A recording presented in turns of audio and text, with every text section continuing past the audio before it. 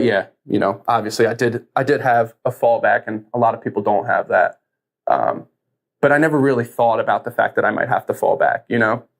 Like having that certainly, deep inside made me feel better, but I didn't want to ever doubt myself.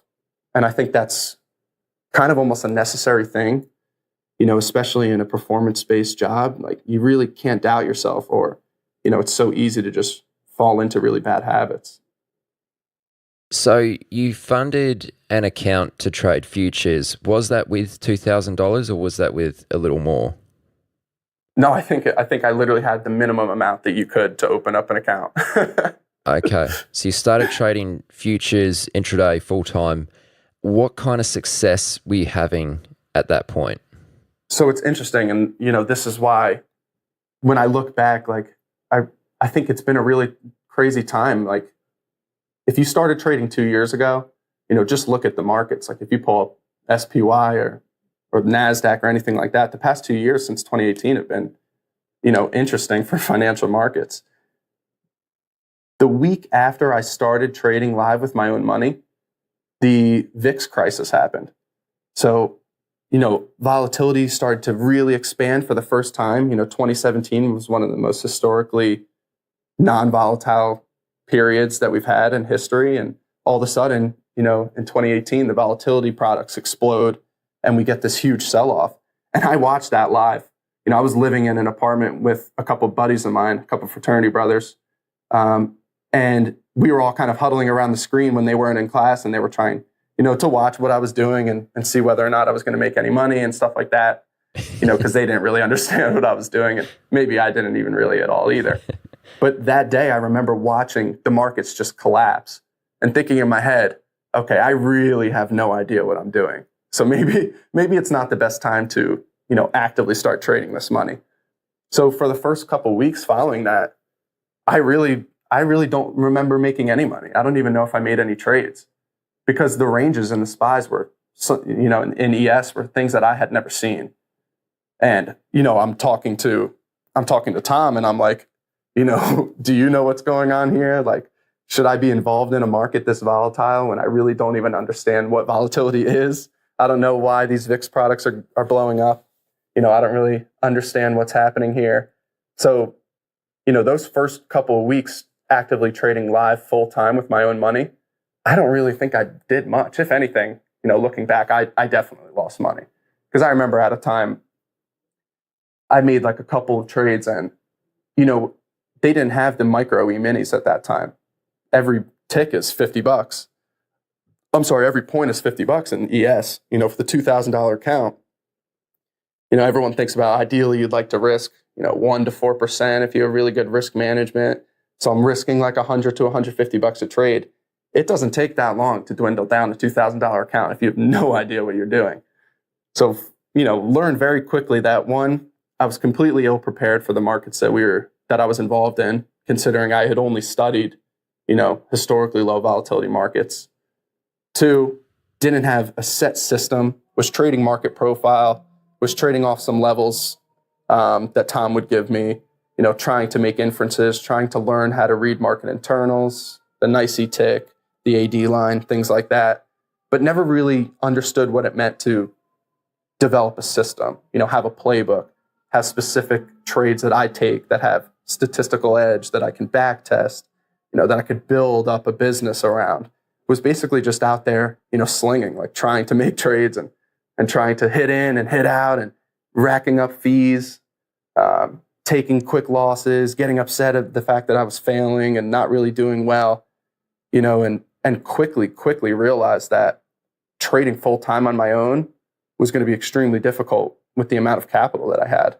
So I'd be sometimes trading on a Robinhood account, trading options, but everything was all kind of around trading, the SPYs and the overall market. Hadn't really dived into trading individual stocks because I never learned how. Right away, what Tom taught me was, if there's anything to learn, you should learn the most liquid market because it's infinitely scalable. You could drop in and out of, tens and hundreds of contracts. If you just think about how many points you need to make a week, how many points you need to make a month, you could scale it up by contracts. Everything's risk reward, no dollar amounts. it all sounded very structured and regimented. And I think for a new trader, one, that's necessary. And two, I thought that it would be really easy to all of a sudden just get in. Like, oh, I only need to make 2 points a day in the SPYs. And the next thing you know, the range, 2 points a day in ES. And the next thing you know, the ranges are opening up 20, 30, 40 points intraday. And I have no idea what I'm doing. And I'm, taking 2-3 point losses all over the place. Next thing you know, that account that was 2,000 is, under 1,000. And the margin requirement for ES futures is like $500. So I'm like, I can only take like 1 or 2 more losses and I'm not going to be able to do this anymore. So I had to start, infinitely looking for more ways to leverage the small amount of capital that I had. It's not like, I saved up a bunch of money before I tried. You hear a lot of stories about people becoming traders and having tons of money, or that they saved up from previous jobs, leaving their jobs and then starting a new career. I was a broke college kid, saved up money bartending. I was working 11 to 3, 11 at night to 3 in the morning, Friday, Saturday, Thursday, bartending, and took all that money that I could and, put it together and funded this account, and very promptly lost almost all of it. So kind of realized that, one, I needed to really learn what it meant to be a consistently profitable trader.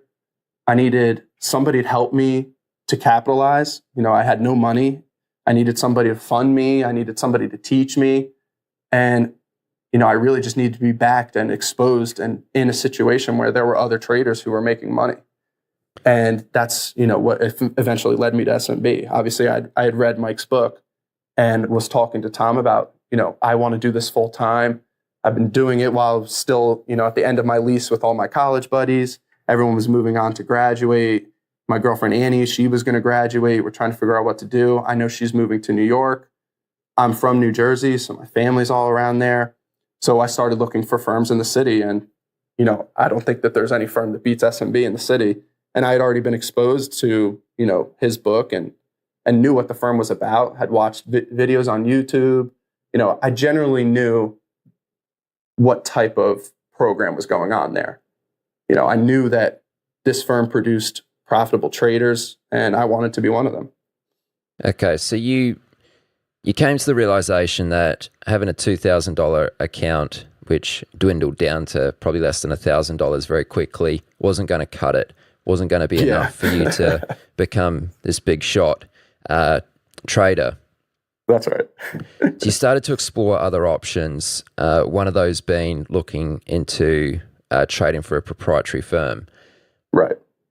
SMB you were familiar with. Did you explore any other options? Were there any other firms which you tried to apply for? I didn't apply for any besides SMB because I applied here and I got the interview relatively quick, I think, to when I applied. And then, the process snowballed to the point where I honestly didn't even have time to think about anywhere else. I kind of just put all my eggs in one basket, which, isn't necessarily the best idea, but it worked out in my case, luckily. But I loved everything about what they were doing here. And I knew that they had a strong founding in education. This isn't the kind of firm where you come in, you buy in with, $5,000 or whatever you have of your money. The firm doubles your intraday margin or something like that. And once you lose it, they cut you. Here we take pride in the fact that we're looking to develop, the next 7-figure trader. So the firm covers downside risk. There's things like stipends to help you out your first year or two. And I was very attracted to the prospect of, working with a firm like that. So no, I didn't explore any other options because it kind of was a sweetheart deal for me. It checked all my boxes, and, I respected Mike, and I knew Dr. S was stepping into the firm. It was Dr. Steenbarger, who I know has been on the podcast as well before. So I knew that there was high-level talent here. I'd seen videos. My current mentor, Shark, does a bunch of videos. He's a 7-figure trader. So I knew that there was enough resources here that I could become what I wanted to become, and didn't really need to look anywhere else. Tell me about the process from applying to landing a spot on the desk. What did that look like? Yeah, so the way that we bring people on here is every fall we bring on the new class of developing traders. So I applied to be a part of the 2019 class. And once I got my application in, I sent in, a big, my resume and, all that stuff that you send in for jobs. And, included a cover letter where I just talked about how I had trading experience, had studied, under Tom, had, tried with my own money. I knew how market profile works. I have this big overall market understanding background. Got the interview, came in, and we did 2 rounds of interviews. The first one, I spoke with one of the onboarding traders. So, one of the traders here basically does the onboarding process. It's switched up over the last year, so I'm not sure who does it now. But I came in and had an interview with him. His name's Dan. And we were going over, my background, what led me to trading, why, this is what I wanted to do. Basically all of the things that we've gone over so far. And that was the first interview, which went relatively well. And then I moved on from there. I met a bunch of the traders on the floor. And the idea of the interview process is that it all kind of culminates with talking to Mike. Obviously it's his firm. He's the one who's going to have the final say. So the interviews with all the traders, I met some people, talked about what they did, and then got the interview with Mike. Now that I've gotten to know him, he was quite intimidating at first, I will admit. Had that interview with him. That went well. And then, had a couple weeks went by before I heard anything. But eventually I got an offer letter, essentially, through email that said they'd like to have me as part of the class. Came in September, and, from then on, I've been at the firm. So, we can talk about the exact process of starting out at the firm as well. Yeah, let's get into that very shortly. I would just like to ask you beforehand. Sure. What were some of the questions that you were asked? Like some of the more important questions? I think the most important question and the most important thing you really want to bring into an interview like that is whether or not you have trading experience. You don't necessarily need to have traded a live account, I think, to get a job at a trading firm, especially one that focuses on kind of developing you from the ground floor. We're going to teach you really simple setups. We're going to teach you risk management and things like that. But you always want to have some type of an edge over the rest of the competition. This is just like any other career. It's extremely difficult to get a job at a place like this. So you have to have something that sets you apart. So when you get asked the question, have you ever traded before? Do you have any type of live trading experience? If you can power out right away, a sheet filled of trades that you've made, in the past 3 to 4 months, you have specific setups that that you like. Those are the questions I think I responded to that really put me ahead of other people. I knew that I was extremely focused on the psychological aspects of trading. I wanted to leverage my own personality. I wanted to take advantage of my confidence. I wanted to really challenge myself and pick the hardest thing that I can do and strive to excel at it. So a lot of the questions were really centered on, do you have any trading experience? What really sets you apart? And, if you have really good answers to those, that can be the difference between you continuing to be a retail trader who might struggle and then, landing a seat on a professional trading floor. Are you ready to get serious about options trading? Then join Tasty Trade, Investopedia's best platform for options trading 2026. Stocks, options, futures, and more. Tasty Trade has everything you trade, all in one platform. Get low commissions, including a $10 cap per leg on options trades, so you can keep more of what you earn. Tasty Trade is packed with advanced charting tools, backtesting, a pre-built strategy selector, and more features to help you trade smarter. Manage your positions with speed and precision using Active Trader Mode, one-click trading, and smart order tracking. Plus, Tasty Trade's stellar trade desk team offers live support during trading hours if you need it. Join Tasty Trade today and earn a double commission rebate up to $3,000 total on your stock and ETF option trades for 30 days. Visit tastytrade.com/chat for more info. All applicable regulatory exchange and clearing fees still apply. Options involves risk and are not suitable for all investors. Learn more about Tasty Trade promo terms and conditions at tastytrade.com/double. Offer expires May 31st, 2026. Tasty Trade Incorporated is a registered broker-dealer and member of FINRA, NFA, and SIPC. Ever watched a stock explode and thought, if only I had the capital, or sat on the sidelines because your account balance felt too small to matter? Good news, IPO. Create your account platform and build confidence, risk-free. Let's move into your experience starting out on the desk. So if I understand correctly, you were put on a demo account to begin with. Can you tell me a little bit about that? And also, I'd be interested to hear about How much guidance did you receive on what to trade and how to trade it, etc.? Yeah, definitely. So kind of like the process here at the firm is you come in, you get set up on the demo account, and we have about 1 to 4 meetings a day as the developing class. We come in at 9 o'clock and we do a pre-market prep. We all talk about our trading ideas, what is in play, what could we potentially trade on the day. Then we come in at 11 o'clock, and that meeting is when you go over your trades that you made in the morning. 12:30, we do reading the tape, where one member of the developing class will show a video, a recording of their screen on any particular day of a setup they took, a trade they missed, a stock they liked, etc. Then there's a 1:30 meeting, which is, we call it the playbook, aptly named after Mike's book. And again, a developing trader will come in and say, all right, this is, an outlined, detailed version of a trade that I made. This is how I have edge. This is what I did. This is what I need to do better next time, etc. So that daily meeting process is definitely where the educational foundation comes in. We, S&B has a ton of videos that we produce and content that we put out that really tries to control the molding of a new trader. You come in and you learn, all right, how do we trade a stock that just had earnings? How do we trade a stock that just had a catalyst? How do we trade a stock that, is super extended from VWAPs, super extended from moving averages? Why are we trading this stock? Does it have a certain type of relative volume? What makes it in play? What's its average daily range? Things like that. So all of those little mechanical aspects of trading were taught to us at those daily meetings. We'd come in at 9 o'clock, and, early on, my risk manager, Carlton, who he runs the educational program for the developing traders, he would start us out and be like, okay, this is a really good example of something that you guys should pay attention to today.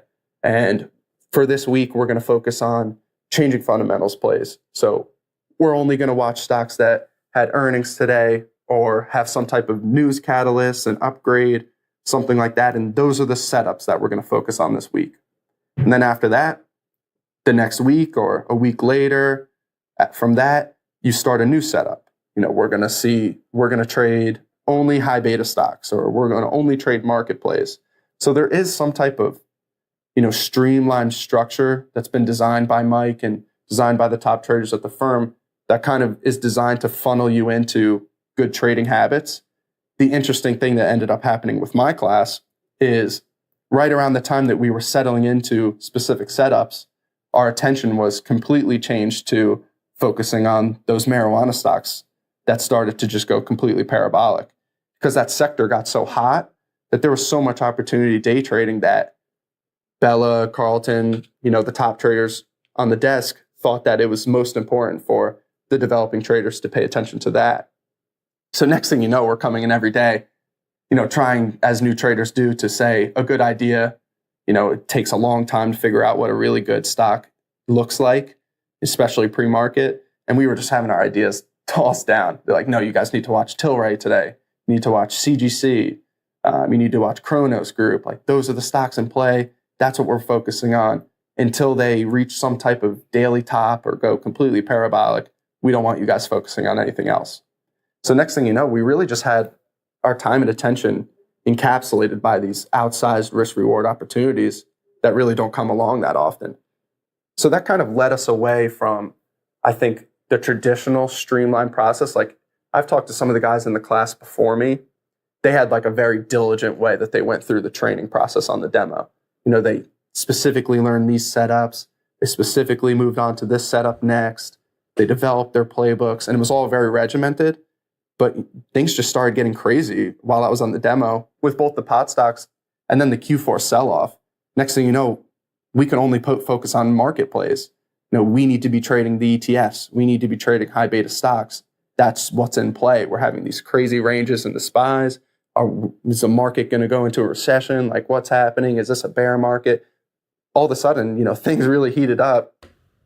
And that structured guideline that we had originally had when we first started out kind of fell to the wayside, and it was almost a learning from experience. How long were you trading on demo for? It was 3 months. So started in September, and then I went live December 10th of 2019. Okay. And did you have to meet certain criteria before you were enabled to trade real money? Or did everyone come off demo at the same time? Yeah, everyone came off demo at the same time. It's kind of a time-based thing. I think Carlton could have kept us on the demo a month longer if he wanted to. There wasn't really a set time. As soon as he felt that, we were coming to the meetings with good ideas, our review processes were good, we have all these stats. We upload our stats every day to a program called TraderView, which is, a great way to track your trades. I think every trader should be doing that, having some type of way to really quickly statistically analyze your decision-making process. So, we had 3 months of stats to look at. We all had a general idea. I think there were 7 of us in the starting class. We all had a general idea of like where our niche was. We had a couple guys who liked trading low float stocks, a couple guys who only traded earnings plays. I was trading a lot of like market-based things, high beta stocks, trading the market ETFs because they were so in play at the time. So I think it was kind of like a qualitative thing where Carlton realized that, it was time. Let's throw them on the demo and see what they can do. And how did your stats look prior to trading real money? Like your stats from demo trading, were you seeing progress? And was that reflected in your theoretical equity curve? Oh yeah, definitely. I mean, this is a running joke for me around here. I think on the demo, I was, successful to the point that almost thought that losing wasn't possible. Just because it got to the point where the market was so crazy, there were so many opportunities, and it wasn't like I really had any type of real money on the line. Mentally speaking, I think there's a huge difference between trading real money and having actual skin in the game and basically playing an arcade game.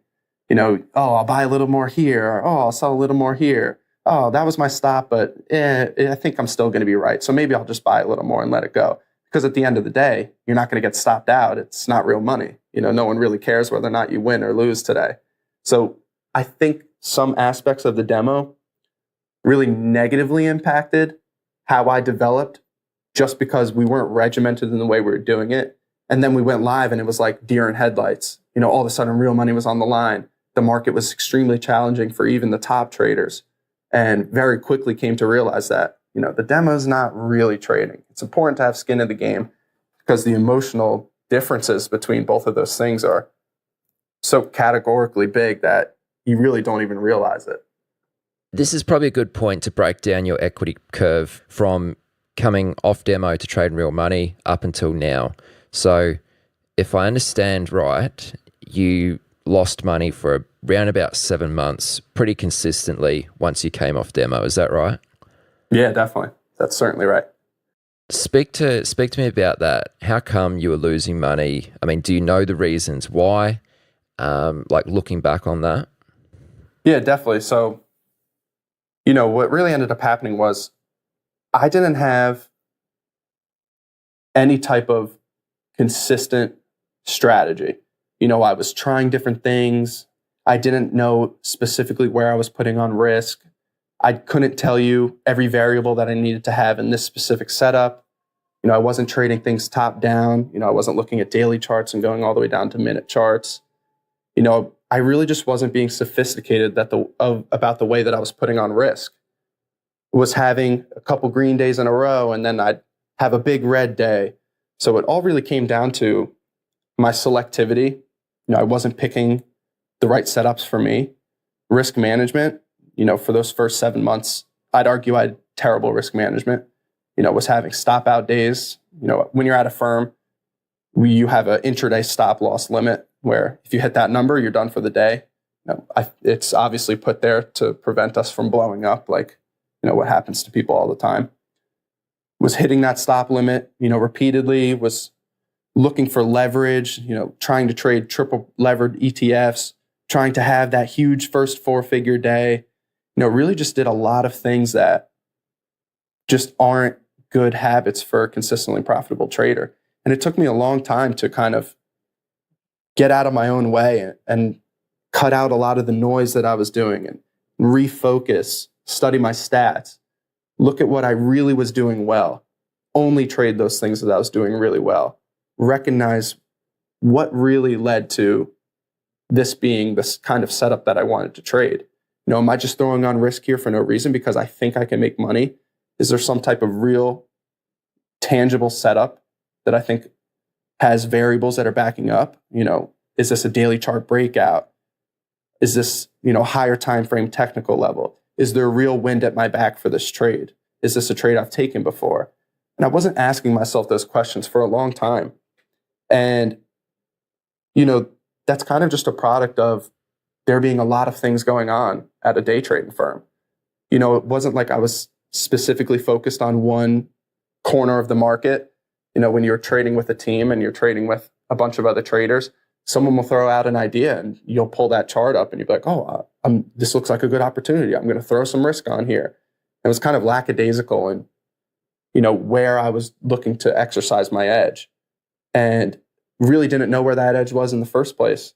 And that was a product of thinking I needed to trade SPY because I was a market trader, trying to trade triple levered ETFs, trying to trade volatility products in a, arguably a pretty crazy market at the time, and never really getting a handle of what I could do that worked.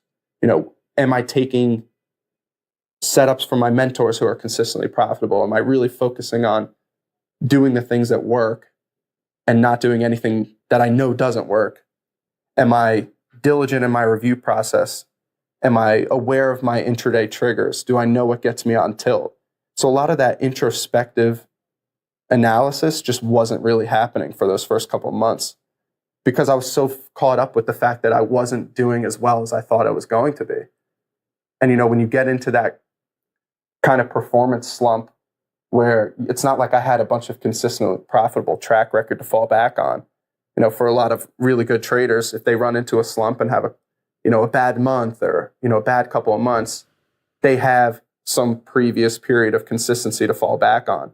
As a new trader, you don't have that. So it almost feels like you're drowning and you don't really know what works. You haven't figured that out, or maybe you don't put in the work hard enough. So for me, it just ended up being, I got to a point where I said to myself, okay, I need to completely change what I'm doing. I need to only focus on the best setups for me. I need to really diligently plan out what those are. I need to talk to my mentors more. I need to be more verbal about, what gets me triggered and what really gets me set up to be involved in the right stocks. Okay, so one of the things you just said there is that you realized that you should focus more on your best setups. But that's also very difficult to do when you've been trading for 7 months and consistently losing money, because I guess you're not really too certain what your best setups are. How did you approach that? How did you start to think about which setups gave you the most edge in the market? Yeah, so what I was finding was I knew that based off of what I had learned from, my mentor here at SMB and from Tom, I had a general idea of what specific types of setups worked. I was either taking a bunch of setups that weren't even in that playbook in the first place, as far as there were certain market conditions that I would look to get involved on, just for clarity's purposes. Like there's a big negative 1,000 tick in the futures. Am I going to fade that move? Am I going to look to trade opening range breakouts in the market if we're above the overnight high? So like those specific details weren't really there, but I knew that if I only focused on those details and then started to try and build consistency from them and stop doing the things that didn't work, then things were going to get better. So really what I ended up doing is I would, at the end of the day, I would look at the chart of the best setup of the day. Like let's say Apple was the best stock to trade that day. I would look at it, go in and annotate and write specifically where I was looking to be involved, where I should have bought this breakout or where I should have bought this wedge or, could have bought this dip, this technical level, and was really diligently detailed about how I could have traded that symbol. And then over the course of several months had developed, a big book of all of these setups and had continued to take them in real time while also losing money doing other things. So for a while, when I first started out, I was losing money doing things that didn't work. Then I started losing money because I was trying to get way too oversized, looking for leverage, being too tight with my stops and just missing moves because, I wasn't wide enough or something like that. And then all of a sudden I was losing money because I was trading those setups well, wasn't risking enough on those good setups, and was still taking all of the other trades that I knew didn't work. Was losing money in symbols that I was unfamiliar with, was losing money on feeler trades, losing money on ideas that didn't even deserve any risk in the first place because the stock had no volume. So it's kind of been this progression of how do I get out of my own way? I know what works, but I'm not doing the things that work. I'm doing a bunch of other nonsense. And, it's funny to look back and think about how long it took for me to really figure that out. But once I got to the point where I had statistics where I knew that I traded high beta stocks well, I knew that I had a system for how I can trade these high beta stocks. If I don't do anything else and focus in on where I have edge, now things start to get a little bit more interesting. And all of a sudden, I'm having green day after green day, not having any big outsized losses anymore, starting to mentally fix my psychology. I'm feeling better about the prospect of being a trader. I'm feeling better about, my own capabilities. My confidence is coming back. And it took a long time to get to that point. And, I'm obviously, it's only been a year. I'm still struggling with that all the time. Yeah, well, I mean, personally, I would say that 7 months isn't really that long. It can feel like it, especially when you're losing money. Absolutely, when you're there day in, day out. But you spoke about having a system now or developing a system to trade these high beta stocks. That's kind of seems to be your specialty for the time being. Can you describe this system? Can you describe your playbook trade as it pertains to high beta stocks? Yeah, so, a little bit more background on my system, I guess. Looking back at those stats, I was losing money at times when the market just really wasn't moving. My stats from 12 o'clock to 2 o'clock were abysmal, consistently losing money during that time, giving away my mornings, setting myself up for a poor afternoon. So I cut out trading in the middle of the day. And then I realized that the area that I had the most edge in was trading momentum moves off the open in the first hour of trade. And that's when, the institutions come in and they're pushing these high beta stocks and, real volume that drives price is coming into the market. So that's when I started to really focus on, okay, most of my edge is happening off the open in the first hour in high beta stocks. Let's only do that. Let's develop some type of patterns that we like where, this works for me. I've seen this happen several times. I can get in for this momentum move, and this is how I'm going to make my money. So, for clarification purposes, let's say you have a high beta stock that, is gapping up on an upgrade and has a really tight pre-market range. Let's say it's pre-market range. If it was Apple or Baba or Nvidia or a stock like that has, 20 to 30 cent range. And right off the open, ton of volume comes in. They sweep and take out that pre-market low, rebid the pre-market levels and break above the pre-market high, the old dip and rip. That is one of the setups that I love to trade. You see that a lot in high beta stocks. It's not always necessarily a very quick little peak below the pre-market range. There's obviously some sophistication to it and a little bit of nuance, and that's not the only setup I take. That's a good example of what type of momentum moves that I'm looking for in these high beta stocks. If possible, we might dig up an example of this and put it in the show notes so someone listening to this has like a visual reference. Yeah, sure. Okay, great. You've hinted at psychology a couple times during our conversation here.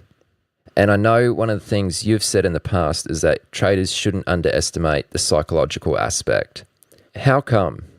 Because I think that it's so easy to, get caught up in the idea that this is all systematic. It's all patterns. It's all, you buy these breakouts and you sell when you reach your target.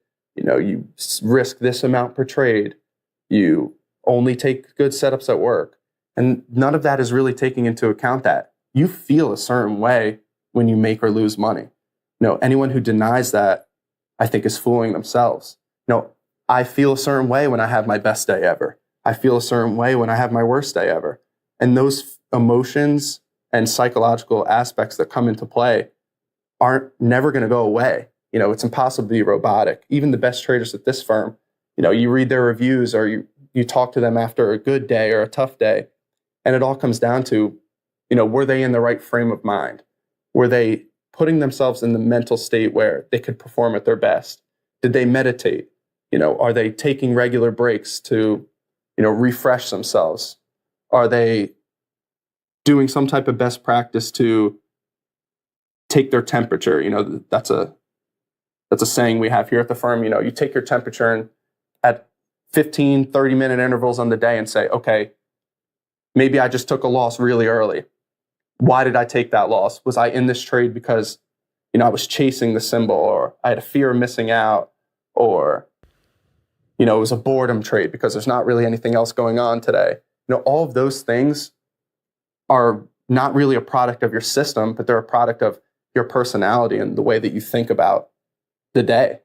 And I think that if you don't really focus on the fact that it's impossible to completely devoid yourself of emotion unless you're a strictly algorithmic trader, it becomes not about fighting your emotions, but learning to use them in a way that is productive and leveraging your own personality and your strengths.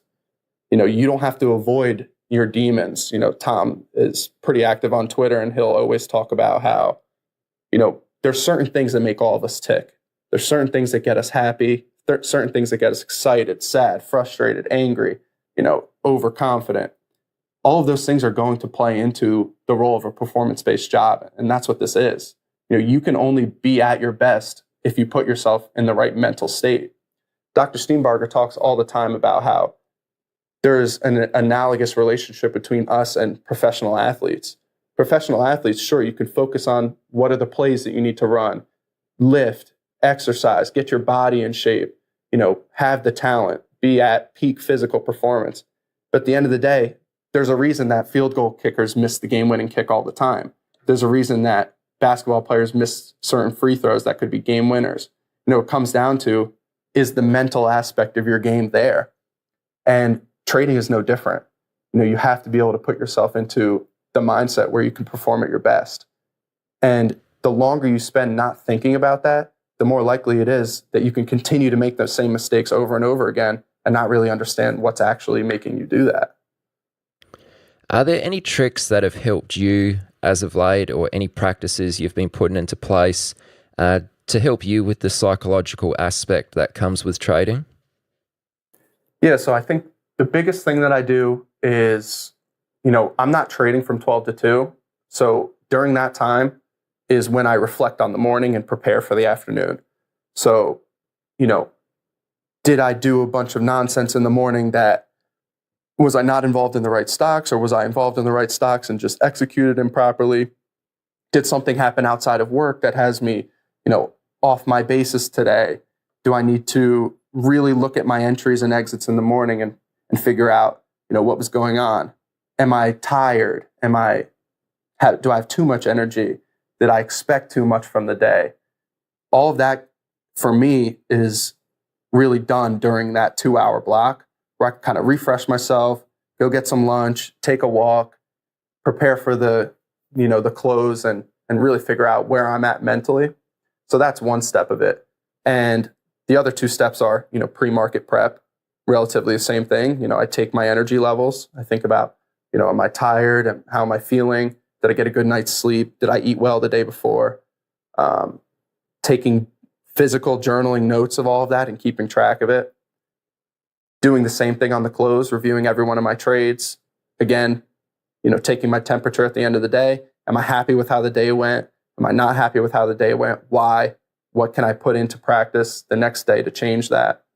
So it all really comes down to review. I do things outside of work as well. I exercise as much as I can. I try to go to the gym every day, keep myself in a good headspace. My girlfriend is always on me about eating better. I don't say I eat the best, but I do try.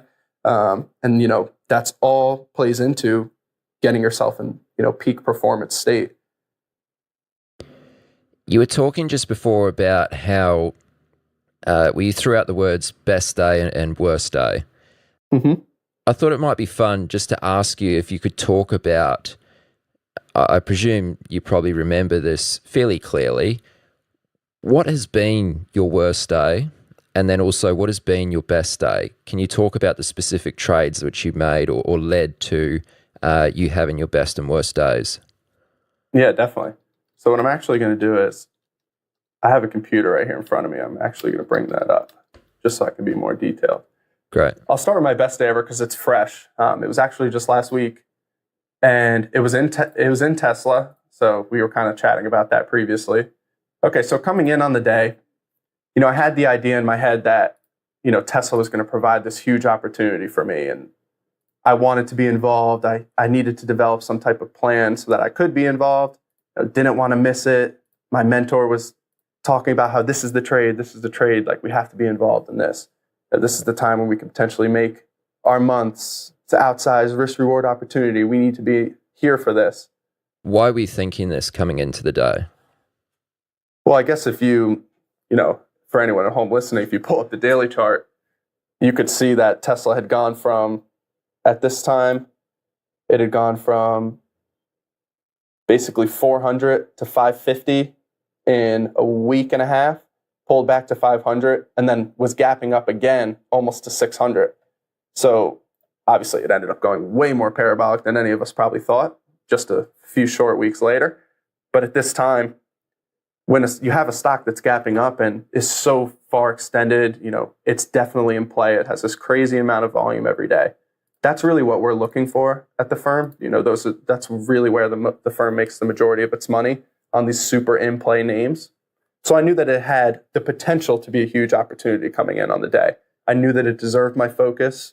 I knew that it could potentially run, 20, 30 points.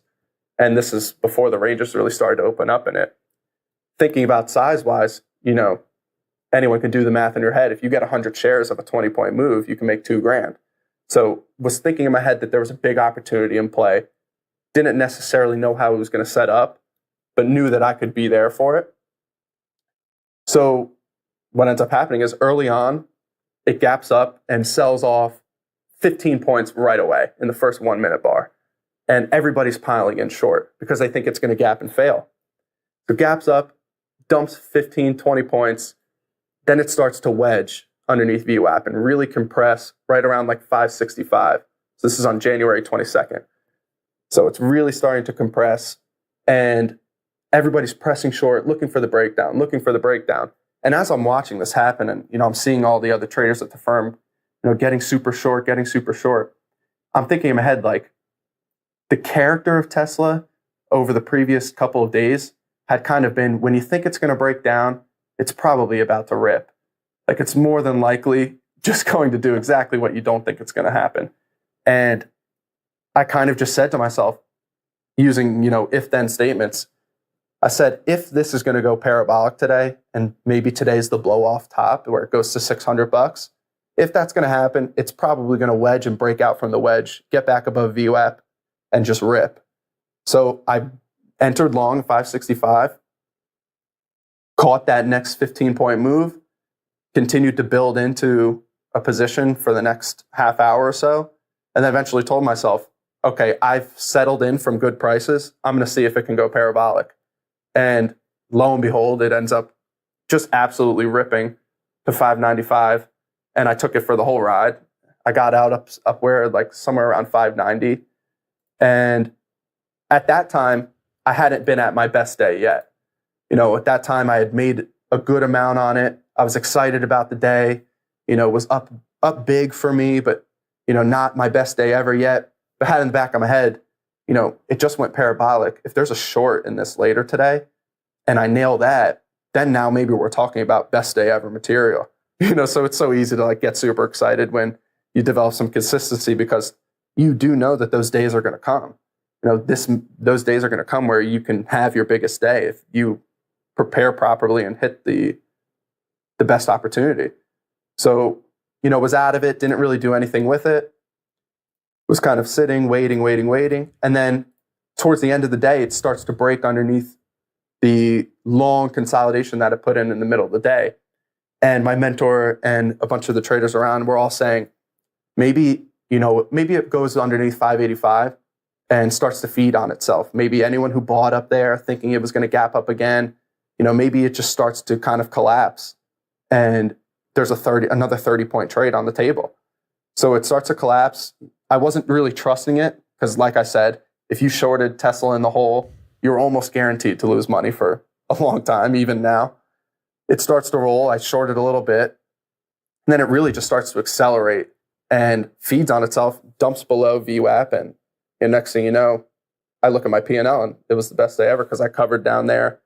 Once it really started to get extended, I like to get out of trades on big explosions, like, long extended volatile candles are usually a good idea to, sell into strength or cover into weakness.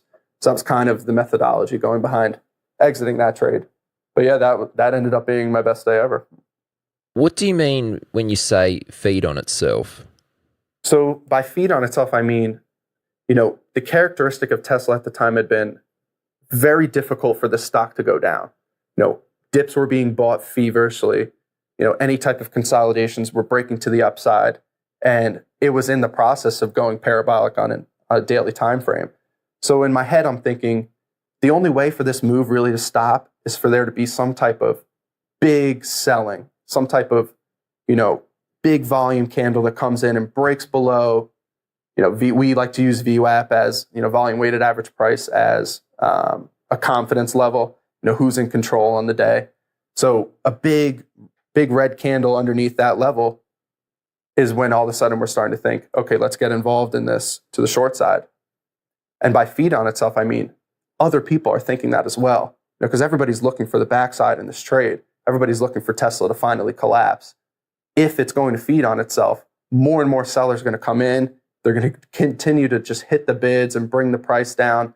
And then what was originally a 5-point dropout that could have been, a dip buy turns into a real strong selling down move that leads to, breaking down to the lows of the day.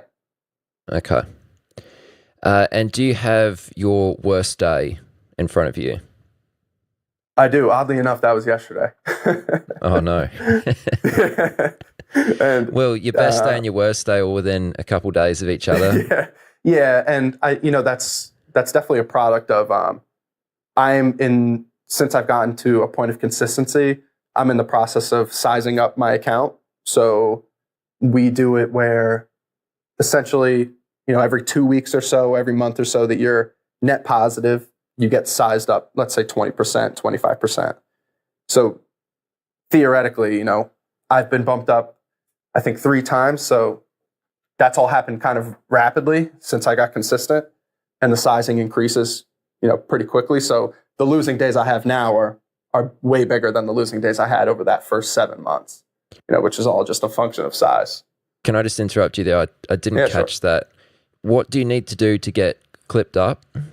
So it's kind of like a relative process, but we basically just establish it with our risk manager.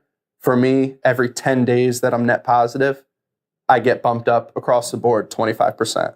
So my size increases 25%, my position sizes increase, and my daily stop limit increases 25%. Okay.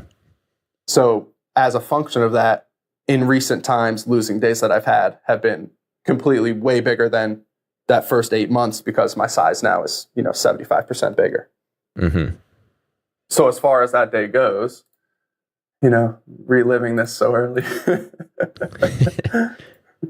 Everybody who's had a losing day like this knows how I'm feeling about it. I think what really ended up happening was it was kind of a function of, I had been looking for that top in Tesla. I had been looking to make that trade. I had been game planning at home in my head, what's it going to look like if I nail this? How am I going to have this huge, huge day? How am I going to beat that biggest day ever? What's it going to take? And kind of got caught up in that. And considering my best day ever had been in Tesla, I kind of started treating it like a friend, like an old friend, like, oh, I'm going to trade Tesla today. It's going to go great. And next thing you know, you realize that Tesla kind of just became a completely different beast. when it started to go above like $600. So I'm coming in on the day. Tesla's my main focus. It ends up being the only thing I trade. And I essentially just battled it all day. Couldn't get my size right. Couldn't really get on the right side of the move. Was trying to short it while it was going up. Was getting squeezed too far.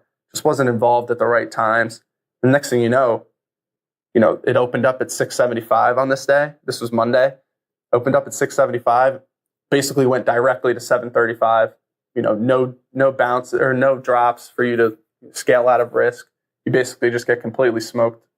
So took a bunch of losses trying to short it there. Then it started going down and I started thinking about buying it. So it really went into those old habits of the things that, used to lose me money. And, like we said, 7 months, a year, that's not that long. I still fall into old habits all the time. And, that's what I have to battle day in and day out. But at the end of the day, something that my mentor always says that is a really nice way of spinning, taking a full stop day is you have that risk for a reason, right? You've earned throughout developing some type of consistency, you've earned that level of risk. So when you lose that amount of risk, you have to sit with that and feel what it's like to be responsible for that much money. Taking that loss is only going to make it that much easier to make more than that in the future. So I'm trying to make sure that makes sense. Like you have to feel what it's like to lose that money, to make that money, and really understand what it means to make that money. So I'm trying to spin it in a good way, especially now because it's so fresh. But yeah, that's really the background behind that. Just trying to be better and thinking really hard about what I was doing wrong and trying not to do it the next day. Yeah, I like that. That's an interesting perspective and a nice way of looking at it. Last thing, let's talk about one thing you're trying to improve on at the moment, or if it's not one thing, maybe just sort of what things you're kind of prioritizing right now, and also what steps or what processes you have in place to ensure you have the best chance of improving on those things. Yeah, I think the most important thing for me right now, considering I'm in the process of dealing with bigger size and going through, the mental give and takes of what it means to see those P&L numbers changing more rapidly than they ever have, is it comes down to I need to be more selective all the time. I need to know, why am I in this specific stock? Why am I not in it? Was I unprepared? Was there a specific reason that I wasn't involved? So selectivity is a nice, word to group in all of those feelings. And then also just being really diligent with the way that I manage my risk. As I get sized up, I need to think about things in proportions. I should still only be risking a third of my stop on these types of setups. I should only be risking a quarter of my stop on another type of setup. And not thinking so much about the money, thinking more about sticking to the process that got me the bump in the first place, falling back on those really good habits, being diligent with how I'm placing my risk. Is this a playbook setup for me? Is this in my system? Does this trade deserve more risk? Is this just a feeler trade and maybe it doesn't deserve this much risk? So right now, my main focus is really like just ironing down specifically what trades deserve the risk that I've been allocated, and really looking to capitalize on those outsized risk reward opportunities, because those are the trades that lead you to your best days. A lot of the days can be grinding it out, but at the end of the day, my goal is to be prepared and ready to go when the market does hand us these once in a month opportunities. Because at the end of the day, some of the top traders here at the firm will talk about all the time where 3, 4, 5, 6 opportunities in the entire year are where they made the bulk of their money, because they're just incredible opportunities. So the goal for me is, to not lose, get out of those habits, make sure I don't return to some of the things I did in those first 7 months, stick to the things that got me to consistency, selectivity, patience, being focused on my mindset and my process, sticking to specific setups, speaking to my mentors, and just being very process oriented. That's, and the goal, and that goal really will just keep me centered and let me handle, taking those worst days ever, because you can fall back on that process and those good habits. Excellent, man. Let's leave it there. Ryan, if someone listening to this podcast is keen to follow you on Twitter, can you please share your handle? Yeah, my handle is Trost Trades, TROST TRADES. Okay, good stuff. All right, Ryan, really appreciate it, man. Thank you so much. You've been excellent to speak with, and I think there's a lot packed into this one for anyone who's just starting out. I'm sure they'll pick up a few tricks from going back and listening over this, maybe even a couple times. So, again, man, thank you very much. No problem. It's been a pleasure. You've reached the end of this episode of Chat with Traders, but rest assured there are more episodes loaded with real market insight and zero hype on the way soon. So to stay updated with each great new release, subscribe to the podcast in iTunes, and we'd love it if you'd leave a rating and review. We'll catch you next time on Chat with Traders.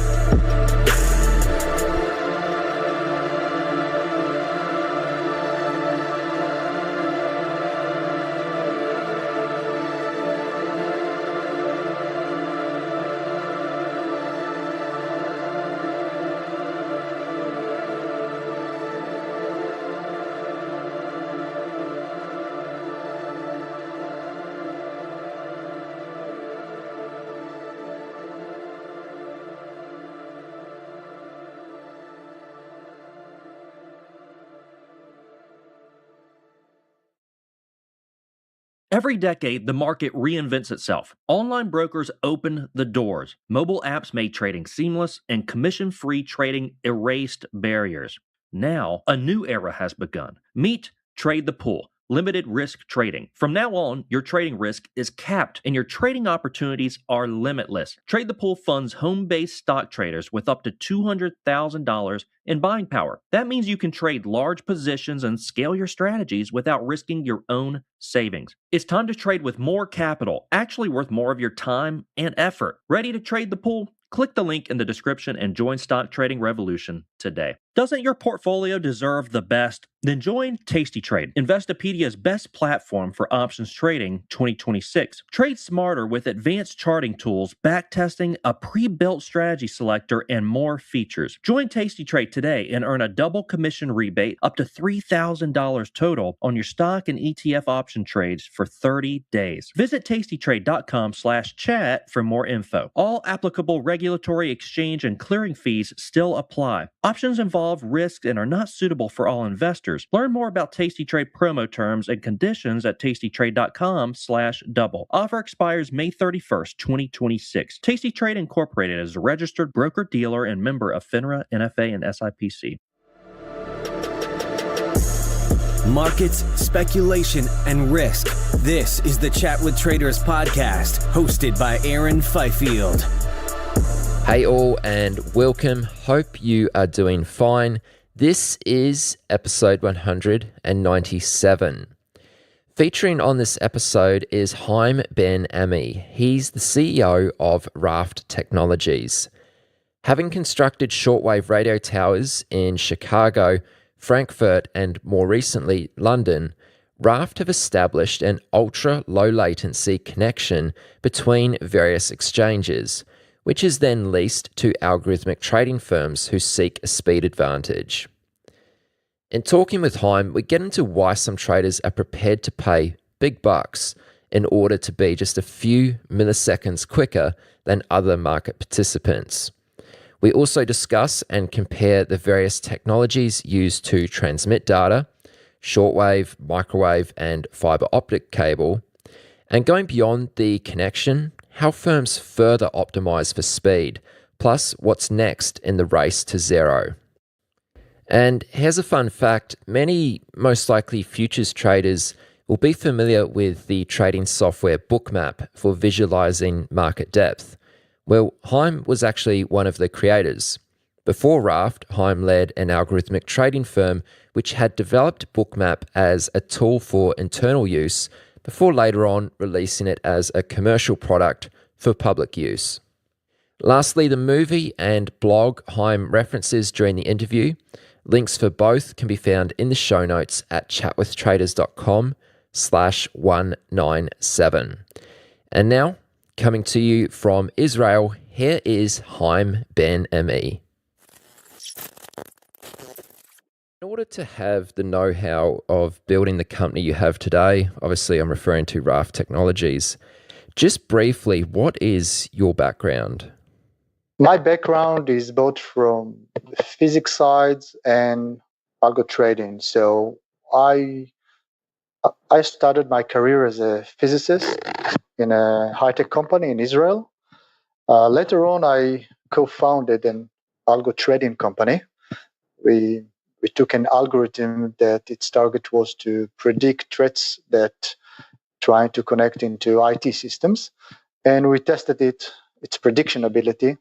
And this is how we started Velox Pro with the two additional partners.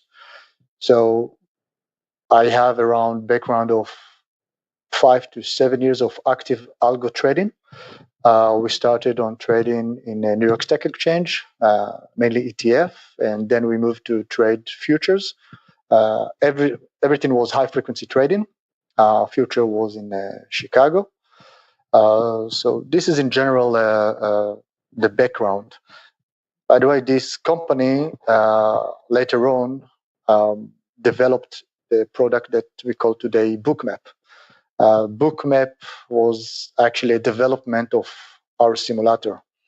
I'm sure that you know and you're familiar that when you develop a trading algorithm, you are testing it in simulation, then you trade. While you are trading, you are recording the market data, and then you replay it and compare between the simulation and the real trade.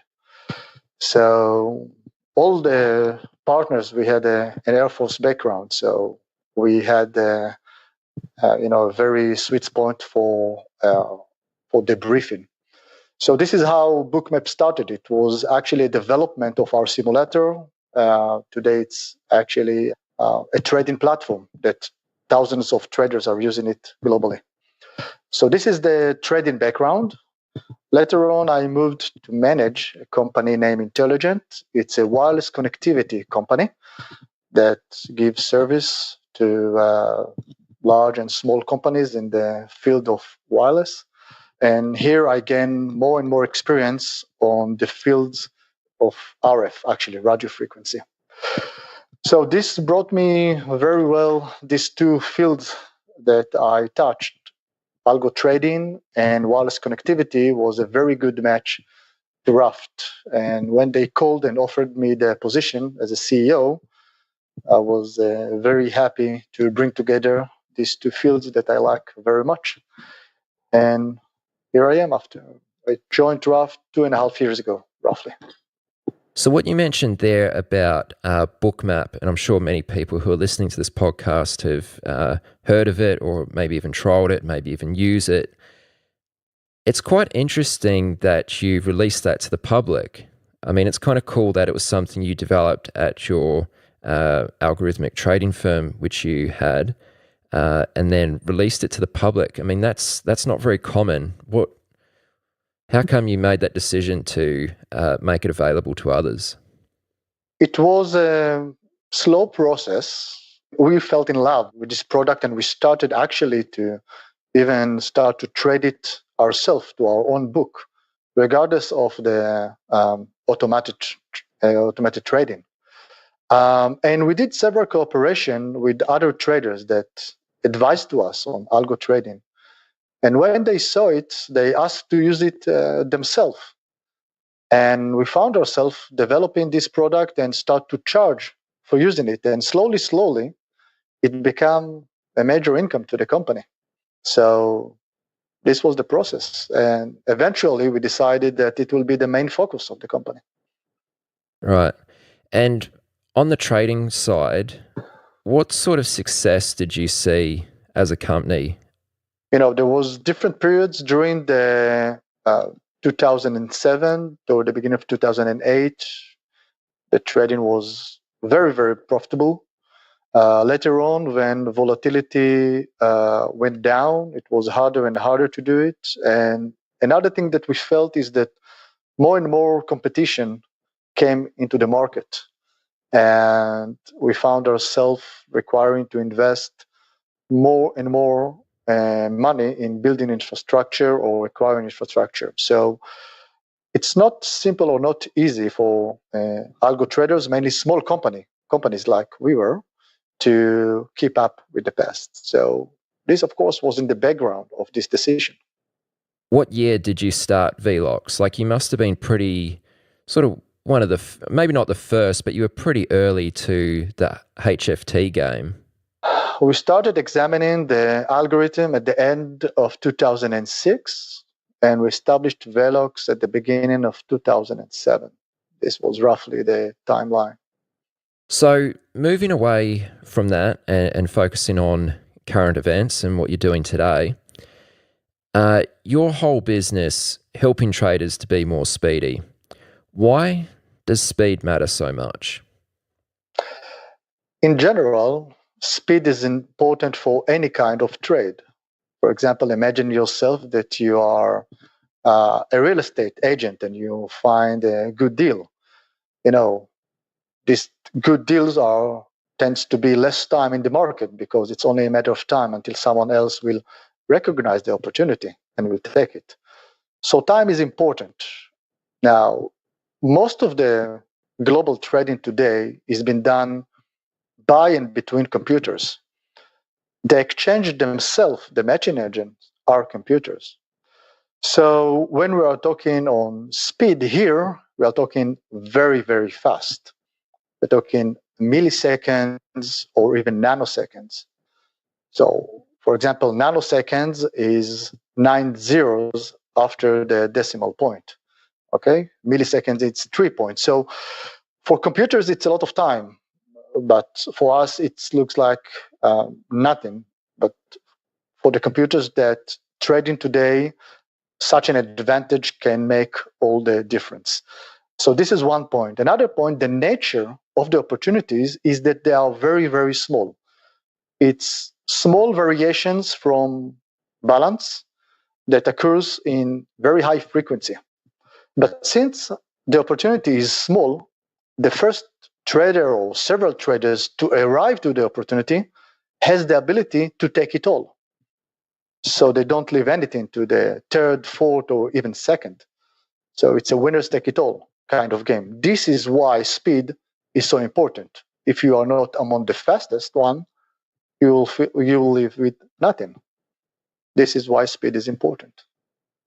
So I guess just to go into that a little deeper, everyone who's a trader can understand on some level why speed is important.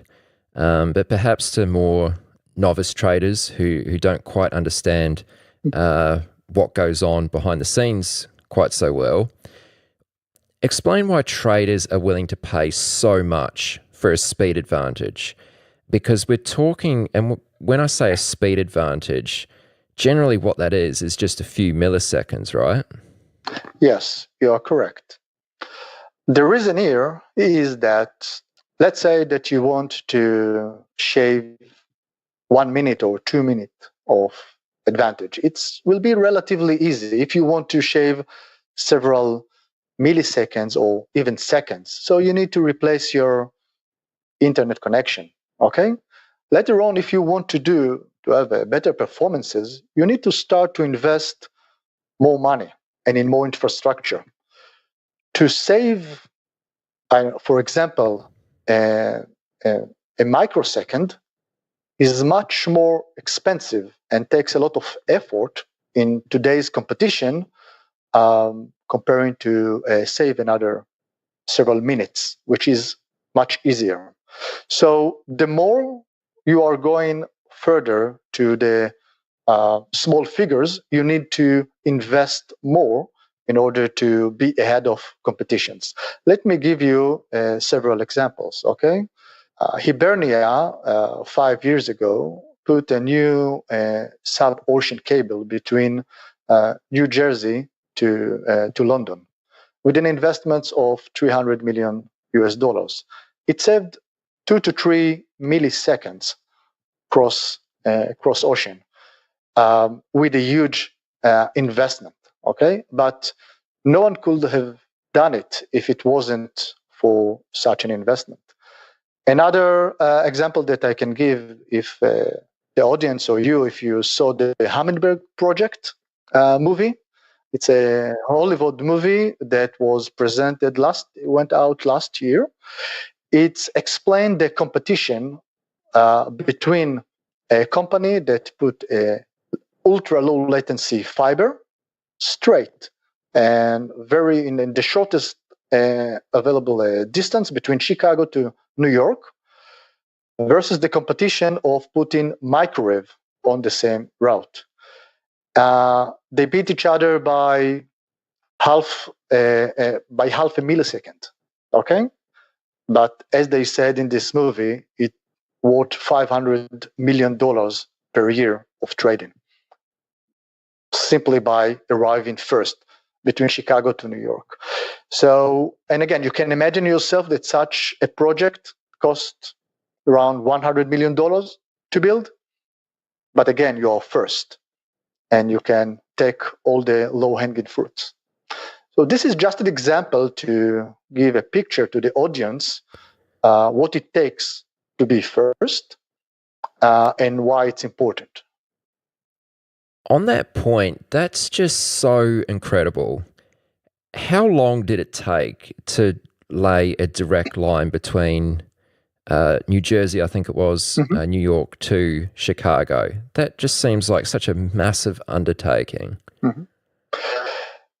It's the construction itself, it's a matter of months if you have the fund and the money. But before it, it's years of planning, of receiving the right licensings for the authorizations, to go and to negotiate with landlords through which the fiber or the microwave will go through. So it's a lot of preparation work. The construction itself, I assume it's less than a year once you have the fund and you have the money. But this was a direct line and it ran under the ground, didn't it? Yes, the fiber went under the ground. The microwave is a wireless technology that take advantage of the speed of light in air. The reason that algo traders or anyone that low latency is important for him wants to go through air and not through fiber is simply because the speed of light in air is much higher than the speed of light in glass. Okay, air or information travels at the speed of 300,000 kilometers per second when it travels through air. When you get it through glass, it travels at the speed of 200,000 kilometers per second. Now, anyway, both speeds are very high for us. But imagine yourself, this difference in speed can be translated to 1 millisecond advantage every 1,000 kilometers. And between Chicago to New Jersey, it's 1,300 kilometers. So you can save 1.3 milliseconds in theory, okay? Which is huge advantage. It's if I will tell you that you can predict 100 years ahead of the market what will be the real estate prices in any neighborhoods you want to know. It's a huge advantage for the computers. So what you're saying, though, is this line was installed prior to using microwave technologies? Yes. Fiber was before the microwave, yes, and roughly 13 years ago, microwave started to emerge as the new technology for low latency algo trading.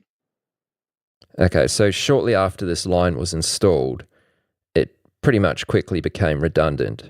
Yeah, but there is a bit more to that. There were several fibers installed, so the competition was at the beginning between different fibers, who is going through the shorter distance.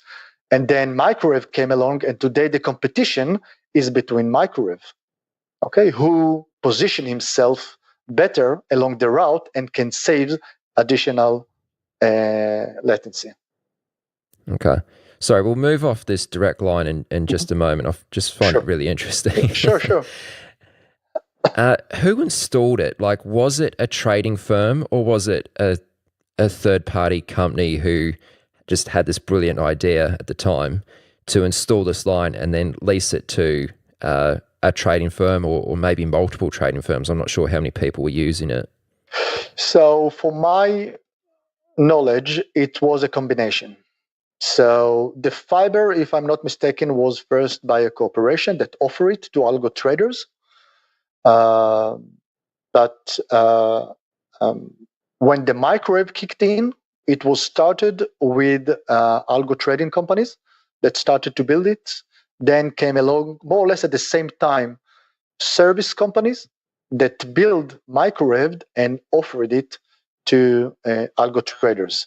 Naturally, when an algo trading company is build a link, it uses it for its own needs. It doesn't offer it to the market because it wants to keep the advantage to itself. This is usually what happens. But it's a free market, and service company are offering themselves and their service. So this is what's happening today. Yeah. So if we look at what you've built, now your company has towers in Chicago and Frankfurt. Yes. How come those two locations? Both venues are very large in trading volumes. Chicago is trading around $25 trillion per year, and Frankfurt is around $12 trillion per year. So those are very big trading venues. Plus, they have many correlated instruments between them. Of course, the S&P future, ES, or NASDAQ, NQ, influence the equities futures in Frankfurt and in general stocks over there. There are futures on gold, oil, and so forth that customer can take, not necessarily to trade in Frankfurt, but to forward it to other venues. So there's a lot of correlation on different instruments between these two markets, which can create good trading opportunities for companies. Okay, just in simple terms, could you explain just in a very basic example of what a potential trading opportunity might be, given that you've got the ability to very quickly see price updates and new information between Chicago and Frankfurt exchanges? So, for example, we can take two equity future, ES, that is traded in Chicago, and DAX, for example, in Frankfurt, and they have a certain level of correlation between them, meaning that when one future in Chicago is moving, it's influence the future in Frankfurt. Okay, this can use as an indicator for trading. Okay, it's not necessarily says that it's a pure arbitrage, because these two futures are a bit different than each other. Okay, but still, the movement in the ES future in Chicago can be a very strong signal that enables you to predict what the equity future in Frankfurt will do. And based on this indicator, you can take a trading decision, either to perform a trade or to exit from a trade, for example. Basically, this is an indicator that you can use. Do you have any customers who just purely trade, let's say, CME or Chicago, for example? So they're not really too concerned what's going on in Frankfurt. Is there any advantage in going through your infrastructure, using your connections, if a trader is somewhere in the US and only trading CME? Like, do they still get a speed advantage in one way or another? No. If you don't need an indicator from an outside exchange, you don't need our service. Most of the traders today utilize and use indicators or information from outside exchanges, outside of their target exchange. So let's say that they are trading in Chicago. Of course, they will use the market data from the Chicago itself. But most of them are as well receiving market data from New York, for example, from Frankfurt, from London, from Tokyo, in order to price the instrument that they want to trade and take a trading decisions. And most of this might be a little bit difficult to answer, but most of the clients or the trading firms that use your service or your connections, what sort of strategies are they running? Like, are they purely market-making firms? Are they running sort of aggressive taking strategies? What's generally Again, we are supplying the service or the link.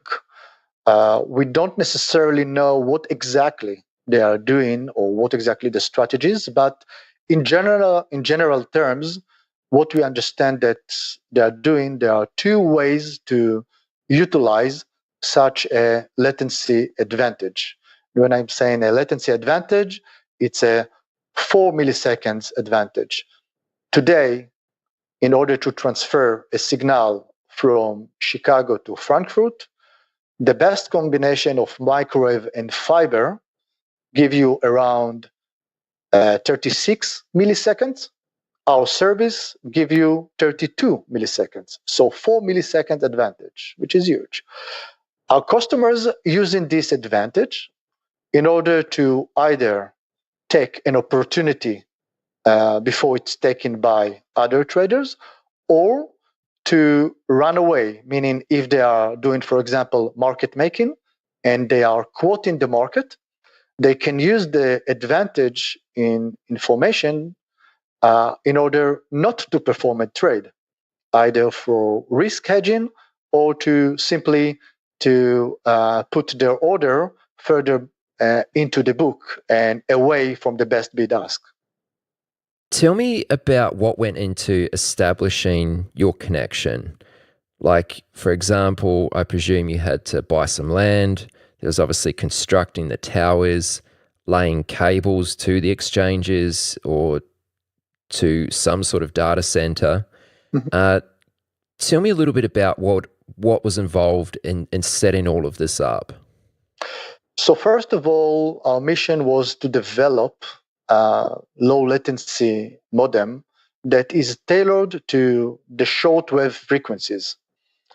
Shortwave is a nickname of the frequencies between 3 megahertz to 30 megahertz. There's a unique phenomena that happens only for these frequencies. For them, the atmosphere of Earth is like a mirror. And this physical phenomena allows one to transfer signal through a very, very long distance without using satellite, without using fiber. So as you said, we have one antenna in Chicago and one antenna in Frankfurt. That's it. Nothing in between. It is 7,000 kilometers that we transfer our signal through air. So this is the basic components of the infrastructure. As you said, we need to acquire the land or lease the land. The location is very important. It should be very close to the exchange. And there are several considerations of receive and transmit. Of course, we need and we apply and we receive license to do it from the local government. This is another important ingredient. And then there is the connection to the exchange itself. Our customers put in their trading machines in co-location, in proximity to the exchange. And we put our switch at the same co-location. So although it sounds like a very complex system, at the end of the day, we give a point-to-point service. So our customers need only to cross-connect to us at the co-location, They're writing to our API, which is a simple interface, and that's it. They are good to go. Okay, so when you say they just need to cross-connect, what that means is they have a server at the exchange already, Yes. and then that just plugs into your server at the exchange too. Yes, to our switch. Yes, exactly. Okay. It's a cable. That's it. So how close to the exchanges is the land which you've built these antennas on? It outside of the city, it can be anything between 3 mile to 6 mile.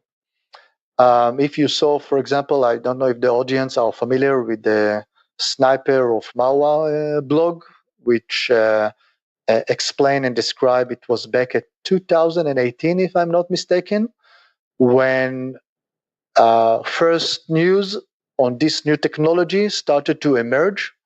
And this was the first time that information was started to be to go public.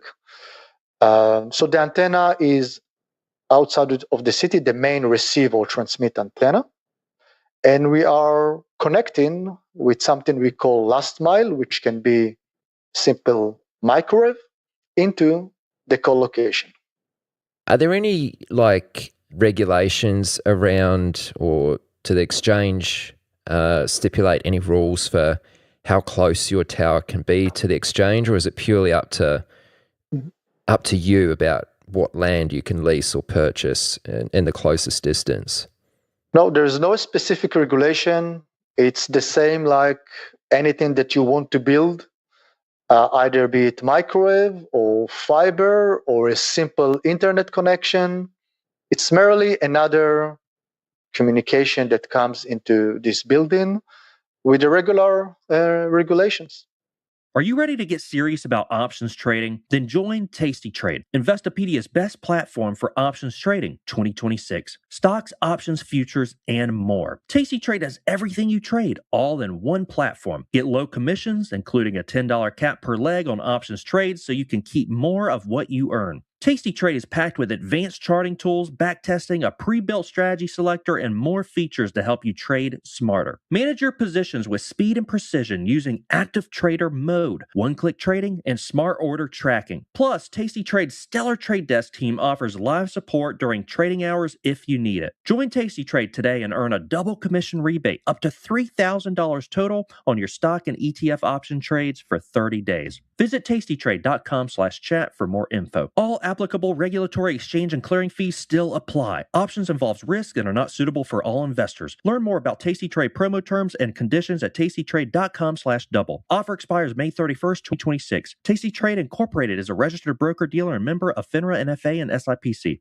Ever watched a stock explode and thought, if only I had the capital, or sat on the sidelines because your account balance felt too small to matter? Good news. With Trade the Pool's limited risk platform, you don't need millions or even thousands to start trading the U.S. stock market. Bypass the PDT and tap into over 12,000 U.S. listed equities, from penny stocks to big caps, ETFs, and even the newest IPOs. And short anything you like with zero locate or hard to borrow fees. Start your evaluation, get funded with up to $200,000 in buying power so you can go big without risking your own savings. It's a game changer. Create your account and start trading real shares within minutes. No subscriptions, no minimum deposits, just a one-time evaluation fee starting at $47. That's it. Not ready to trade yet? Trade the Pool offers a free demo and educational resources. Practice on live data, master the platform, and build confidence risk-free before you ever pay a cent. Every decade, the market reinvents itself, from online brokers to commission-free trading. Now, the new era of limited risk trading has begun. Click the link in the description to start trading with Trade the Pool's capital. You spoke about shortwave. Now, just a question around terminology here. Mm-hmm. What's the difference between microwave and shortwave? Is that the same thing, or are they slightly different?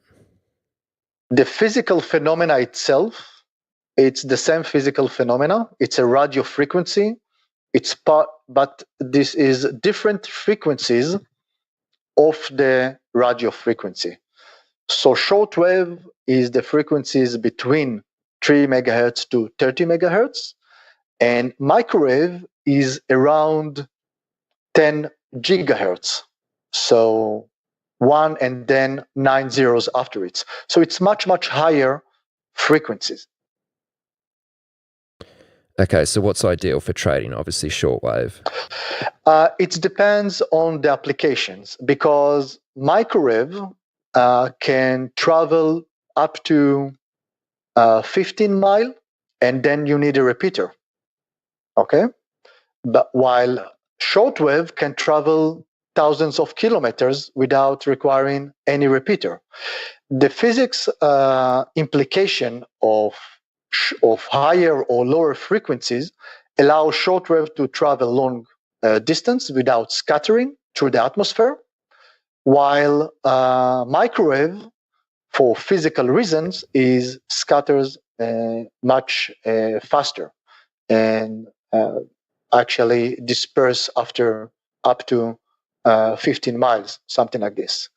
So this is the difference. So if you want, for example, to connect to two trading centers in the vicinity of New York, use microwave. If you need long distance and if you need to cross an ocean, use shortwave. So it depends on the application. Okay. When did shortwave begin to be utilized by trading companies? Like, is this it's a fairly new-ish technology? Shortwave was with us started to be used by as a technology 150 years ago, mainly to connect long distance UK colonies. This was the start of this technology. It was never tailored to low latency. It was never very important for example, armies that use this technology, if they receive it, how fast they receive the transmission. But once it was started to be used for algo traders, then the low latency became an issue. And this was one of the main challenges of Raft, to take this phenomena, to take this technology, but to add the challenge of low latency. From my experience knowledge, the first time that any firm tried to develop such technology was back in 2011, but it was only first bird, and it was taken more seriously from 2013, 2014, when several, from my personal knowledge, started to try to develop this kind of technology. This was when Raft Technologies was established as well. And as we said, it was around in a stealth mode until last year, actually, and since mid of 2018. Yeah. So is it fair to say that shortwave technology is pretty much industry standard today when crossing an ocean is necessary? It's not yet. The industry today understand, the financial industry, the algo traders understand that this is the DEX technology that is defining a new benchmark of latency. But it's still a premium service. I assume that it will take another 5 years until it will become a standard. And from what I see, algo traders understand that they will need to use this technology. The question is more when, not if. So what are other trading firms which are dependent on reducing latency as much as possible? How are they transmitting data between exchanges overseas if they're not using shortwave? Because you mentioned microwave needs like a repeater or an extender every. I'm not sure how it's every 20 up to 20 kilometers, something like this. Okay, so what are they doing if they're not using shortwave? They are using fiber optic. Which runs under the ocean. Exactly. There are different types of fiber, different technologies. For example, there are around 10 fiber optics that are crossing the Atlantic. Each one is in a different grade of technology, different distance, and of course, prices are accordingly. So each trading firm can decide how much it's willing to pay for each service that is being offered. Just a question around this, and sort of more, I guess, a business-related question. If you're offering this technology as a service to multiple firms, so anyone who's willing to pay the price, how is one firm getting an advantage over the other? Like, I understand they're not all trading the exact same strategy, but I presume they're probably correlated to a certain extent. How would you answer that? So, first of all, every firm has its own secret sauce, as you said, regarding its algorithms. It's a combination of how to define indicators. It's a combination of what to trade and when, how to manage your risk. There is a lot of knowledge and advantage in this part of the algorithms. On terms of of the infrastructure itself, we as a company, we don't offer different latencies to different companies. We are offering the same service and the same parameters to all our clients. So when a firm comes to and ask itself how it can gain a latency advantage, when it comes to infrastructure, it's a question of either to use it or not use it. If you will use our infrastructure, you will gain a huge advantage on anyone that doesn't use it. But you will not gain an advantage on our other clients. It's not something that we offer, even for a higher price. We believe that as a service company, we need to offer the market the same deal. This is the idea. So the algo trading companies need to decide if they adopt a technology, be it shortwave, be it microwave, be it FPGA, for example, that most of the algo trading companies are using and utilizing today. So this is the question that they need to ask themselves in regards to infrastructure. Can you just explain what you mean by FPGA a little further? And I guess this leads into naturally what would be my next question is, so beyond the connection, what efforts are these firms going to further reduce latency, like beyond just the connection? So you mentioned FPGA. Can you just describe that a little more, and any other examples which you're aware of? FPGA is the initial of Field Programmable Gate Array. It's actually a kind of chip like we have in our computers. But the difference is that you can program this chip, meaning you don't simply produce it in its thousands and make it in a way that it can't be changed. Okay? FPGA is a chip that you can install in your trading system and translate part of your algorithms into the FPGA. Since FPGA is a chip, it's a hardware, it works much faster than software. So once an algo trading firm start to use FPGA and transfer its software coded algorithm into hardware coded FPGA, it gains additional advantage in latency. I'm talking around several hundreds of micros. This is the advantage. Micro is 6 zeros after the decimal point, just to put the audience in context. This is the advantage that you can gain. So you're talking about millionths of a second? Exactly. Exactly. Okay. Exactly. The whole FPGA chip thing just totally blows my mind.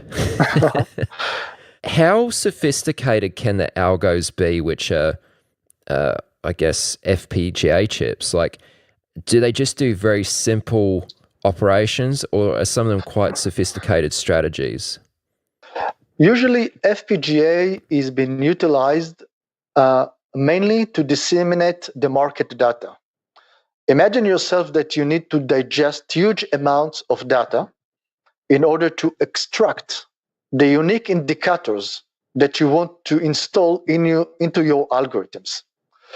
Digesting such huge amounts of data from different sources takes a lot of time in software. So this is one of the main motivation to use FPGA. The trading algorithm itself can be coded on FPGA again as well. But it doesn't necessarily need to say that it's complex or simple. Wilhelm, you've been in this game for a while now, and I'm sure you've seen a lot of changes as it's forever evolving. Do you have any ideas about how the race to zero might evolve further? Yes, I think that I see two dimensions to the race to zero. One is on the technological level, or bringing together several technologies. For example, on the route between Chicago to London, that we now offering Chicago to London, not only Chicago to Frankfurt. From 6 months from today, we will offer Chicago to Tokyo, 10,000 kilometers with shortwave. So first you need to evaluate the race on a specific link. Okay, so let's take Chicago to London. As an algo trading firms, you can use or combine several technologies together, put your computers in co-location, use FPGA, use shortwave, and so forth. Okay, so this is on the technological level. On the geographical level, I expect that we will see a repetition of it happening on different routes. For example, the first microwave was built between Chicago to New Jersey. Next followed inside the New York metropolitan, London metropolitan, then London to Frankfurt. Okay, so once a technology is established, gradually it's taking or it's conquering more and more links. By the way, same happened when the exchange become computerized. I mean, it didn't happen everything overnight. It started with the United States, moved to Europe, and hence go forward. So the same will happen with shortwave and will keep on happening with microwave. So as we feel in all the field of our lives, the idea is to keep on adopting the new technologies. This is the idea, and this is what I think lay at the basis of keep on being a successful trader. Keep on evolve, keep on search and hear about new technologies. Keep your mind open, okay? And you don't necessarily need to adopt a certain technology in a certain exchange. You can wait it to arrive to exchange that you are already familiar with, for example. So this is the two levels that I see. Do you foresee a time where a technology may supersede shortwave? From physical point of view, we arrive to the limit. Einstein proved to us that there's nothing faster than the speed of light in air. So we arrived to the physical limit of speed. By the way, microwave has the same speed of light that shortwave has. The only difference is that shortwave can do it for 10,000 kilometers and microwave to 20 kilometers, for example. So from theoretical point of view, we arrive to the physical limit. This is why I'm saying that the future lays on combinations of different technologies. Another thing that we'll see happen is like we experience with internet or with cellular, that we see newer and newer generations allows us to transfer more and more data over these links. This is the same happens in microwave and same happens in shortwave. So this technology itself will keep on to evolve. Just as you were talking there and you spoke about expanding to set up in London and Tokyo as well, I think. Yes. Are there firms already, like some of the dominant players in HFT, which already are utilizing this technology? They might have antennas which run from Chicago to London already using shortwave technology, but just like obviously not sharing it with others. Very different situation to you where you're just building the infrastructure and then, people can lease it from you.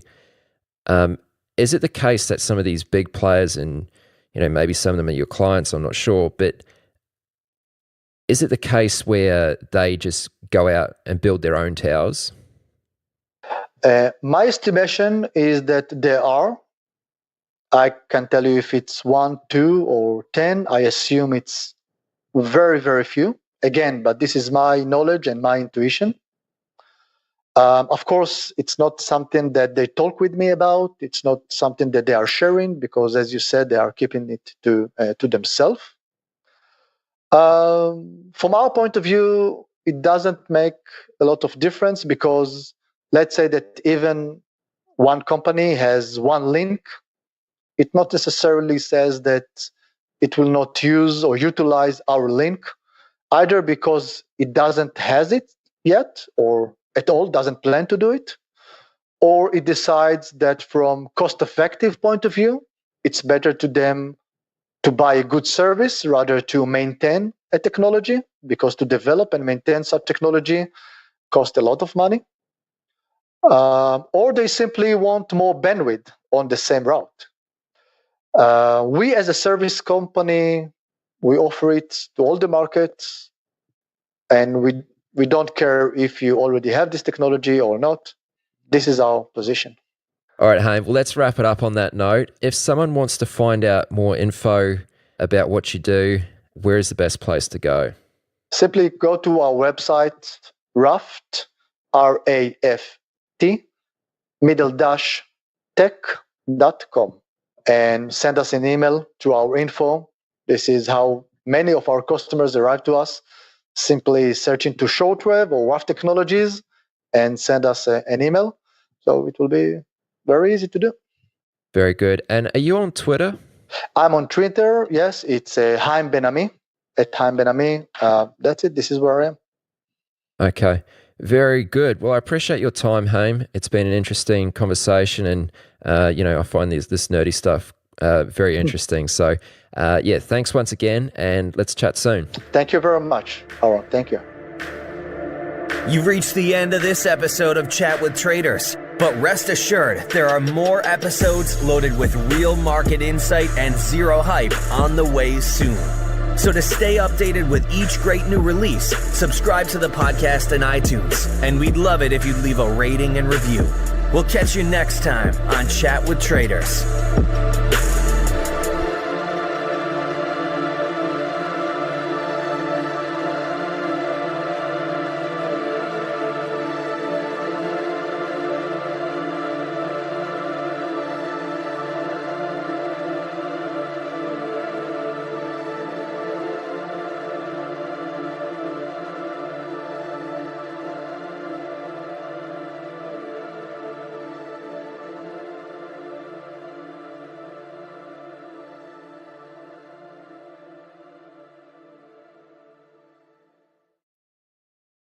Every decade, the market reinvents itself. Online brokers opened the doors. Mobile apps made trading seamless, and commission-free trading erased barriers.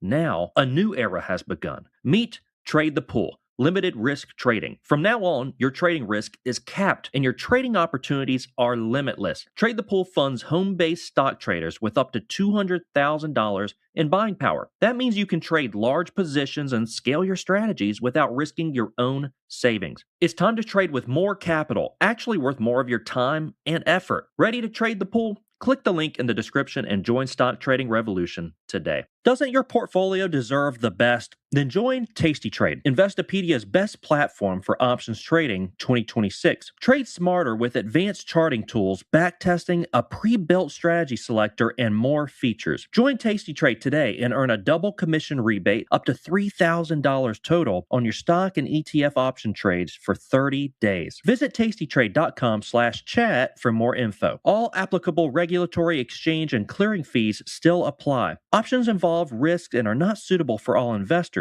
Learn more about Tasty Trade promo terms and conditions at tastytrade.com/double. Offer expires May 31st, 2026. Tasty Trade Incorporated is a registered broker-dealer and member of FINRA, NFA, and SIPC. Markets, speculation, and risk.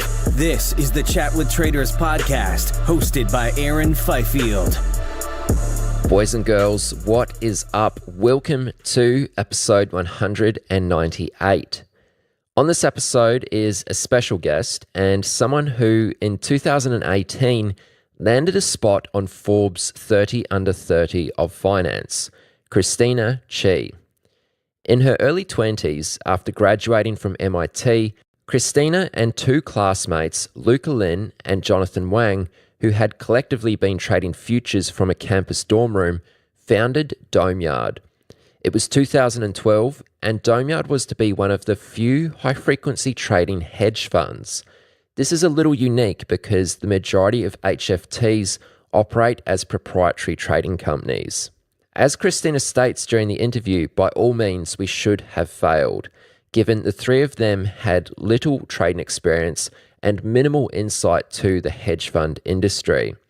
Not to mention the three had almost no money. So Domeyard is also one of the few hedge funds that went out and raised money from VCs, such as SoftBank and a Rentec co-founder, as a necessary means to launch. Now, 8 years on, the Boston-based fund is well established and well past the startup phase. Domeyard trades thousands of times daily, sometimes exceeding 10,000 trades across various futures products. And during its biggest single day this year, the fund did turnover in excess of $7 billion. This episode includes talk of raising capital, building infrastructure, early hurdles, trading strategies, generating alpha, and plenty more. It was a real pleasure to speak with Christina and even inspiring to hear what her and her team have built from scratch. It's just incredible. So please enjoy. Here is my interview with Christina Chi for episode 198. I understand it. You had been trading European futures in the night with two other classmates while you were in college or university. How did this turn into the bold idea of starting a hedge fund? That's a really great question. We were trading from a dorm room, and it was interesting because we were surprisingly doing pretty well for a dorm room strategy, I guess. I mean, we would make. We were only, I think, one of my co-founders, he was at Harvard at the time, and his roommate there, Harvard has all these rich kids apparently, and apparently one of his roommates, his family runs a hedge fund actually, and they were able to give us a little bit of capital initially to trade, and it wasn't a lot, it's like $100,000 or something, but we were able to make about $40,000, take home $40,000 basically at the end of the day, which was a lot for a bunch of little kids in a dorm room. And then we realized, this could, for him, he was like, oh, wow, this could be, a really cool thing to do, and would be really exciting, something that keeps you going and keeps you, waking up in the morning. And for me, the reasoning was more because I had interned in finance, and I had a couple of one particularly poor experience in the industry where there was a lot of politics, despite being a trading floor, and most of the results were based on, you're judged based on your performance, but there was still a ton of politics, surprisingly. It's amazing how much politics is in every industry. So I was really bothered by the culture and the atmosphere there, the way they treated their younger people on the team, as well as some of the minorities on the team, some of the women and minorities, and I just didn't feel comfortable in that environment, and ended up, for me, that was a big part of the reason why I wanted to start off on my own. I don't think I've ever said that in quite that detail before, but there was a lot of hazing and a lot of behaviors that I just, didn't want in a company, and didn't want in a daily environment. So decided to start off on our own. I wish I could tell you, Aaron, I wish I could tell you like, oh, this was the best industry for me. I had researched and read so many books and did all this stuff. Like, no, I didn't. I didn't read any. I was not an expert in machine learning or high frequency trading or finance at all at the time. It was just purely driven by a desire to have a company with a better culture on my end and a better, healthier environment. And people always think it's ironic, you're high frequency trading. How can you be ethical and moral? And it's like, well, we've had a really great environment for the people on the team, at least, and we can definitely talk about that more as well. So yeah. So you interned at a couple different places. You weren't a fan of this. You have two other co-founders at DomeYard. Did they have somewhat similar experiences to you? We all came from different backgrounds. We actually weren't friends before starting the company together, but we did have one thing in common, which is the same career goals in mind. We all wanted to do something, related to finance or fintech, and all cared about the startup industry as well. So we did have different backgrounds. So one of them had a more math and physics background, and the other one was a computer scientist. And but we were all young, we were all inexperienced. So it definitely, was helpful in certain ways in that we had different skill sets and backgrounds, but also unhelpful in that our founding team, we didn't have someone like a thought leader in the space, or someone with any amount of experience. So it was really an unknown path that we were kind of going down that we had never been down before. Mm. So this capital which you had initially that you were trading around with, how were you trading that? Were you using algorithms right from the get-go, or was it kind of click trading? How were you making trades in European futures? Oh, it's a great question. I mean, we were literally using like interactive brokers. We had set up some, very wonky quantitative-based strategies. They're still systematic. They still had certain triggers that we would use. We might do a basic mean reversion strategy, or a basic momentum strategy, things that you can implement relatively quickly and easily. The holding, were we intraday? Yeah, we were actually intraday by that time already, but they weren't high frequency in terms of the amount of times they would trigger. It's not that much during the day. So, it's impossible to create an HFT business overnight or in a dorm room. It's impossible. But we realized that the faster we were, the more of an advantage we would have. And surprisingly, the more fair of a playing field it was for us, which I know sounds ironic, but, the fact that the only thing hindering us was just being a little bit faster, and that we didn't need any, we didn't need any insider information. We didn't need any, kind of broader sources of data rather than just market data. That's all we needed. And so that was really great to kind of see. And we decided, why not continue making this, seeing what we can do on the technology side to improve the latencies we had. And back then, we didn't even know, and we knew it was high frequency trading, but this was before Flash Boys came out, by the way. So this is before the reputation of the industry tanked. So it was a different time period, altogether. And we weren't driven by, really anything that was written in the book, because the book hadn't been published yet. As you've pointed out, you had minimal experience trading and in finance. Like, yeah, sure, you had a little bit. You also weren't well capitalized, but you had this idea to launch a hedge fund. How did you actually set out to get this off the ground? You're right. We had no money. I also had no credibility and no connections at the time, which was not very helpful whatsoever. By all statistics, by all means, we should have failed. I think we were just driven by passion. Really, was the biggest thing. We woke up every day very early and set about doing this, and I'd work every waking minute, and that's really what drove me to get somewhere. I think there are a couple things we did do differently to make sure that we would either have an edge or we could at least maintain some operating runway. One was raising venture capital, which for a hedge fund is still almost unheard of, but it's becoming a little more common. There's funds like Quantopian, for instance, back when they had a hedge fund, they also raised venture capital as well to fuel their unique fund.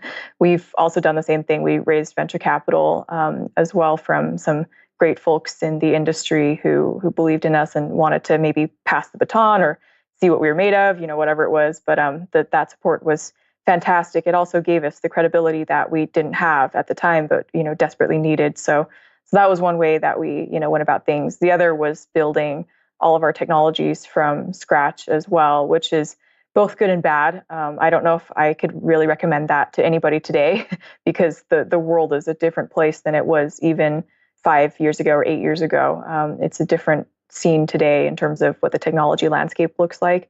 But there was not a lot of high frequency technology out there today. There's not a lot of open source either. So all we could really do is scrap it together, which meant actually the side effect of that is we have our own IP. We have a lot of valuable stuff in-house that we could always capitalize on one day, or maybe we could decide to sell it one day if we wanted to. So that was really great. And also, if something goes wrong, we can go in and fix it ourselves. I don't have to call a hotline and wait on the line and stuff. So that was great. But the downside of it is it takes forever. I mean, it was an unknown timeline, an unknown path and an unknown timeline, which is scary. It's like the last thing that you want to do is not know when you're going to launch, as a hedge fund. And it's extremely frustrating. Happy to elaborate on that if you'd like to.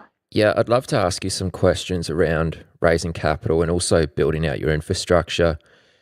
Just before we do, though, I have a question about why you were fixated on high-frequency trading from the outset.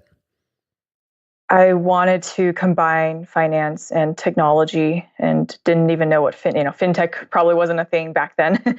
But I have a more technical background. Same with my co-founders, and during some of my internships, we would basically make guesses onto whether, let's say, we'd guess whether Google stock would go up or down tomorrow, and I knew that wasn't the type of strategy I wanted to do. I wanted to be a little bit more mathematical, and that's when you figure out, there's, you could do some market making and stat R based strategies and have a more systematic approach to those strategies. And so that was the biggest impetus of doing, I guess, quant. And then when we were doing quant, we're like, oh, wait, the faster, the more money we made. And I know that sounds like to some people, it's a really selfish reason, but that was really the biggest thing was, wow, we could really do this. And being faster, we could really start to compete against the big guys in our space and, make a name for ourselves, hopefully one day. So that was the naive goal back then. Okay. Now, on the subject of raising capital, I guess you kind of explained it a little bit, but I'll just ask you again. Why did you need to raise capital? And was that capital, like the investors' funds, were they intended for building out your infrastructure and building out the actual fund, or were those funds intended to be used as trading capital?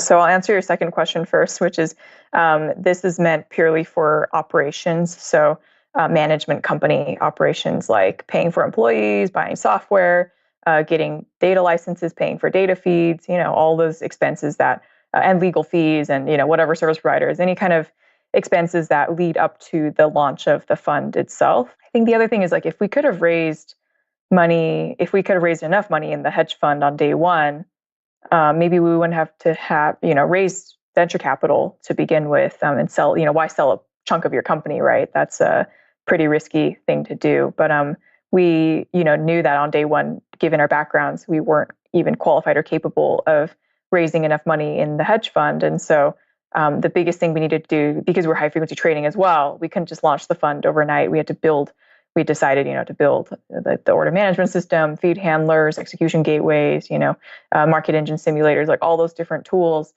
pretty much from scratch. And so that was going to take a lot of time. And that's why we needed venture capital. We told them we were going to use it to build those technologies and then eventually, get to a stage where we can launch the fund and raise a separate amount of money for the fund. The investors are actually largely separate. There is a little bit of overlap. There's some investors from, like maybe firms like Renaissance or somewhere where they are both angel investors and also, hedge fund investors too. So they might serve two roles. But for the most part, our hedge fund allocators are a very different group of, they're fund of funds or family offices, very different group than the traditional VCs and other high net worth individuals that we raised from on the operating side. So we did do that, and then I forgot your first question. You pretty much explained it. It was just, why did you need to raise capital? Oh yeah, I mean, desperate. We were just desperate for money, right? In times like this, when everyone's in a crisis too, right? It's like if you need the money, would I rather own 100% of a tiny pie, or would I want to expand that pie and own a small slice of a big pie? And I was like, well, for my career path right now, I'm not that greedy, and I'm just starting, so I was willing to own a small slice of a big pie if that meant stability for the next couple of years. That's really interesting how there's kind of two classes of investors which are invested in your business. So you've got the venture capitalists, which were involved in helping to launch the business, and then you've got your more traditional type investors who are invested in your trading performance. Is that correct? Right. That's correct. Yeah. Okay. So we had two different types of investors. We had the long-term venture capitalists who were in it for the, it's like, feels like a marriage, right? Because they're in it for like the 10-year, 6 to 10-year haul, basically. And then there's the kind of shorter term investors on the fund side where, they could redeem anytime they wanted to, essentially. Okay. Can I ask you how you secured your first investor? And investor here, I'm talking about the VC side of it. Given you had very little track record and, to be honest, not much to show, how were you able to get someone on board? On the venture side, it's actually easier to answer because the venture side, literally, you just go to the startup events and pitch, at those events. Usually at the angel and seed stage, people invest in people, right?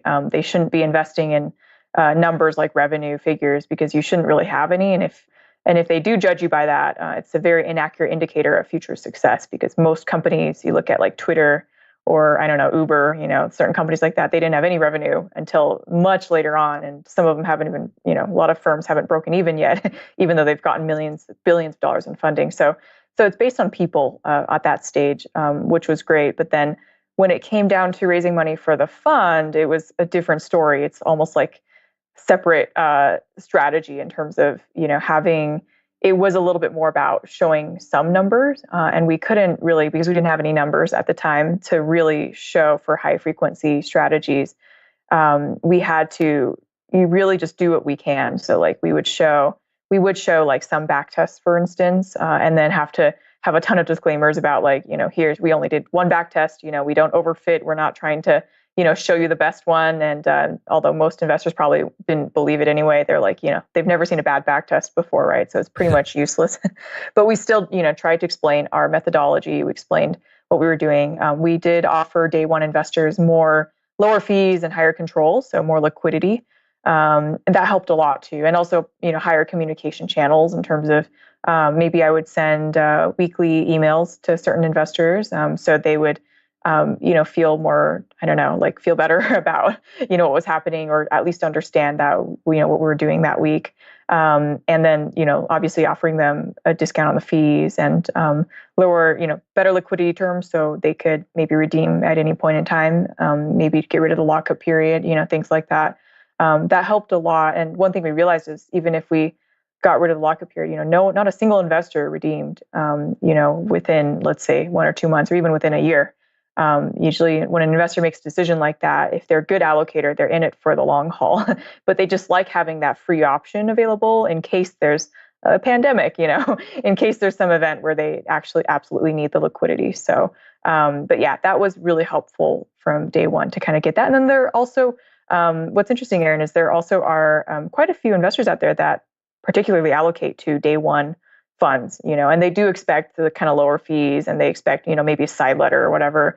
But the purpose is that they are interested in taking that risk with newer managers, and they might be interested, especially in the quant space. I'd say a lot of they're interested in that new wave of quant managers who they view as kind of geniuses from a dorm room, basically. So hopefully people like us, I wouldn't call us geniuses, but just folks from that kind of background, and give them a shot and see if they have that next big thing. It might be a little bit hard for you to compare, but did you find there was perhaps some additional interest in your offering, given that there are very few funds out there which actually offer investors exposure to HFT strategies? It's a good question. Absolutely, yeah. Especially, surprisingly, I would say after Flash Boys came out, that was when we got the most amount of interest. Ironically, there were a lot of allocators who had read the book and they were like, wow, let's Google this. What are the high frequency trading funds out there? And it turns out the big high frequency trading funds, they all changed their language on their website. Now they'll say electronic market making or low latency trading. They'll try to get rid of that bad reputation and image associated with high frequency. We were the only firm that wasn't afraid at the time to just proudly say, look, we're high frequency trading. I've never bought order flow or front run or back run, middle run, a single person out there. But we do high frequency trading. We're exactly the definition that you would expect of what high frequency trading is, because we're trading literally in the nanosecond resolution here, getting data at that at the high speeds, and then trading thousands and thousands of times per day. Recently, like this year, the highest we reached in terms of volume per day was 7.1 billion. So that is pretty much the definition of what high frequency trading is. And so we were doing that. We were like, look, we're HFT. So people Google us. We show up, SEO.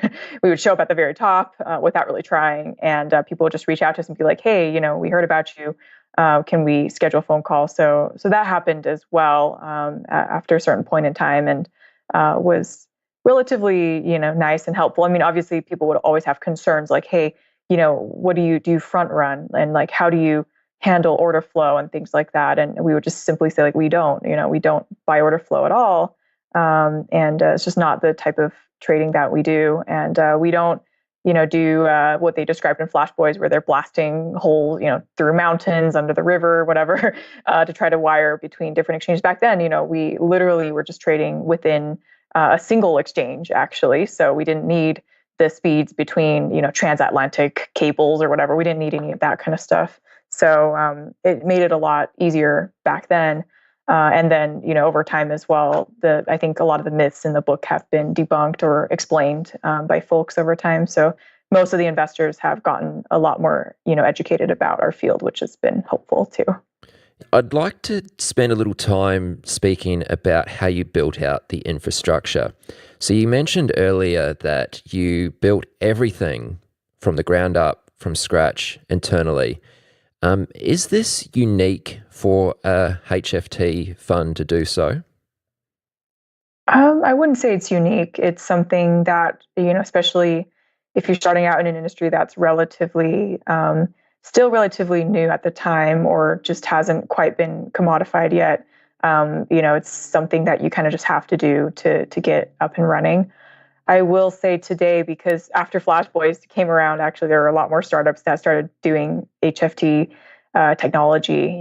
Maybe like feed handlers for HFT, or thinking about open source kind of tools like that as well. So that has made it a lot easier to get to launch for a lot of folks. And usually today, when startups have a small budget, I just recommend look out there, see what you can use that's either cheap or free or open source. And surprisingly, there's a lot of stuff out there. So it's that, I guess, centuries old question of buy versus build. To be honest, it felt like we didn't really have a choice, but we couldn't, even if we wanted to buy, we couldn't afford it. So build it was on our end. Right. I mean, yeah, it was probably a lot of cost up front and a lot of time spent, but does it feel like that's kind of optimal for you now? Like that's the ideal scenario, is that you own all your own software now? It's great today. It was really awful before we launched. I mean, there were many frustrating days because we just had such an unknown timeline of like, we had roadmaps. We tried to map it out. Our investors demanded to see roadmaps and budgets and things like that. And we could try our best to do the roadmap. And then it felt like, I don't know if you know, like Zeno's paradox, maybe, I don't know. It was like one of those paradoxes we fell into where one task turned into two turned into four, and it just kind of grew and grew. And, you would think a trading system sounds so simple. And then you look at all the nuances and details and all the data sets and every single nuance in every data set and just all this stuff. And it was quite a lot to deal with for, a small team at the time. So it was definitely unexpected and quite frustrating, to be honest, before getting to launch. I think every company underestimates how much time it takes to get to launch, unless you're like, if you're non-quantitative or if you already know what technologies you're using, then sure, maybe you can hook it up overnight and, start trading. But even then, it still takes time. You got to set up the legal structure of the fund. You got to figure out, who your auditors, administrators, et cetera, and they all have to be ready to turn it on with you at the same time. So all those things combined made it quite a lot of work on our end, and pretty frustrating 2.5 years before we got to launch. Yeah.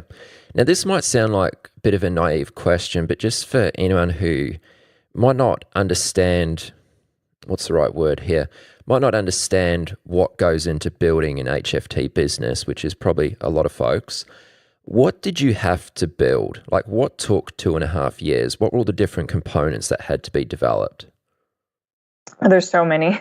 It's like pretty much a type of, we had to build the entire trading system and ecosystem from scratch. So everything from, because we need direct market access, right? So we're literally placing trades ourselves at the exchange level. And so because of that, we had to build a system, order management system, basically system to be able to place orders, to see orders, to track orders, to figure out what's going on, to cancel things. And that also included risk management tools that we had to get basically verified by all the different, brokers, exchanges, et cetera. Everyone had to make sure that our risk checks were enough and that they were stable, and that if there was some, a crazy event that happened, that our systems wouldn't go rogue. And so we had different ways to check those types of strategies as well, to make sure that we didn't accidentally tank the markets ourselves single-handedly or make any big errors or mistakes on that end. So that requires quite a lot of work. It's very different from a tech startup, by the way. And that's one thing I've noticed was, with tech startups, you can launch an MVP and it can be bare bones, it can be broken, it can be pretty bad. And that's okay. Your clients, early stage day one clients, should forgive you for that because they know you're a startup. When you're trading, it has to be perfect. You can't have any error, any room for error at that level, because you're literally, if you mess up, you're done for. You don't have a second chance in this space. So that kind of process of making sure everything was perfect definitely took a lot of patience and energy and effort, and a lot of checks, making sure all the checks, balances, whatever else was in place as well.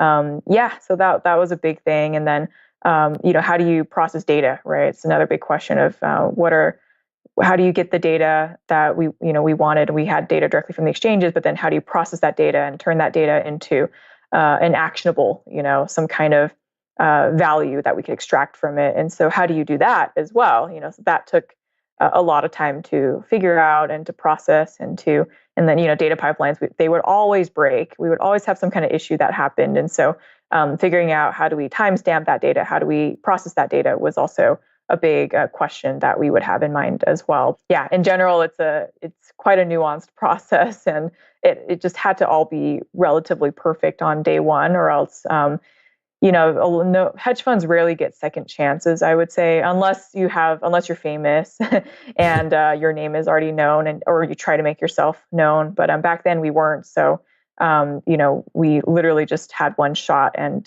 knew that we couldn't mess it up. So a little kind of scary, but we do feel fortunate and lucky to have made it this far today. In saying that, what gave you the confidence, after 2.5 years of building this out, that when it came time to switch everything on, what gave you the confidence that the strategies were actually going to be profitable? Oh man, to be honest, we didn't. It's hard to say. You can do as many back tests as you want. We had a simulator as well. We could simulate, strategies and orders and fills basically in the live environment too, which was great.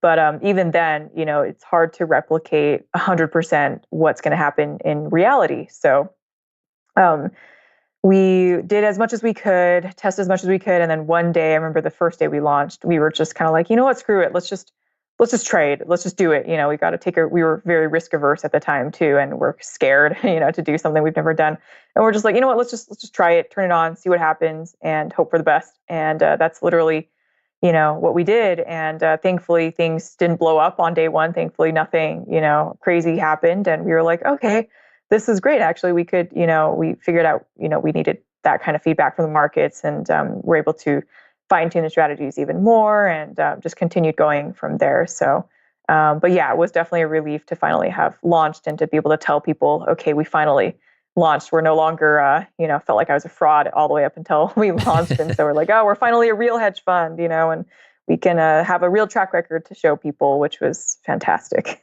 You're in business, yeah. Are you ready to get serious about options trading? Then join Tasty Trade, Investopedia's best platform for options trading 2026. Stocks, options, futures, and more. Tasty Trade has everything you trade, all in one platform. Get low commissions, including a $10 cap per leg on options trades, so you can keep more of what you earn. Tasty Trade is packed with advanced charting tools, backtesting, a pre-built strategy selector, and more features to help you trade smarter. Manage your positions with speed and precision using Active Trader Mode, one-click trading, and smart order tracking. Plus, Tasty Trade's stellar trade desk team offers live support during trading hours if you need it. Join Tasty Trade today and earn a double commission rebate up to $3,000 total on your stock and ETF option trades for 30 days. Visit tastytrade.com/chat for more info. All applicable regulatory, exchange, and clearing fees still apply. Options involves risk and are not suitable for all investors. Learn more about Tasty Trade promo terms and conditions at tastytrade.com/double. Offer expires May 31st, 2026. Tasty Trade Incorporated is a registered broker-dealer and member of FINRA, NFA, and SIPC. Ever watched a stock explode and thought, if only I had the capital, or sat on the sidelines because your account balance felt too small to matter? Good news. With Trade the Pool's limited risk platform, you don't need millions or even thousands to start trading the U.S. stock market. Bypass the PDT and tap into over 12,000 U.S. listed equities, from penny stocks to big caps, ETFs, and even the newest IPOs. And short anything you like with zero locate or hard to borrow fees. Start your evaluation, get funded with up to $200,000 in buying power so you can go big without risking your own savings. It's a game changer. Create your account and start trading real shares within minutes. No subscriptions, no minimum deposits, just a one-time evaluation fee starting at $47. That's it. Not ready to trade yet? Trade the Pool offers a free demo and educational resources. Practice on live data, master the platform, and build confidence risk-free before you ever pay a cent. Every decade, the market reinvents itself, from online brokers to commission-free trading. Now, the new era of limited risk trading has begun. Click the link in the description to start trading with Trade the Pool's capital. Just recapping those first few years, looking back on it, what would you say were some of the breakthrough moments which you had, and also some of the unexpected challenges which you came up against? Oh, there's so many. I don't even know where to start. I would say, like, when we first started the business, we wrote down, some of the things that we wanted to save money on and some of the things that we wanted to spend more money on before getting to launch, because we had such a limited budget. But there were some things that were worth, hopefully, we thought were worth spending some money on, like a good lawyer is a good example, or maybe finding a good broker, like someone with a reputation as well, auditors, et cetera. We could splurge on. And then, things that we valued, like we wanted to be a flat organization. Back then, everyone was called partner. And, and then it actually did not go too well. And I have so many reasons for that. And we wanted to have perks, almost like, I don't know, we're a bunch of naive kids, right? So we literally thought about, like, let's make this like Google, like a Silicon Valley company with like free food and unlimited vacation and all these great perks. And we quickly realized, like, that those are both really bad ideas on the organizational side. You don't want to call someone. We hired literally head of HFT from firms like Citadel and Getco back then, and other firms, and a KCG back in the day as well. And they would come in, they'd be like, "Wait a second, why do I have the same title as this kid who graduated? Not necessarily me, but like, what about this kid you just hired, right? Who just came out of school? Why is he or she called a partner?" And we were like, "Oh gosh, you're right." We realized that people actually felt less equal because of that rather than more equal, which was pretty bad. And then in terms of perks as well. It just didn't work out. People abused the perks like crazy, and it was kind of unfair. It made it more unfair and gave people kind of almost giving people too much choice sometimes is a bad thing. So things like that. And then, also splurging on things like lawyers and brokers and stuff. We realized quickly that it also wasn't worth it to hire just the biggest companies out there. That it's okay to go for as a small hedge fund, that, it's okay. Your investors aren't going to look down on you for hiring a smaller lawyer, so long as they are still qualified to do their job, right? So just things like that. We made a lot of mistakes on. Trying to think of what else we did so much wrong that it's just hard to even begin to imagine. So I'm just trying to think of what else there was. Oh, I mean, we had to settle. We started off in my apartment actually after graduation. We worked in my apartment for some time until we were kicked out. We were evicted. And the reason why we were evicted was actually kind of a random reason. Well, the cops knocked on my door late at night. But what happened was we had built our server cabinets literally in the closet of one of the master bedroom, basically. And we rigged our own electric, basically we rewired the electric system and built our own box and stuff. And I think Jay Wang, one of my co-founders, he actually electrocuted himself in the process. So we were clearly not experienced at all. We should have hired a unionized, person, right, to do this. So we were doing some pretty sketchy things. We ended up, we're trading so much. We had so much going on the server side that we were literally using up all the electricity in the building. And you could also, people thought that we had a marijuana farm or something. Like literally people thought we were running some kind of marijuana farm. And so that's why the cops knocked on our door thinking like they were expecting to find us growing pot or something, or, harvesting drugs, whatever it was. And they came in, they're like, wait, what is this? And they saw there's computers and monitors everywhere. And they're like, what? Are you guys some genius hackers? Like, they thought we were hackers. And we were like, no, this is a small business here. And, I did live in the other bedroom. So technically it's my home business. Right. And they were like, no, this is not going to work. You gotta get out of there and get a real office. And then the next day we literally packed up and moved to WeWork. Back when WeWork first opened in Boston at the time, our rent shot up. We used to pay $4,000 per month for rent. And then at WeWork, it was $12,000 per month. And so it's 3 times as much. And the room we were stuck in, WeWork, they pack you like sardines in these tiny little rooms. And literally, it was the size of the server closet that we had at the apartment. So it was just, what a crazy, just a turn of events like that, that really changed the environment and stuff. But lots of adventures like that we were willing to go through. And, finally, we're very lucky to finally get to a point where we could launch, I guess. What a story. That's hilarious. If we look at DomeYard where it is today, I'd love to just ask you a few questions around kind of some trading metrics, if you will.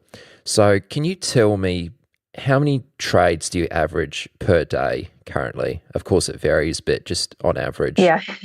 Recently, 2,500-ish, a little under 2,500 trades per day, which recently has not been a lot. We've done more in the past, depending on the market environment and stuff like that. But in general, it's up in the thousands, and completely automated. People are always like, "Are you really high frequency trade?" Yeah, this is high frequency trading. They're all intraday and holding periods anywhere between. I mean, I know this sounds like I'm not marketing and we're not fundraising. I'm just going to clarify that right now so that people don't, SEC doesn't come after me again. So I'm just saying we're not fundraising, but we are holding period wise anywhere between, less than a second, microseconds, all the way up to hours these days. And we consider the hourly, holding periods, we call them midterm strategies, but to every single one of our investors, that's still high frequency to them, because mid frequency is like weeks. So days, it's a different, we live in kind of different universes, it feels like a little bit, but yeah, happy to answer any questions as much as I can without getting in trouble. Okay, so are you flat at the end of each day, like you don't carry anything overnight? We are. We used to do some overnight stuff, but realized that our niche was still in the high frequency, intraday type of strategies, and we also figured that the additional edge we would get from holding overnight wouldn't. It was mainly a constraint that we put on ourselves to be flat, but it's just something we've gotten used to over time. I would say there's really, these days, we could technically do overnight strategies again, but it's just something that we haven't really done yet for various reasons of, just profitability, risk, all those different factors that we need to keep in mind if we did that. Okay. That number you gave before, 2,500, I actually, for some reason, thought that number would be a bit higher. Oh, yeah. It could be up to, I don't know how much, 10,000, 25,000.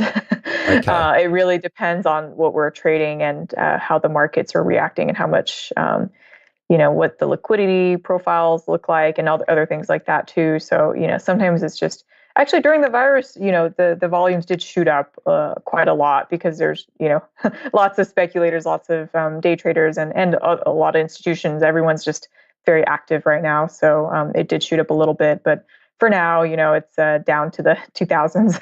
Okay. The number of trades you make, is that somewhat correlated to the volatility of the market? Good question. Kind of yes and no. Depends again on what kind of strategy we're implementing. Usually during very high volatile, periods like this, basically, we tend to have a lot higher volume, and the hope is that we perform better and can maintain some kind of neutrality to the markets. So that's definitely the case for, I would say, actually most high frequency trading firms as well, as just during periods of higher volatility. There tends to be just more opportunities out there for folks to see and utilize. Right.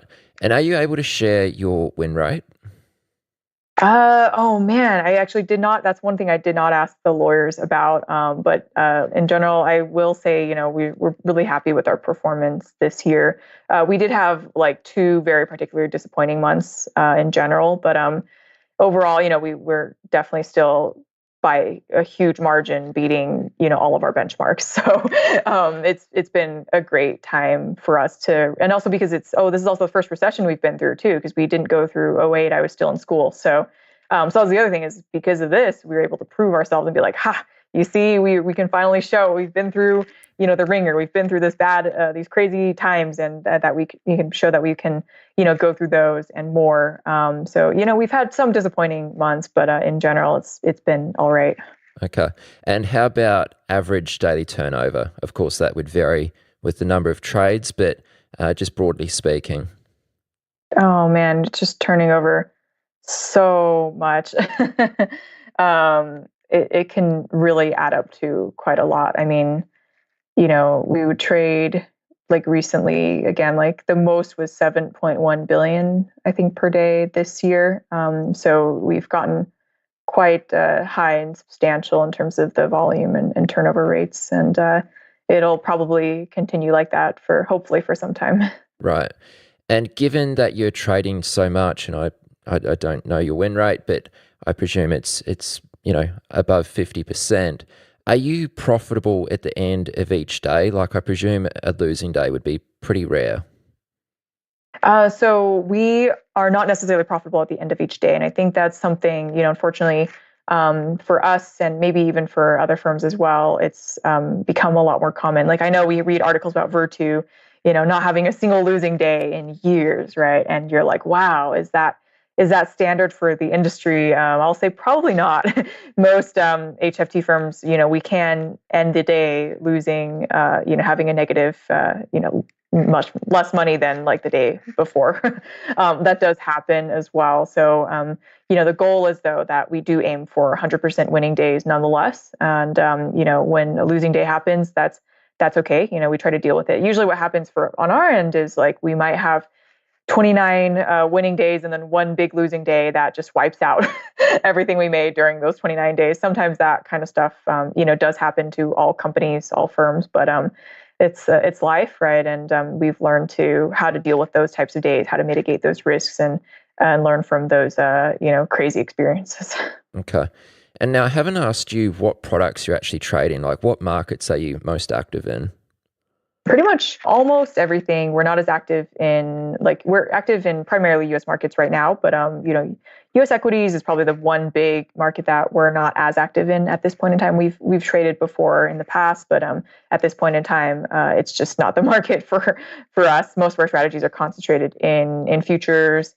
And we have a lot of FX at this point in time as well. We do have some option strategies that we're utilizing at this point too. So, a lot of, Delta One strategies and not a lot of equities, although it's something that, we've every year, every month, we consider like, oh, maybe we should go back into equities again and try it out. It really just depends on the conditions and, what we're testing. We're constantly testing things behind the scenes and figuring out whether or not it's the right time to pursue something.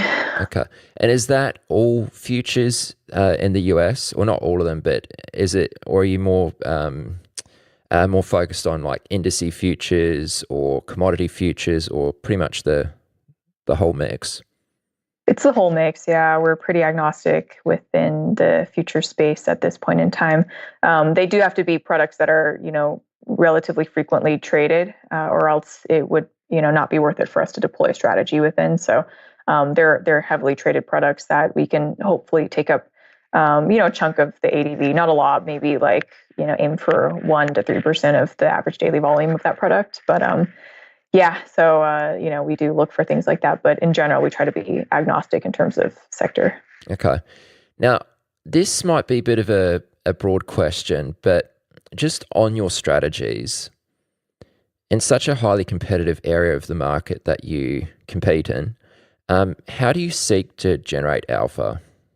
In terms of generating alpha, there's a lot of different things to kind of keep in mind on the parameter side. So I think the biggest thing is figuring out what are some niche areas that we can really take advantage of. What are some products that we can kind of be able to map out and be able to make predictions on. So a lot of it's based on small predictions, maybe a few seconds ahead of time on where different trades and products will go. So that's a big portion of it. But then also looking at I'm trying to think of other things we do on this side. Let's see, just mapping out in general, hundreds of different signals and like finding the different signals that we can trade, mapping those all out. And then we actually do use a layer of machine learning as well to do some signal selection throughout the day as well. So figuring out, what those signals are and what's going to make the most money during this certain environment. And then when the environment changes, what kind of strategies we want to pull back and what do we want to deploy. So that's always a really tough question. But it's surprising because most HFT firms, I would never say that we're an AI-driven machine learning-based firm, but we do use just a little bit to do some, basic strategy selection type processes on our end. What data drives the majority of your trading signals? Is it order book alone, like looking at the market depth, or is there additional input from other data sources too? It's mainly market depth, yeah. So just order book data is extremely helpful for us. We do have a little bit of what we call metadata. You might call it alternative data in different types of areas too. Whether that's usually it's like things like calendar data, right? Like every high frequency trading firm needs to know when bank holidays are and things like that, or maybe things like SEC filings or big economic, announcements or, Fed meetings, things like that. That kind of stuff does need to be factored into, the strategy as well. So we can't just be completely focused on the market data, but we're just also keeping in mind all the other components of data as well. So yeah, in general, though, I think the biggest source is still, just market data. That's the bread and butter we need to kind of survive. And then from there, it's almost like a bonus if we can get other sources of alternative data that could help us out here and there as well. Okay. Can you speak to almost like the strategy survival rate or the signal survival rate? Like, what's the edge decay like on these signals? Like, are you continually, innovating and revising your signals, or do most of them kind of last for a long period of time? I mean, I perhaps didn't really word that question very well, but I think you probably understand what I'm asking here. Yeah, absolutely. I mean, the half-life of these strategies, can be relatively short. It could be a month, 1.5 months.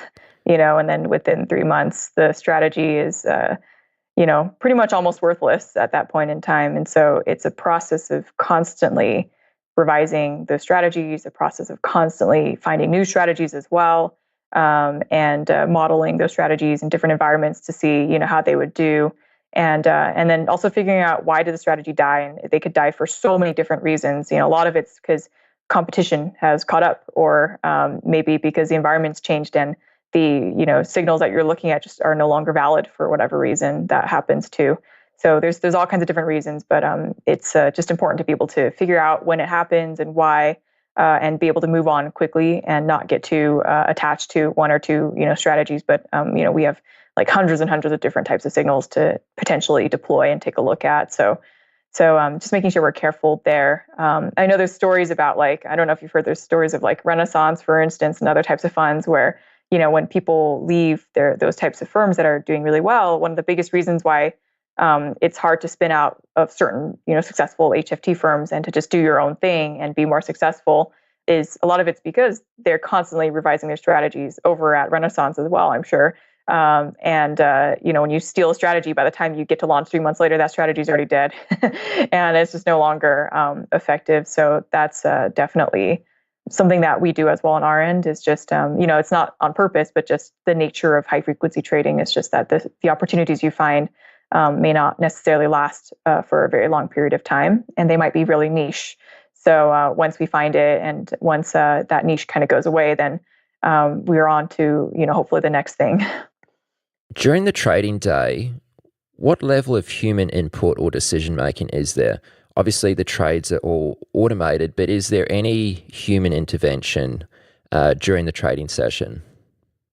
Oh, it's a really interesting question. Well, first, I will say, like, a lot of people have this vision of high frequency trading being, a bunch of robots taking over the world, or, machines, and, that are out of control with, humans not being able to really understand what's going on in this black box. And that's really not the reality at all. These trades are being heavily monitored and, by humans throughout the day when we're trading. And, really just gathering all kinds of data about what we're doing and stuff like that. There's a huge human, obviously we're not having a human sit there and click to make those trades. It's just being placed automatically. But there's always a human behind the scenes to tweak the strategies, or to tweak some parameters, or, change some of the risk parameters, things like that. And a lot of it's in code, but just kind of changing that coding of what the strategy might look like. So yeah, there's a surprisingly large human element in terms of what we do. And, the strategies also, they're only as dumb as the humans who are, creating them. Hopefully as smart, but, I always say that they're as dumb as the person who created it. So absolutely, we need that human intervention constantly to make sure that nothing goes rogue or, crazy. The other thing is, like, I'm trying to think of, the markets as well, right? Because this isn't like a closed loop game. It's not like a game of Go, or, I don't know, chess, where there's rules and everyone's going for the same goal.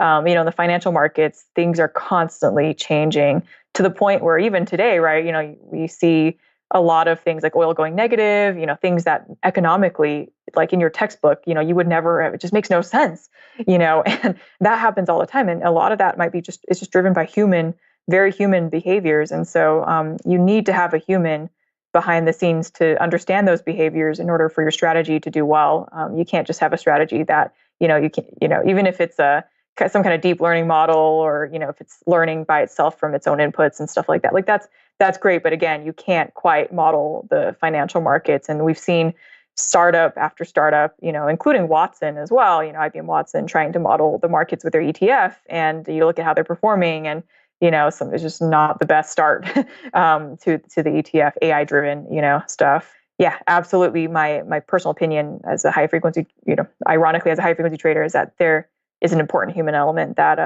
we can't forget behind the scenes.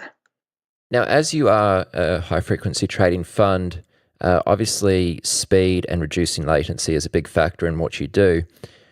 What measures do you take to reduce latency, both internally and externally? The biggest thing people always imagine is like, oh, you're doing, what they did in Flash Boys, but we don't do any of that.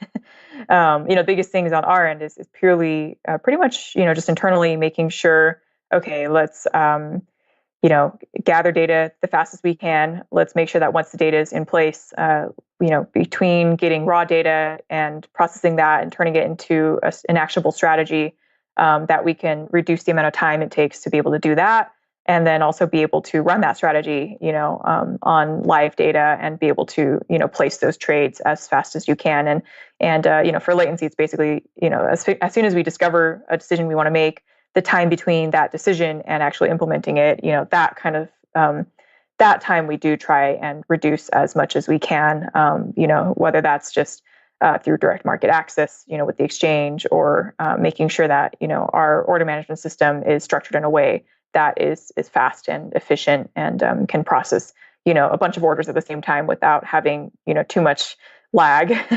I know I'm trying to think of we've had some, I know on the development side, like we'll maybe consider like even just things like shortening names of stuff might help a little bit too. So just making sure that our names are a little bit shorter so that computer-wise, it takes a little less time to process. So stuff like that might work as well. And then making sure that we optimize for different strategies on the latency side, the strategies themselves. So making sure that we're optimizing on that front so that they can be, code-wise, right, to be a little bit faster and take a little less processing time in order to complete. So that's definitely important as well. I will say one other thing though is, I know everyone obviously talks about speed and thinks about speed when it comes to high frequency trading, but on our end, I think we found our niche in terms of, we're not trying to aim for being like the top fastest high frequency firm out there. And I think most firms are like that these days where, we don't play the hardware game actually. So we used to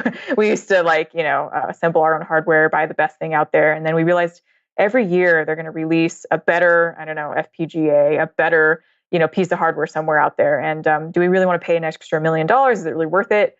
Or you just realized it just wasn't at some point, and there were lower hanging fruit in different areas. A big reason, by the way, is also because at the exchange level, if their latencies are slow and there's a lot of jitter happening at the exchange level, then even if we did place an order really fast, the decay, there's still a little bit of a decay in terms of the timing it takes and the alpha that we end up getting. And so we were like, well, why don't we just figure out, we call it lower hanging fruit in terms of maybe better signals or looking at better products out there that, we could take more advantage of without having to compete at the microsecond level all the time. So that's, going for strategies that are have longer holding periods as well, and may not be, what you would typically expect of high frequency trading, just trying to be fast. Now, one of the things which I understand about HFT strategies is that they have capacity constraints. And that's what's kind of interesting about what you guys do is you are a fund where most traders who are running HFT strategies are mostly prop model, whereas you're a fund. And I guess that's one of the reasons is because HFT strategies typically have constraint capacities. How do you deal with that aspect of it? That was a great question. It's one of the biggest things that keeps me up at night, actually, is, HFT is, although people always assume it's this menacing thing, we're not a scalable business. The industry is just not scalable given the nature of what HFT is, and that's fine. I think that could be a fair thing. And, it's just how things are. The capacity constraints, the reason why we're a hedge fund to begin with was we didn't even have $1 million or $100,000. We were literally negative money because we were in debt. So we didn't have any money at the time to trade. And we supposed, well, even if we could start a small fund in the meantime, it would be better than nothing, and at least give us enough of a boost in our early stage careers to, have to know the industry better, and also to hopefully, learn a thing or two. So, so that was the big thing there. But, if we could, let's say if we could start today, yeah, we would probably be a prop shop instead of a hedge fund structure. Because the hedge fund structure, it's great in that, yeah, you have all these external investors coming in, and that's good for us to get to know the industry better and to see what's happening out there and to meet some great investors. The bad part is obviously it's a lot of extra work, to have to do the weekly, sending newsletters out or sending emails and, answering questions and stuff, but also regulatory wise too, registering with all the different, SEC, NFA, whatever other countries and jurisdictions that we want to be involved with. So that is, just a lot of administrative work, costs you time and money. Having a director in the fund, thinking about the legal setup of the fund structure, all this other kind of stuff. Like that costs surprisingly a lot of money even before getting to launch. And so yeah, that was kind of the trade-off that we had to make, I guess, in order to start the hedge fund structure. Right. Now, Christina, just one last question before we close it out here. Is high-frequency trading as profitable as everyone understands it to be? I'm not sure if this is public information or if you're able to share it, but if so, are you able to share some performance numbers?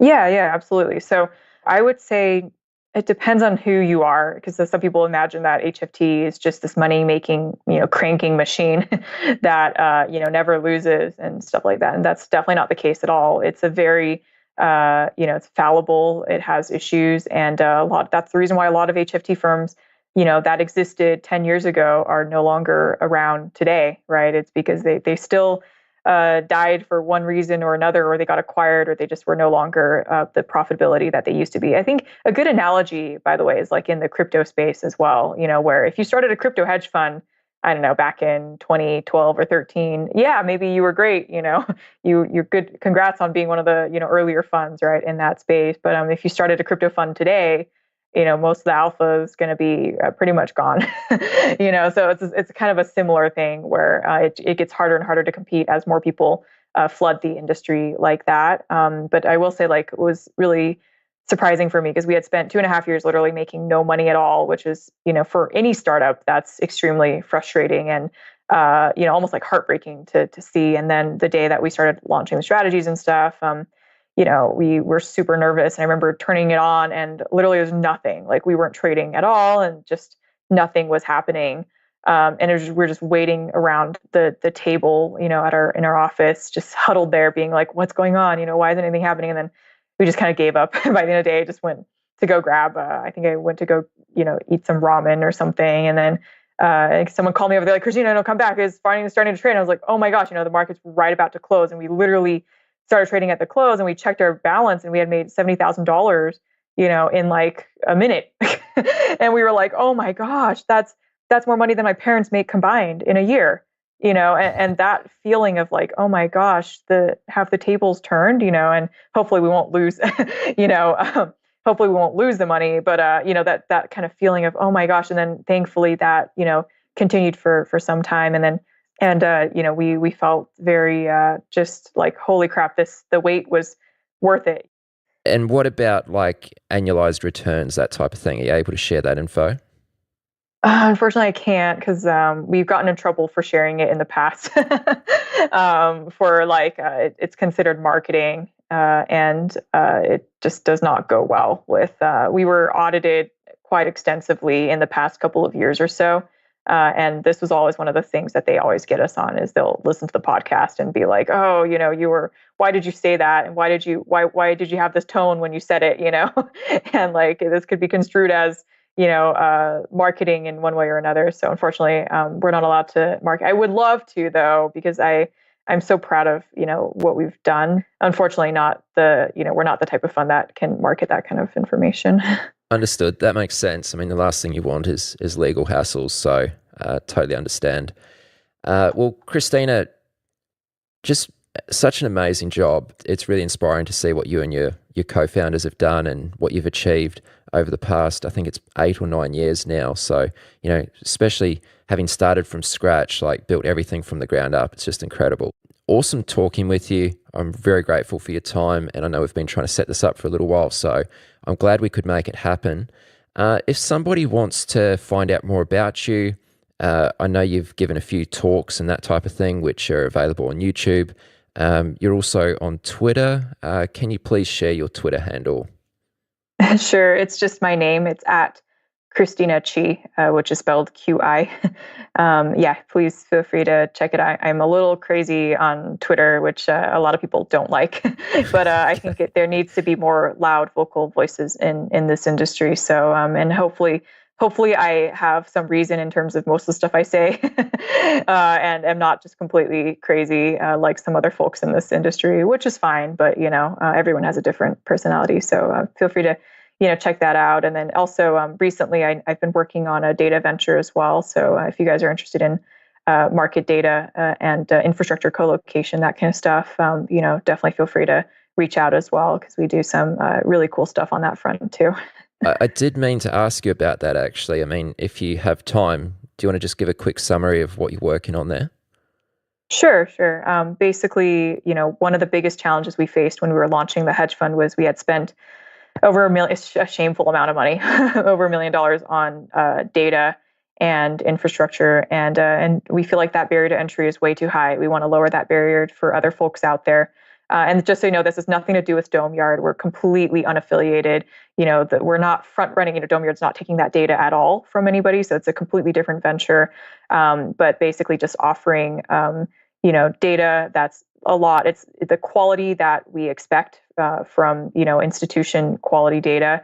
But we sell it a la carte, so it's broken down. You can buy literally just one security if you wanted to, or the entire thing if you wanted to. But the goal is we make it a lot cheaper for folks and lower that barrier to entry. So it's called Data Bento, if anyone's ever curious, like bento as in the bento box. And the goal is people can purchase data from various different sources. And we do live and historical, so you can have live data feeds from various different sources, but in smaller chunks than what we typically see in the market. So it's been fun to work on that. For me, it's meaningful because I've been spending.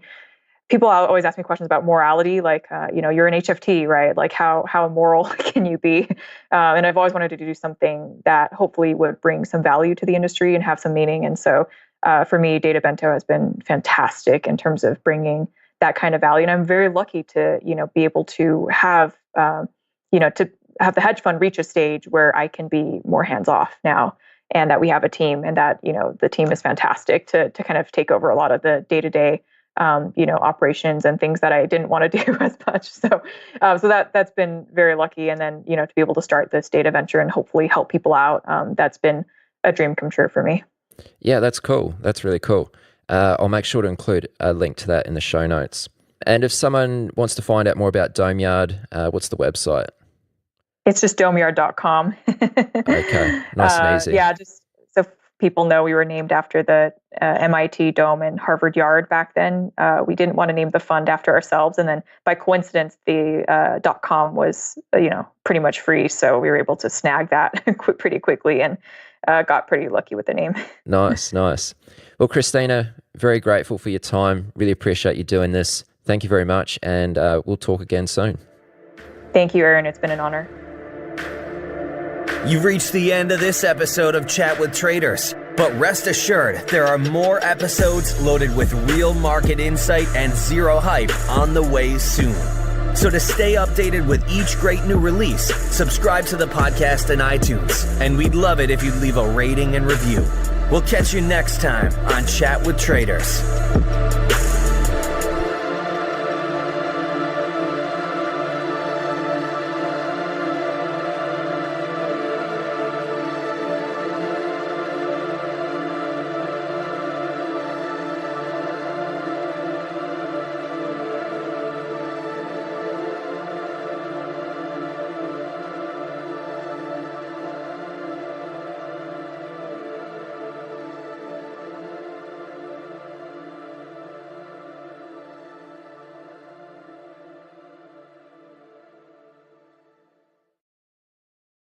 Every decade, the market reinvents itself. Online brokers opened the doors. Mobile apps made trading seamless, and commission-free trading erased barriers.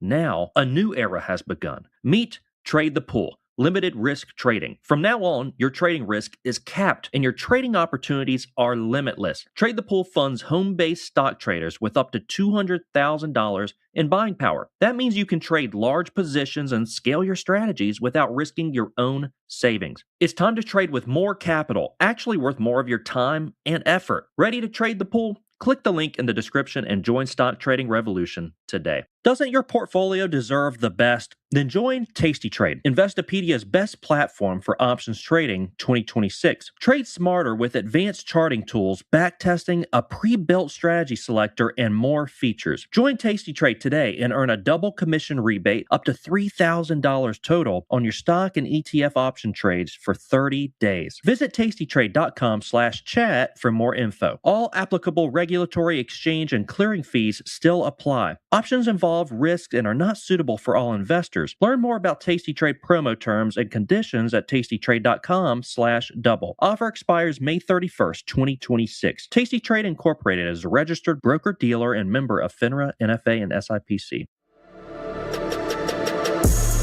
Markets, speculation, and risk. This is the Chat with Traders podcast, hosted by Aaron Fifield. Hi traders, and welcome to episode 199. This here is another compilation episode, so just like the best of risk management episodes from a few months back, except this time I've compiled some of the best clips on trading psychology. Again, I dug up way too much from the back catalogue of almost 200 episodes to pack into one episode, so this is only part one. A part two will follow shortly. Besides creating a go-to trading psychology resource, I hope this might also highlight some past episodes that you've not yet heard. So before each clip, you'll hear I mention the episode number in case you want to go back and listen to the full interview. Plus, all episodes can be easily located in the show notes at chatwithtraders.com/199. Now, to get things started, this first clip is a gem from the very early days of Chat with Traders. It's taken from episode 8, and it's options madman Anand Sanghvi, aka Lucci. Lucci has been on the podcast a couple times, and given some of the large P&L swings he experiences, it's always a treat to hear him talking psychology. What are some of your best tips to sort of keep a handle on your emotions? Do you have any sort of advice on the subject that you wish someone shared with you when you're starting out? Yeah. And that's the thing, like you go through so many different emotional stages of your life, you know, so you got to remember, like whatever environment that you have around you, that's what's going to influence your decisions, and that's what's going to influence your emotions. So for example, when I was 23, 24, you know, I just had a baby, you know, my thing was all about, you know, how do I make sure I got rent and all that kind of stuff covered every single day. You know, so when I went about trading, it was all about, okay, how do I make $4,000 a month? How do I make $4,000 a month? How do I make, how do I make this kind of money a month? And I wasn't looking at the big picture. I was never looking at the big picture, simply because like what my environment decided how I was going to live, how I was going to make decisions. So whatever you're going through at the time, you always have to be bigger than that. You know, you always have to take a step outside and look at what you're going through and realize that in trading, none of that shit matters. None of it matters.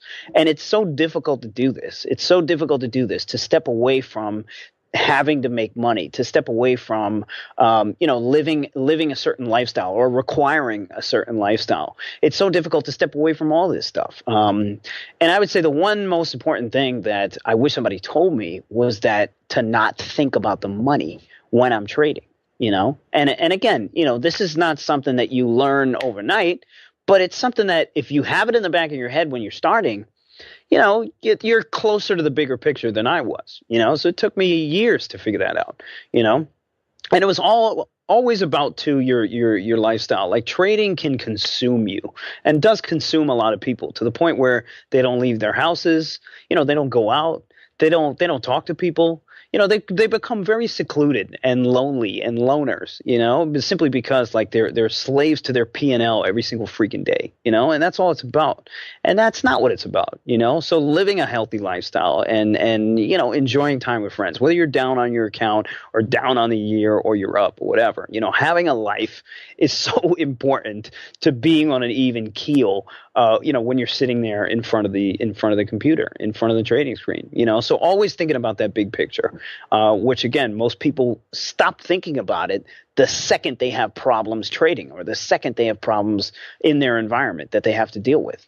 And then subsequently, those problems affect their trading decisions. And that's all it is. Most of the bad decisions that you make are a direct result of your environment, or you projecting the problems that you're having in your environment or in your life onto the market, onto a market which doesn't give a shit about it. We're just talking pure probabilities. Market doesn't care if you got issues. It doesn't give a damn. But you're going to project that onto the market simply because that's what's going on in your life. That's what you're thinking about. You're thinking about rent. You're thinking about this. You're thinking about, how shitty your life is maybe at that time, or how great your life is at that time. You're thinking about all those things, and you're projecting this onto a probability mechanism, a market which doesn't give a shit. So that's the biggest thing I could say. Keep thinking about the big picture. Don't fall into the day-to-day, hustle and bustle of the market all the time. Realize that the market's not going anywhere. There's going to be money to make tomorrow, the next day, the day after that. So don't get too wrapped up in every tick of the markets. Still tying in with that emotions and psychology sort of thing. How do you keep the confidence up to push on and pull the trigger after a run of losing trades? This one's tough. Man. It's tough. It's like taking a bad beat. It's always like taking a bad beat. It takes time. Everything is about time. So let's say you get a run of bad cards, or you get a couple shitty months where you take a bunch of losses. It just takes time. It takes time for you to step back and realize what happened. And then it takes time for you to stop being depressed. Like, humans have this innate sort of ability to what is the word I'm thinking of? Self-doubt, or to beat themselves up. After something bad happens, like, humans always go through a period of time where they beat themselves up about it. They're like, dude, I shouldn't have done this. I shouldn't have done this. I shouldn't have done this. Right? They kick themselves in their ass too hard. And it takes a while to work out of that process, and to start feeling more confident about yourself, to start feeling, like you actually can do this. You know what I mean? I mean, during a period of bad losers, there's nothing in the world that feels as bad. I mean, again, obviously there's worse situations everywhere, but it's a horrible feeling in the pit of your stomach. You're just like, dude, can I even do this anymore? And it takes time. It always takes time to come back out of that scenario. And that's, again, why it's so important to stay on that even keel, to continue to live your life and enjoy your life, and to continue to have other things around you that you're motivated by as well. It can't just be about the markets all the time, So that will help those, those periods of self-doubt and, you're beating yourself up, depression and all that kind of stuff. That will help making those periods a lot smaller, so you can, automatically bounce back and jump back into the game. For me, it's like 2 months or 3 months where I sort of like size down. I'm like quiet, and then finally, once I get a couple of winners, I'm ready to get back in there. Next up, Jared Tendler from episode 86. Jared is a mental game coach who works with world champion poker players, professional golfers and pool players, and traders too, with the aim to reduce negative and excessive emotion from decision making. And I understand that one issue that affects traders or poker players of all levels is something you refer to as tilt. Would you mind sort of describing what is tilt and how to recognize when you're actually, as you call it, on tilt?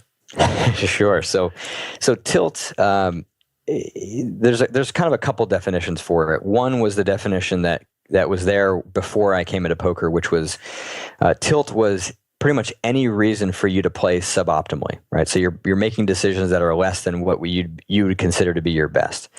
And so upon studying, poker players and their descriptions of tilt, for several years, I really realized that, 80+% of their descriptions tended to be about them getting angry and making bad decisions. And so for me, tilt is just another word for saying anger. For a lot of poker players, they'll say, tilt is anything, as I said, less than playing your best. But what if you're drunk? What if you're tired? What if you're fearful? All of those reasons are going to need unique solutions to them. So, anger is really the biggest one. In trading, I would call the equivalent greed and fear, and maybe to a lesser degree, loss of discipline. They tend to be the words that traders use most often to describe their mental game issues, when I don't think that they're actually experiencing greed nor fear or a lack of discipline, that it's something more than that. But within poker, what I did was break down 7 different types of tilt, or 7 different types of anger that would exist. One was running bad tilt, which meant, players were losing for several days in a row, sometimes weeks or months, and they were, just getting crazed as a result of it.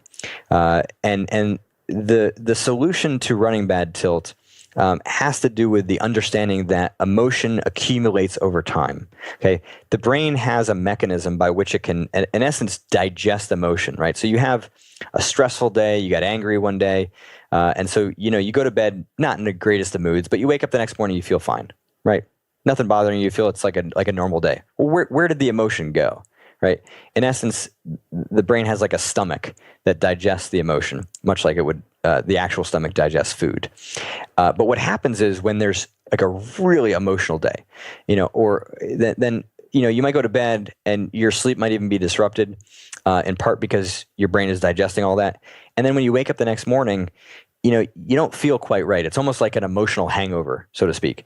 And so when you start that trading day, or the poker player, goes down and sits to play poker again, they're not starting with like an empty cup in a sense, right? Their tilt threshold, their threshold by which the anger is going to affect their decision making has been lowered, right? Or their emotional level has already risen, however you want to think about it. And so in essence, it's going to take less tilt-inducing stuff to get them pissed off to the point where they're going to make bad decisions. So dealing with that accumulated emotion becomes really, really important. And so for traders who have this particular issue, one of the best ways that you can start to break apart that accumulated emotion is to do some journaling, is to write. And the writing, the purpose of it, first and foremost, is to get out of your head what those emotions are, right? You go have a couple beers at the end of the day, right? You're going to feel better, right? But are you going to actually get rid of the emotion? Probably not, right? So venting to other people, has a way of getting the emotion out, but it's also not as productive. So keeping things inside is not a great thing. When you vent on paper, what you do is you give yourself a record of the emotional reactions that are occurring, and that becomes helpful when you go back and look at it a day or two later and you see, like, what the hell is going on here? Why am I getting so pissed off? And that's an important question to ask, regardless of the mental game issue that you're dealing with. In particular, we're talking about tilt. Why is it that I'm getting so pissed off here? Is it because I just can't deal with losing this many days in a row? And so then you're able to start to solve things. But at a minimum, you can start to deal with running bad by just getting that emotion out and minimize the accumulation day by day so that you can give yourself a chance to kind of reset. The next type of tilt I talk about is called hate losing tilt. I should have actually called it competitive tilt in retrospect, because like traders, poker players, you're going to lose a lot, right? And for people who are competitive, especially those who are athletes or were in any kind of forms of competition earlier in their life, they have more control in those other avenues. They've been more successful. And so they have more control over winning and losing. So not only do they hate losing, but now they've entered a profession where losing is built into the fabric of it, and it just pisses them off. There's no way around it, right? There's a lot of competition. Well, what you have to do there is have to really start to understand exactly what it is that you're competing for. And that's how you can start to correct it and reframe the nature of the competition, right? And so, you can look at your goals as being something that you're competing for, sometimes confidence or good feelings, emotions, you're competing for. And when you start to understand exactly what the nature of the competition is, you can start to round out some of the edges that will create those problems. Injustice tilt, entitlement tilt are two ones that I've mentioned already today. Mistake tilt, revenge tilt. Kind of always a fun one. In poker, that would be a particular player is just constantly beating you, or they say something or do something that kind of just annoys you, and then they beat you, or a particular player who has just gotten the best of you, time after time after time, and they, now just hearing that person's name gets you pissed off. As I mentioned, right, trading is a little bit less personalized than poker is, but revenge trading definitely exists, in a way of trying to get the market back for screwing you, right? So it may be less about a person and more about getting the entire market back. And then the last one is called desperation tilt. And this is where I would say there's a line drawn between a performance issue, right, versus an actual gambling problem. And this is a very important distinction to make for some traders and poker players to make, right? A performance issue means that what you're doing, and let me describe first. So desperation tilt basically means that when you are so desperate to recapture your losses that you'll pretty much do anything, right? You're going to increase your bet sizing. You're going to enter trades that you're going to start placing bets in industries or in names that you don't even know anything about, right? It becomes more pure gambling in a sense. That desperation to win overrides all logic, and you do a lot of stupid shit that you're regretful of, the next day or even later in that day. When it's a performance issue, you can handle those losses. You can handle all the dumb stuff you've done. When it's a gambling issue, now you're betting with life savings. Now you're betting with money that you borrowed from friends. Now your life is becoming impaired, and that's where you've got to really look in the mirror and say, do I actually have skill in this game, or am I just a degenerate gambler? And fortunately, most of my clients have been in the former category where it's a performance issue and we are able to correct it. But if somebody has, a gambling problem, like I mentioned, I refer them to somebody locally because it's not something that I work on. Now, I'd like to share with you what I think is a pretty fascinating segment from Michael Samuels on episode 165. Michael's an equities guy with a prop trading background who now predominantly trades news flow around mergers and acquisitions and other major events. Can you tell us a little bit about this situation with Qualcomm? And I can't remember who the other company you mentioned was. You said this deal's kind of falling apart at the moment. I mean, how are you trading around that? One of the mistakes that I've made is I'll call it the cost of time being sunk in, or time sunk cost. The more time that I put into something, and the more money I invest in it, the more research I do with it, the harder it is for me to change my mind on it, if that makes any sense. So the short story in this, again, this is 19 months that I'm going to try to sum up in 2 minutes. The short story is Qualcomm tried to buy this company, NXPI. They needed 9 different countries to approve this deal. 8 of the 9 countries agreed, and 1 country did not, and that was China. And what ended up happening was it got very wound up and wrapped up in all sorts of different international conflicts that are currently happening between the United States and China and Trump and and Chairman Xi. And I have found myself at points, head spinning over this thing, and I've gone to drastic measures to try and gain an edge in this, and the only result has been that it's just made me crazy. And if you want to, I can tell you about some of these drastic measures. Sure, yeah. So, and again, you have to stay within the confines of legality, right? So there was a point in this story where the Wall Street Journal broke a story that said that Qualcomm executives were waiting for the 10-4 from China to fly over there and finalize the deal. So in my mind at that point, the signal that I wanted to see was the Qualcomm plane taking off from San Diego, California, and going to China. And now there's various services that track these sort of private planes. But in this case, that wasn't possible. And the reason that wasn't possible was because Qualcomm themselves blocks the tail number on their plane. So the next thing the only other option you have then at this point is, and again, this was a story that I had made up in my head, was that the only way to track this plane is to physically be out there in San Diego and watch it take off. And so I literally just posted we have something called TaskRabbit. I don't know if you guys have that there, but We've got something similar, yeah. okay. So I posted something on TaskRabbit, and the TaskRabbit post read something like, go to this airport and watch this plane take off and send me a video of it. And I got a response in about 15 seconds. And this woman who was, just a mother of three, she would drop her kids off at school and she would go to the airport, and she sat there at the airport for me day after day after day after day. And she was probably there for like a week. And I had to deal with her. And the deal was this: I'm going to pay you this much a day. And if you get a video of this plane taking off, I'll give you this bonus money, this big bonus money. And she calls me a week later and she says, it's happening. And, you're probably wondering, well, how did I know where the plane was going, right? That's the big question. They have this plane. How would I know? And the thing is, you don't. But the way that, and again, I was making a lot of this up, perhaps, Qualcomm has two planes. One is for short distances and one is for long distances.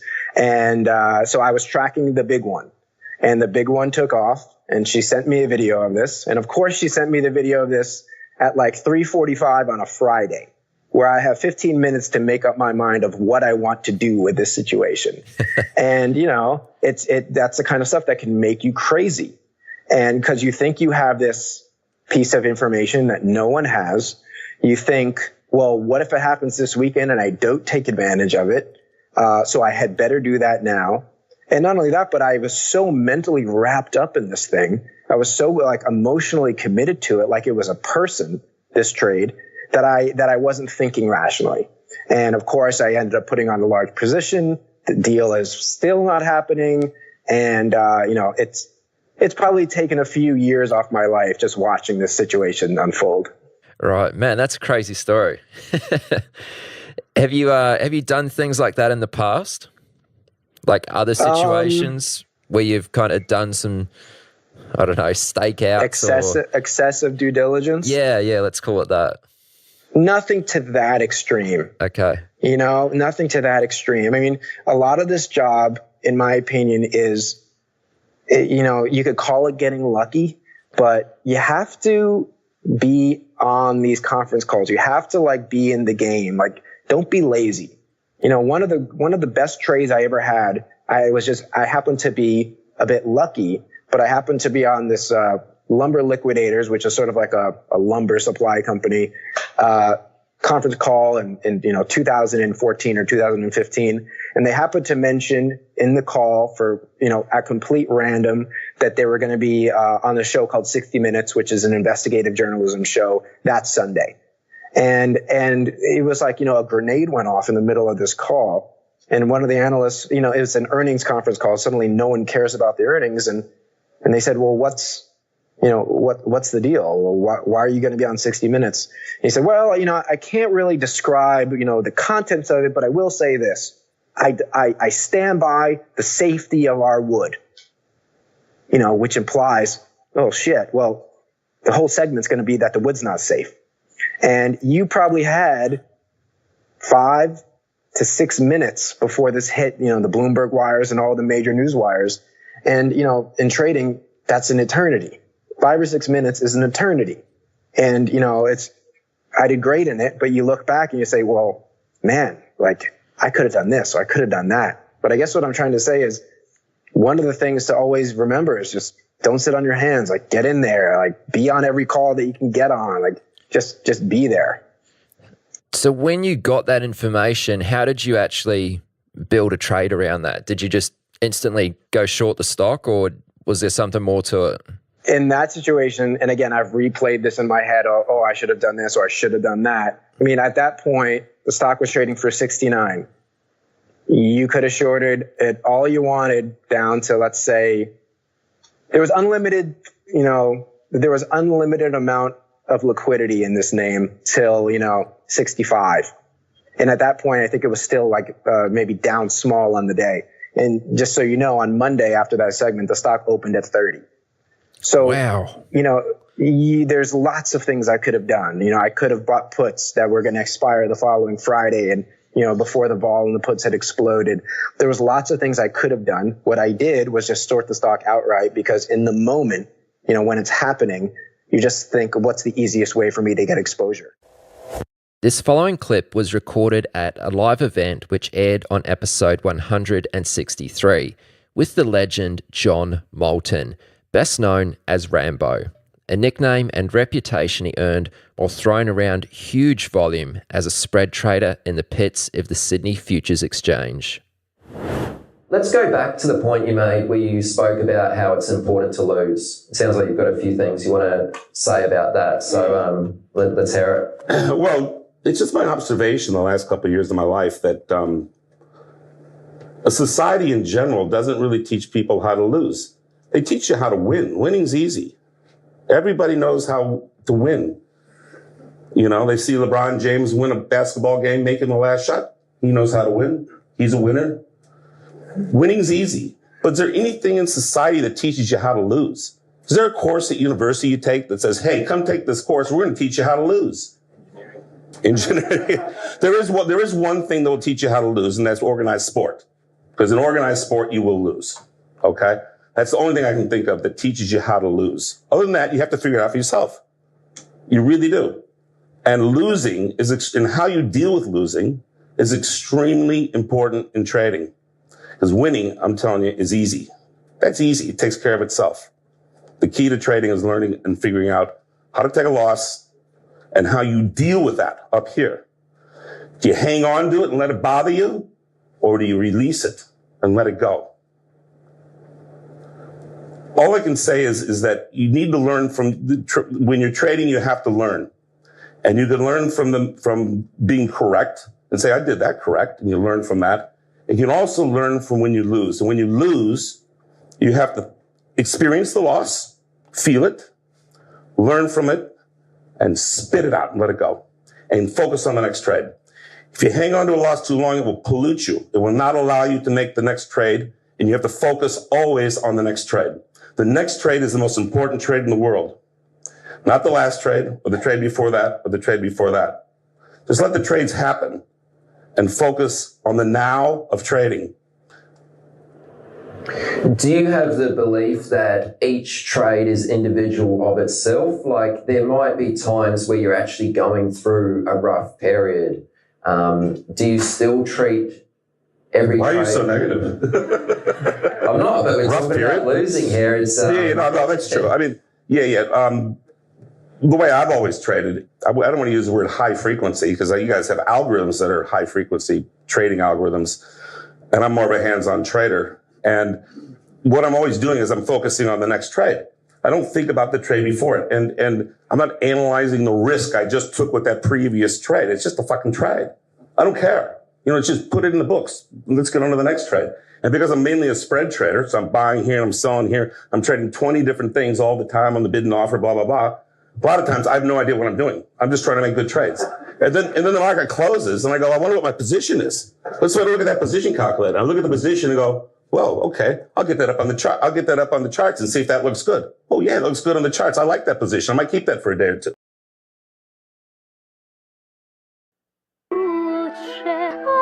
Mambo yetu itakuwa fine, future bright na bambika na light.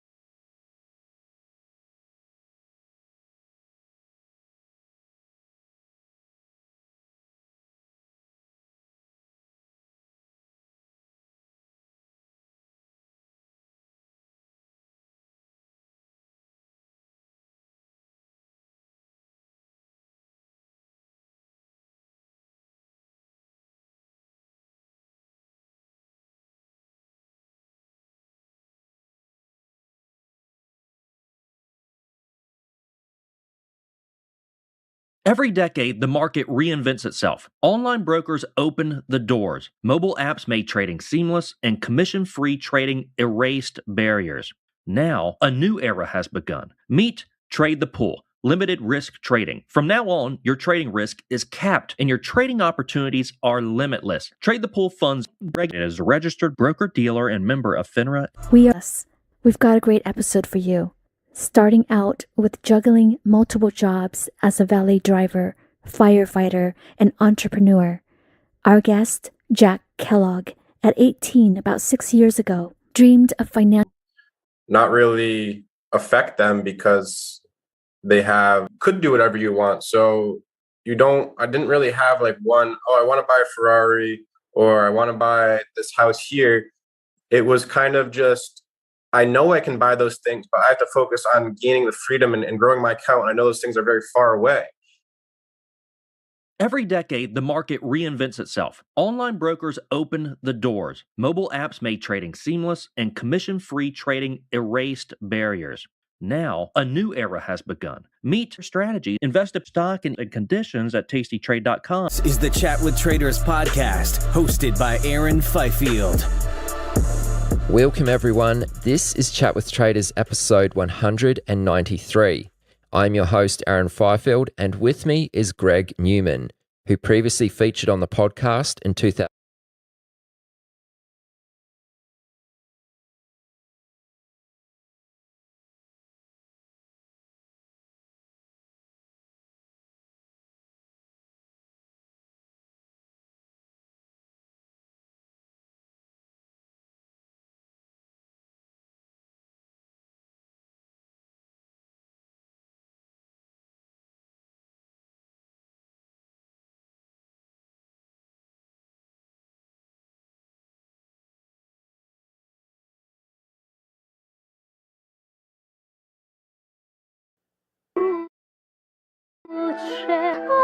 Mambo yetu itakuwa fine, future bright na bambika.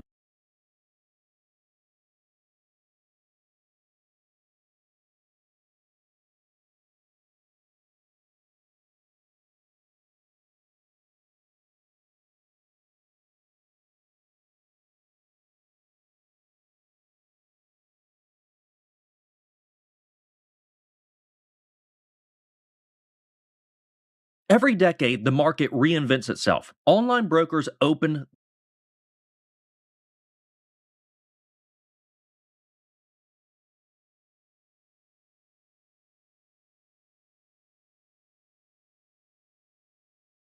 relevant focus on current events.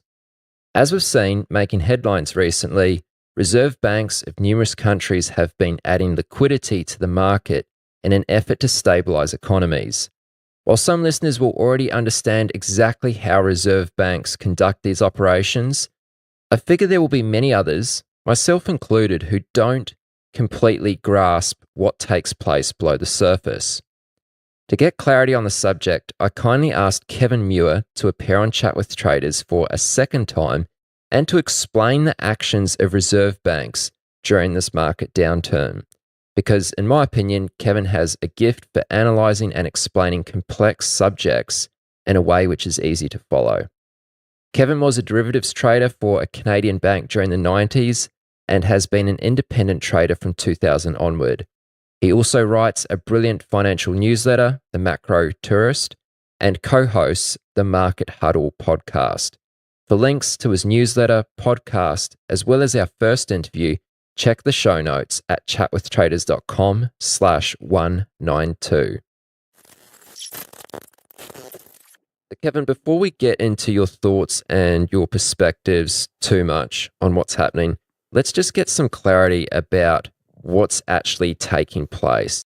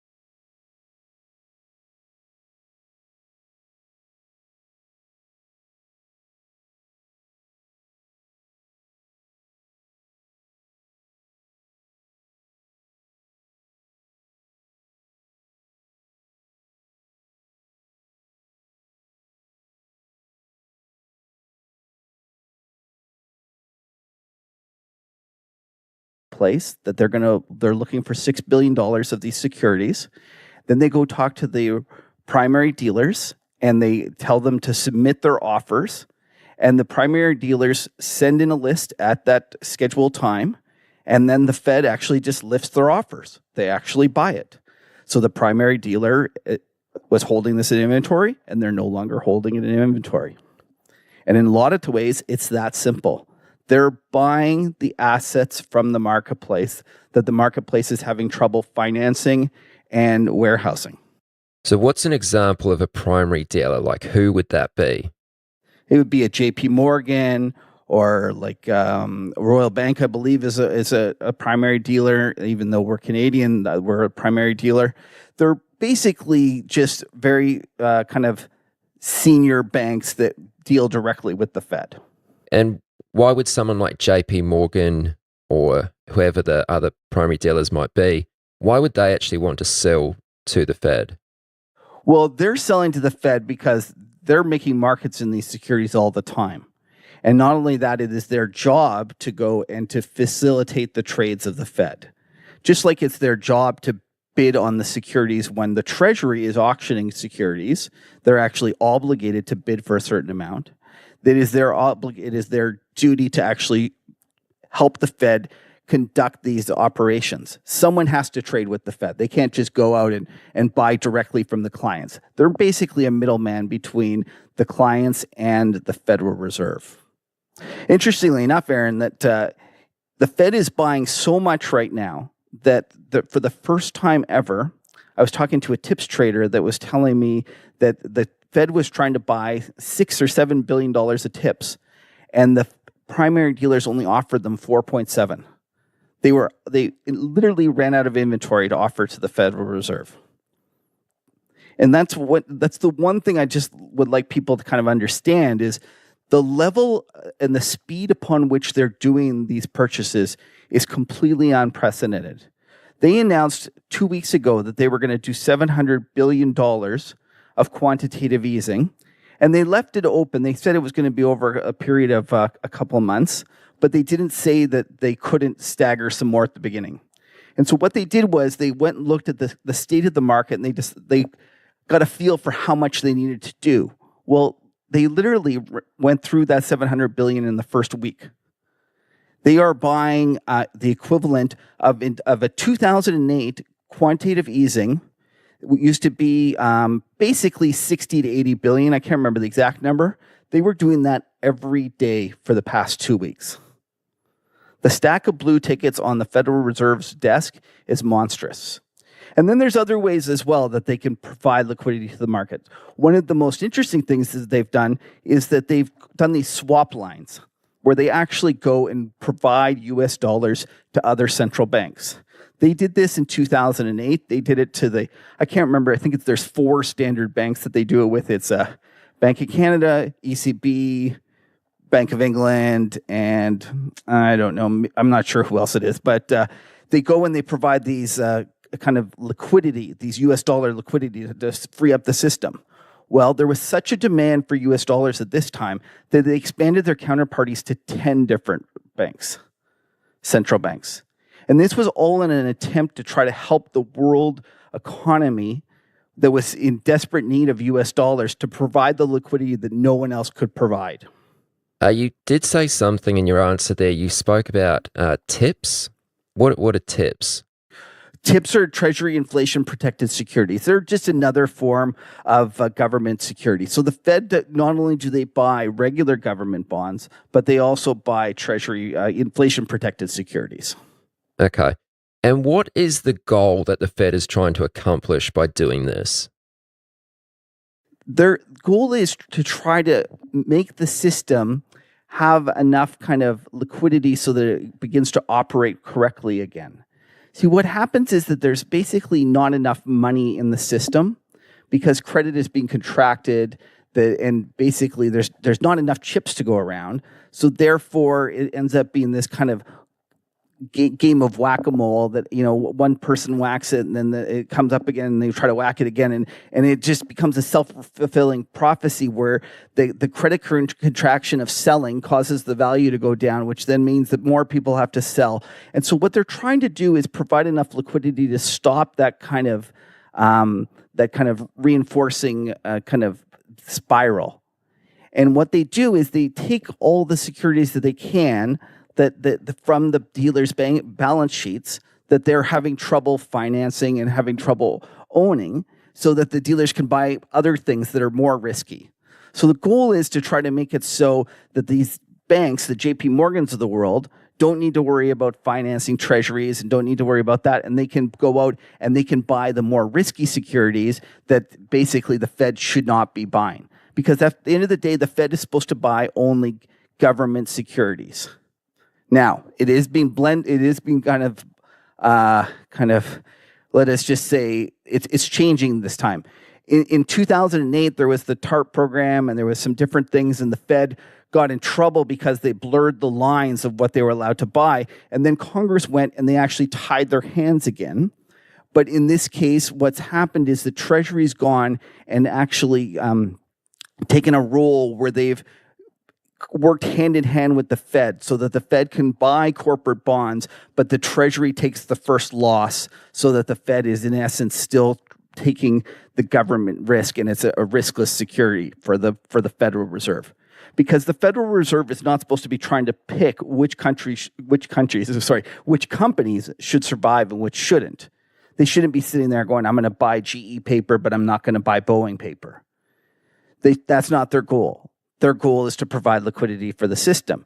Now, unfortunately, what happened was because there was this, terrible virus, and because nobody wanted to own any securities, the government was forced to go and say, no, we're going to backstop investment grade paper as well. Meaning investment grade is the kind of higher grade corporate paper, bonds. And so what they did was the Fed found a way, working hand in hand with the Treasury, to actually buy corporate paper. Can you just explain what corporate paper is? Okay, so that's like GE or Boeing or Microsoft or Apple issues bonds, and those bonds trade in the open market, and that would be an example of corporate paper. Investment grade has to do with the ratings attached to that bond, and generally that's considered the higher quality companies. And then it goes from there, it goes into high yield or junk, which is anything below triple B. And that is kind of what the Fed said. We're not going to buy any of that, but we're going to buy investment grade paper.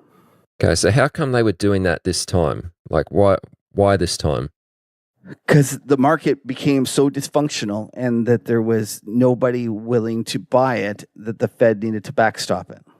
Now, is this, correct me if I misunderstood you here, but when you were talking earlier, it sounds as though the Fed comes in with all these billions to buy back government bonds, and they might do so from a primary dealer such as JP Morgan, which frees up some capital with JP Morgan, which then allows them to go and purchase more risky assets if necessary. Right, or to make room for their balance sheet for the assets that they need to hold. Either way, it's just helping the system in terms of providing liquidity to the system. Okay. So in this case, what happens if the Fed announces that they're injecting $700 billion worth of liquidity into the market? What do they do when they don't get the reaction that was intended? I don't remember exactly which date it was, but I think it was a Sunday evening when the e-mini came back online, and they must have announced it shortly after or just after the open, and it instantly went limit down. Right. Well, first of all, I would argue that the Fed does not care about the stock market. Well, they care, but that's not their primary goal. They are more interested in the functioning of the credit markets. The stock market is something that they watch out of the corner of their eye, and it's obviously important as a signal. But really, what kind of lit the fire under their ass in terms of actually doing stuff was when the credit market started breaking. And that's when they decided that, nope, we got to get in there and we have to do it. Because if the credit markets start breaking, then everything else just falls to the wayside really quickly. And this is one of the things that I would like to stress for, when investors are thinking about this environment and they're thinking about the different opportunities there are after this huge sell-off in, from the virus. And they see guys like Mark Lazary from Avenue Capital or Seth Klarman going out and actually raising money to go out and buy assets. One of the things that I want them to probably understand is that these guys are probably not buying the equity. What they are buying, more often than not, are these distressed bonds that are high quality bonds that are trading at levels that are just wrong. And so one of the things that you have to just keep in the back of your mind is that some of the smartest guys out there are actually seeing the opportunities today and actually committing capital, but the opportunities are not in the equity market. They're actually in the corporate market. Let's just take a step back there. You said that the Fed is not so concerned about the actual stock market, more so about the credit market.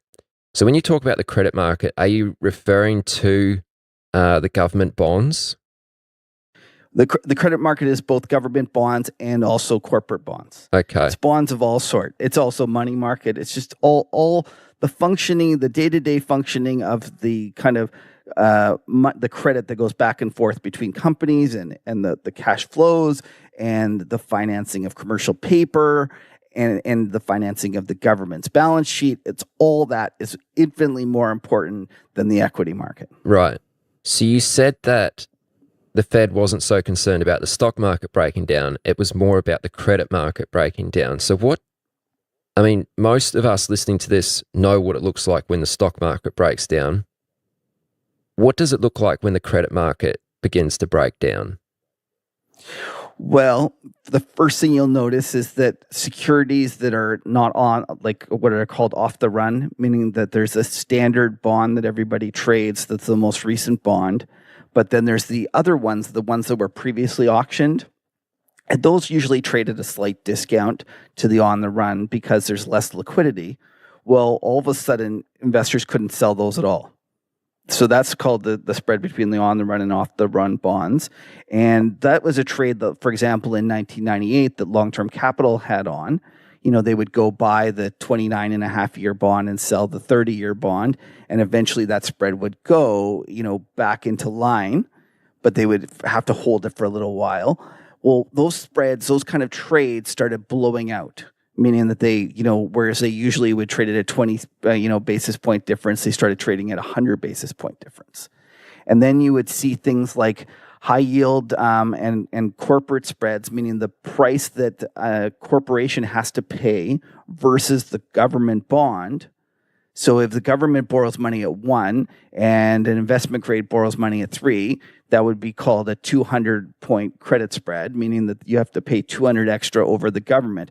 Well, those spreads went from, I think that, let's just have a look here. I have this written down. Let me grab it. The aggregate corporate spread went from 100 basis points, and then it went to 365 in the space of 2 weeks. That's just that's unheard of. The high yield went from 350 basis points to 1,100 basis points.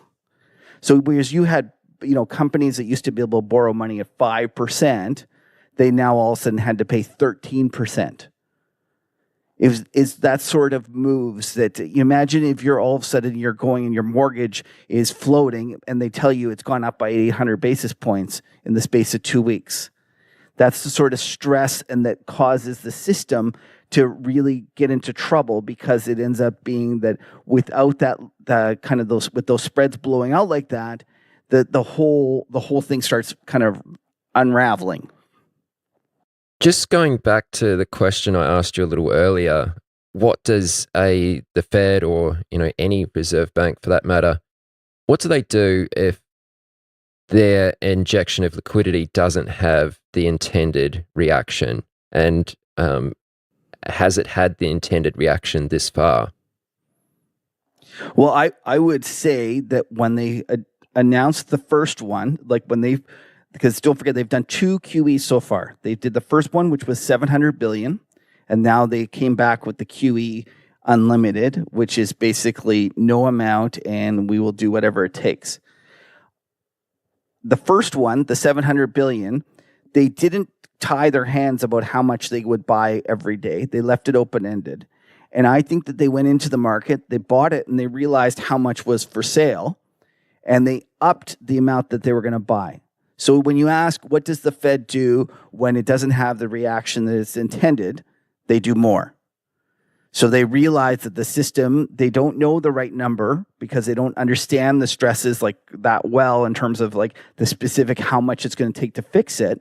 So they're always kind of feeling their way along, buying some. To think about is that a lot of people will think to themselves, oh, the Fed's going to run out of money. The Fed can never run out of money. They are the issuer of the government is the issuer of the currency. Theoretically, they could buy every bond on offer if they wanted to. And so when you're thinking about shorting against this and thinking to yourself, oh, you know what, the Fed's going to stop and the Fed's going to run out of money or this isn't going to work. I always say be very careful about that idea because the Fed could literally just keep buying and buying and buying and buying. There's nothing even stopping them from buying stocks if we change the rules that we operate under. That is a self-imposed rule, meaning that the Congress has told the Fed that they can't buy stocks. But in other countries, the central banks are allowed to buy stocks. Japan, they're buying stocks. And in fact, in Switzerland, they're buying U.S. stocks. So imagine a situation where it gets really bad and the virus continues to kind of, make society unstable. And one of the worries is that we're having a financial crisis. I could envision a world where the Fed starts buying S&P 500s. It's not, out of the realm of possibility. And there's nothing fundamentally stopping them because they are the issuer of the credit. They could just, debit one side and credit the other. And it's as simple as that. They're just entries in a computer.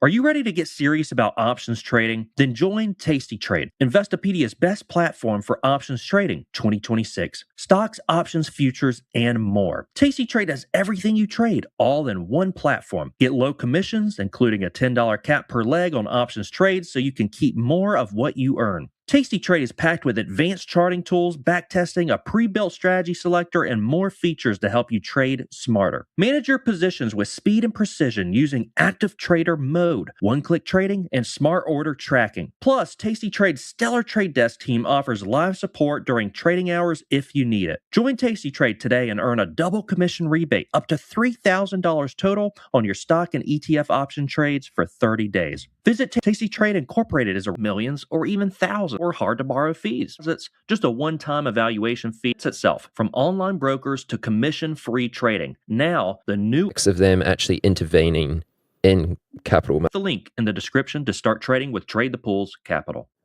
What are the negative effects of central banks having an unlimited supply of money? And also, are there negative effects of them actually intervening in capital markets? Well, Aaron, some people will say that, the hard money guys that think that we should be on a gold standard would argue that there's tons of negative effects and that this is the reason that we're in this predicament is because the Fed keeps intervening and doing this. I don't know if I buy that argument, but I will say that without the Fed, we would have a situation where we would have had more deflationary busts. Now, you might argue that that's what the system needs. The system needs kind of a cleansing deflationary bust. I would argue that it would actually have caused massive kind of unemployment, and it might have cleansed the system, but it would have been very painful. So it's a tough philosophical thing that comes down to what you believe money is and how it should operate and who's the benefit for. and what is the goal of the Federal Reserve? Is the Federal Reserve there to try to maximize employment, or is the Federal Reserve there trying to maximize or maintain the value of the dollar? So as we've been talking about here, central banks adding liquidity into the marketplace, is this something which just takes place on an ongoing basis, week after week, and it normally doesn't make the headlines? Is this something which happens regularly anyway? It's normally just on a smaller scale. So there was a time when the Federal Reserve basically didn't announce any of their changes and would execute a monetary policy by intervening in the market and buying or selling T-bills. And I remember a time, I'm showing my age, but that you would have to wait till 11:45 and you would go watch for them and you would see what they did. And if they conducted operations, you could see that they had changed the rate of the interest rates through their open market operations. So to answer your question is that it used to be that the Fed was constantly buying and selling T-bills to maintain the rate that they were trying to kind of target. Then what happened is in 2008, when we had the great financial crisis, we basically hit the zero bound, and then that changed the way that the whole system operates, and we went to a system with interest on excess reserves. And during that period, when the Fed can actually just set the rate and basically have a savings account that the primary dealers use, then there's no need for them to buy and sell kind of securities on a regular basis. Now, having said that, don't forget that they had run up their balance sheet in the QE 1, 2, and 3 under Bernanke, and then they were trying to wind that down under Powell when he first came in. That was what the taper and eventually the quantitative tightening. Quantitative tightening is the exact opposite of quantitative easing, that instead of the Federal Reserve kind of buying securities, they sell securities. And so they ask dealers for bids instead of asking dealers for offers. And so during those periods, they actually were in the markets on a regular basis, but it wasn't to the extent that they're in there today. When the quantitative tightening, I think they might have sold once or twice a week. And so there would be 2 operations a week at most. Even during the quantitative easing, I think it was 2 operations a week. This one is just, this quantitative unlimited is completely and utterly unprecedented. I'm counting it here, 1, 2, 3, 4, 5, 6, 7. They have 7 purchases per day of different securities. So this is much, much different. The virus was something that we've never seen before, and the Fed's reaction to the virus is something we've never seen before. What do you make of all this? Let's flip this to get a bit more of your actual perspective and your thoughts on what's taking place at the moment, and I guess how this might play out a little bit. As you've said a couple times, it's uncharted territory. We've not seen something like this before. Yeah, what are you seeing? Well, I understand why the Fed's doing it. I'm sympathetic to it. And I think that they're doing the right thing. And even if I didn't think they were doing the right thing, it doesn't matter what I think. All that matters is what they're actually doing.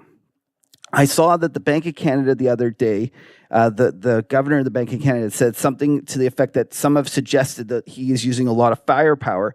And then he says, a firefighter has never been criticized for using too much water. The central bankers of the world are rightfully scared about a shock to the system because this is something that's, we've basically shut off our economy for a month, or it could be 2 months or 3 months, who knows? So they are throwing everything they have at it.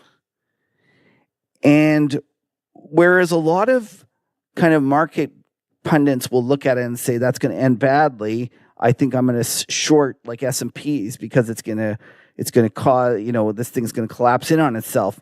I'm more worried about the opposite. I'm more worried they're going to throw so much at this thing that it's going to ignite like a fireball.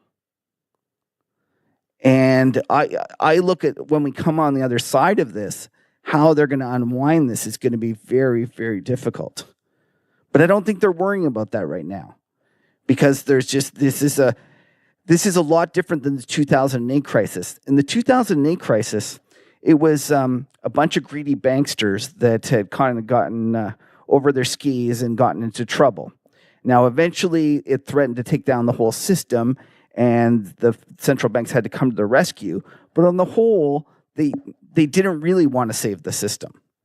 They wanted it to cleanse out. They wanted to get Lehman to be taught a lesson. They wanted to have these things change.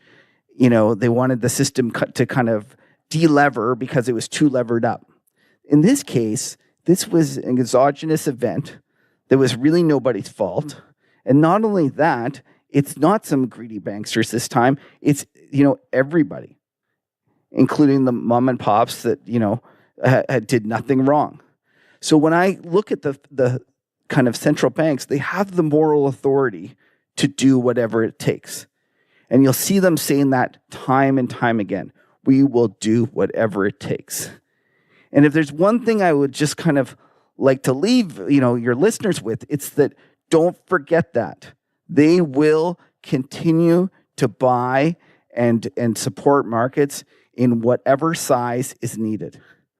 And they are not going to get scared off because it's a certain size. They are just going to keep standing in there, and they're going to keep buying it.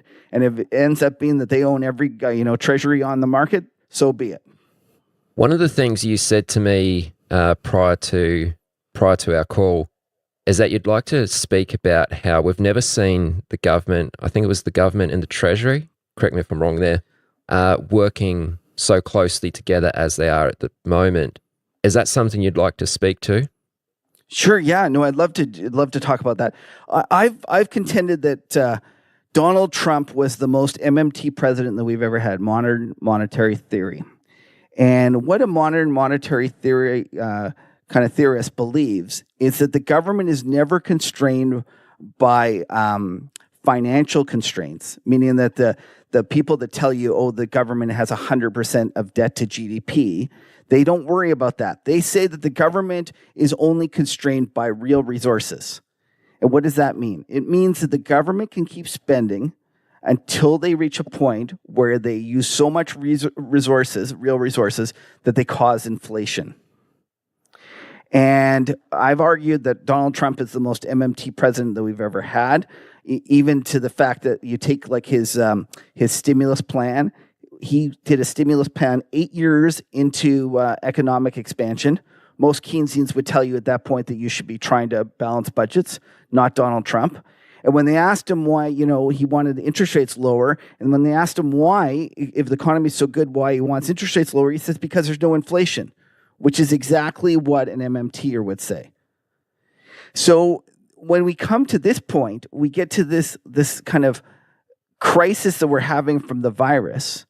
And a lot of kind of Austrians and hard money guys would say, well, the government can't be spending at this point because we don't have the balance sheet to do it. We're already indebted by whatever it is, and we don't want to be saddling our grandchildren with this debt. Well, that isn't happening here. The government is going and doing a kind of a fiscal stimulus or saving a fiscal kind of rescue package to the tune of 10% of GDP. Japan is talking about doing 16% of GDP. So governments are spending like nobody's business, and rightfully so, because there's been a huge demand shock. And if you think about it, the Federal Reserve and other central banks are there to finance it. And if it comes down to the market ends up being worried about how much the government is spending, we could eventually hit a point where instead of the government issuing bonds and then the Fed buying them back through quantitative easing, we just get a situation where the Federal Reserve says we're going to, do $2 trillion of spending, and the Fed's going to buy it all. Because if you think about the process that we're going about doing it, the Treasury spends, they issue bonds, the public, the primary dealers buy them, the public, trades them, and then the Treasury or the Federal Reserve buys them back. So we could just eliminate the middleman. And that is one of the things that should give kind of the hard money guys shivers. And because eventually we're going to see a situation where that's occurring. And we've kind of gone through 3 decades or 4 decades of lower and lower inflation rates. And everybody thinks that we can't create inflation. And I argue that we can't create inflation because we keep relying on the private sector to try to create inflation, through the banking system and through people taking out loans. Well, as we saddle people with more and more debt, it becomes more and more difficult for them to take out even, the incremental amount of debt ends up being more difficult. So they're kind of more hesitant. So eventually you get to a point where the private sector can't create inflation, which is basically what you're seeing in Europe.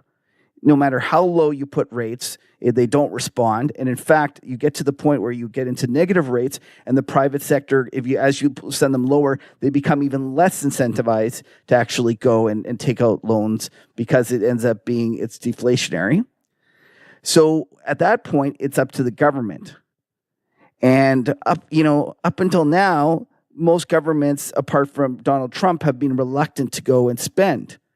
You see Germany trying to balance their budget and saying that Italy can't go and run a deficit. Even you see in your country, Aaron, you're from Australia, right? Mm-hmm. Your latest guy up until before the forest fires, he was talking about running a balanced budget, and he ran on trying to balance the budget, and that's starving the system of money, and in an environment with limited private sector credit creation, it's kind of, it's the formula for lower and lower interest rates. So I understand why people think that we can't make inflation, but what they fail to realize is that if the government goes and spends, they can do it whenever they want. I look back at history and I don't know a single country that has ever collapsed because of deflation. But I know lots of countries that have collapsed because of inflation. And all you needed to do is have a change in attitude about government spending. And I think that you're going to find that we're going to be able to create the inflation that was so elusive. And this virus, I think, will prove to be the deflationary impulse that changes that attitude and encourages people to go and spend. And at first, it'll feel great, Aaron. I think that it'll do really well as the government spends, and it'll be terrific. But like all things, they'll take it too far, and we'll go through what'll feel great at the beginning will end up hurting at the end. But we're miles away from that, though. I just wanted to say I understand that road is for the hard money people will say like that's a terrible road to go down because that's where we end up, and it doesn't even matter, Aaron, if you and I think that's where we're going to end up. All I'm saying is that's where we're headed. And I think that this virus has kind of cemented that path in front of us. Well, Kevin, I think this has been really insightful, certainly helped myself, and I'm sure many people listening to this to understand some of these subjects a little bit deeper below the surface. Is there anything else you'd like to add before we close things out here? No, you know what, Aaron, it's been a pleasure being on with you. I just want to say thank you for having me, and I really enjoy your show, and I think you do a terrific job, and it's a great resource for traders alike. And I just wanted to thank you for all the hard work you put into it. No trouble at all, man. Thank you again for coming back on. Anyone who's listening to this, if they'd like to follow along with your insights, I know there's a couple places they can do so. You have a podcast. You have a newsletter. You're also reasonably active on Twitter. Do you want to share those few things? Sure. So on Twitter, it's at Kevin Muir, M-U-I-R. I write a letter, and if you want to see an example of it, just shoot me an email. The letter is called The Macro Tourist, and you can get it to it at themacrotourist.substack.com. But send me an email at kevin@themacrotourist.com, and I'll fire you off kind of a couple latest kind of copies of the different editions. And then finally, if you're interested, I do have a podcast. It's called The Market Huddle. It's a little more kind of laid back. It's a couple guys drinking beer and talking markets. And you can get that at themarkethuddle.com. Cool. And you have a co-host on that podcast. Who's that? That's right. That's Patrick Ceresna. He, I laugh about it. He cheats on me. He also is on Macro Voices. Okay. He's the co-host. He's the co-host on Macro Voices. And then this is our fun thing that we do on the side is we like to get different traders and drink some beer and talk markets. Yeah. And if there's one particular episode, you've been doing it for about 1.5 years now. If there's one episode which people should start with or just check out to get a good idea on it. So previously, our most popular episode with this fellow by the name of Jimmy Jude, who is an ex Merc trader, like it's the Chicago Mercantile Exchange.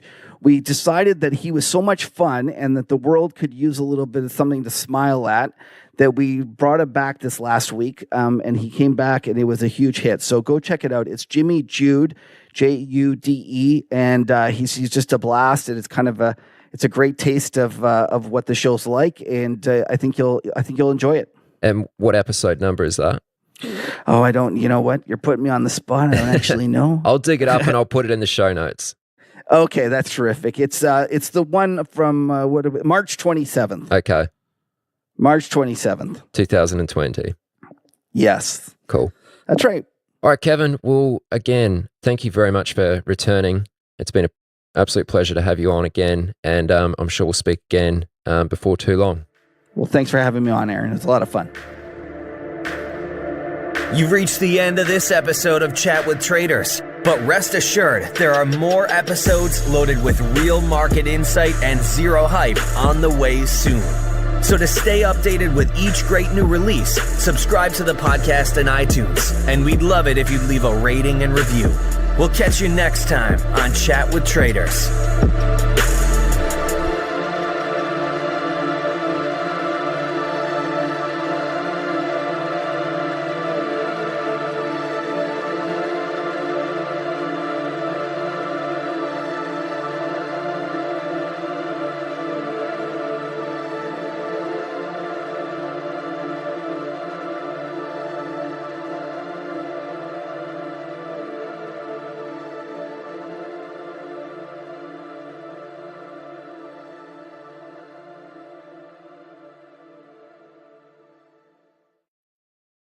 (2018) and was recently included in the Best of Risk Management compilation episode 2. Greg's a founding partner and the CEO of Onyx Commodities, a London-based proprietary trading firm that's prominent in market making of oil derivatives. Now, in line with the last couple episodes that have focused on recent events, this episode covers what's been happening in oil. More specifically, Greg goes through key events and themes driving oil prices, including the virus impact, supply and demand dynamics, why the crude and Brent futures alone aren't entirely a true reflection of the oil market, how lower prices affect producers, corporates, and other large purchasers of oil, etc. So given the subject matter, I know this episode won't be for everyone. It is very specific to oil. But if the energy sector does interest you, then Greg is an incredible wealth of knowledge. All links mentioned, including a link to our first interview, episode 159, are listed in the show notes at chatwithtraders.com/193. Lastly, this episode was recorded 2nd of April 2020, and I apologize for the sound. It's a little scratchy in some parts, but overall, not too bad. Ladies and gents, please welcome Greg Newman. I wanted to reach out to you because I know there's been a lot happening in oil as well. So I'm interested to hear about sort of some of the themes which are driving oil prices, some of the dynamics that you're observing, and of course, how your firm's been trading around it. So I think probably a good starting point for this would be if we go back to the beginning of March. There was a major event where oil gapped down something around 30% over the weekend when it came back online Sunday evening. As a firm, how did you manage trading the evening oil gap down so much? Do you know what? If I could take it back a bit, because oil has been very, very interesting. Yeah, but we came into 2020 actually, there's a lot going on. It's been a very interesting market in oil, particularly in the last year. Going back, we had the Saudi Arabia tax, the threat of a war with Iran, OPEC decisions, and then actually a really big one was the International Maritime Organization. They enforced a specification change in shipping fuel. They lowered the sulfur cap that you could have in the oil, and it had really interesting kind of impacts on the market.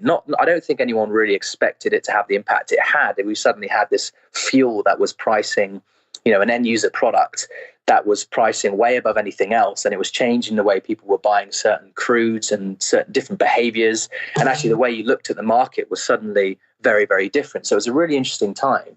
But ultimately, coming into 2020, the trade houses and the majors and these guys with big derivative purchasing power in the market, the guys do a lot of trades. They'd done very, very well. And I think there was an element of coming into this year with a lot of confidence, and there was talk more of oversupply in the crude market, even in early 2020. And certainly at Onyx, we had that kind of view longer term. So you were starting to see the signs, but you did have this kind of these dynamics at play that were making things interesting. But I think when the coronavirus started to be taken more seriously, because, we did hear it being talked as early as December, and then January, it was on the focus for the oil market because in China, the Chinese are a huge buyer of oil and oil products, and it's really important to keep an eye on what the Chinese are doing. And because they were very impacted, and the Eastern market in general was starting to get impact early on in the year, you were starting to see the signs of corona on the oil market in the early parts of the year. But I think like anyone else, like anyone sitting at home or looking at things this year, immediately it didn't seem like a global pandemic at the time. There wasn't any certainty that this was going to become what it's become. And of course, what naturally happens is that filters through into your psychology for your decision making, if you're a trader. And I think these guys that came in, a lot of them quite confident on the long side in general, done very well last year. I think they were to an element of denial, right? An element of this is probably not going to last. And it steadily became worse and worse. But then, yes, this pricing war situation happened, which has become really talked about across the world. And bang in the middle of this, we had the OPEC Plus, meaning Russia and the OPEC conglomerate. And ultimately, there were discussions about what they were going to do about the coronavirus, a clear demand slump when they wanted to cut production even more. But the thing is that these guys have been cutting production for quite a long time now. It was only ever meant to be a temporary thing. I think only 18 months initially. And they've been rolling these cuts, every 6 months again and again and again. And Russia were never really that keen about this. They did it reluctantly from what they were saying and what was being read. So I think it was just a matter of, look, we don't want to cut even more. I thought, yes, we can roll these cuts, but to cut even more is just not something they were prepared to do. And Saudi Arabia in particular saw this as, well, we need to either be protecting the oil price, protecting the supply that's going in the market, or getting market share.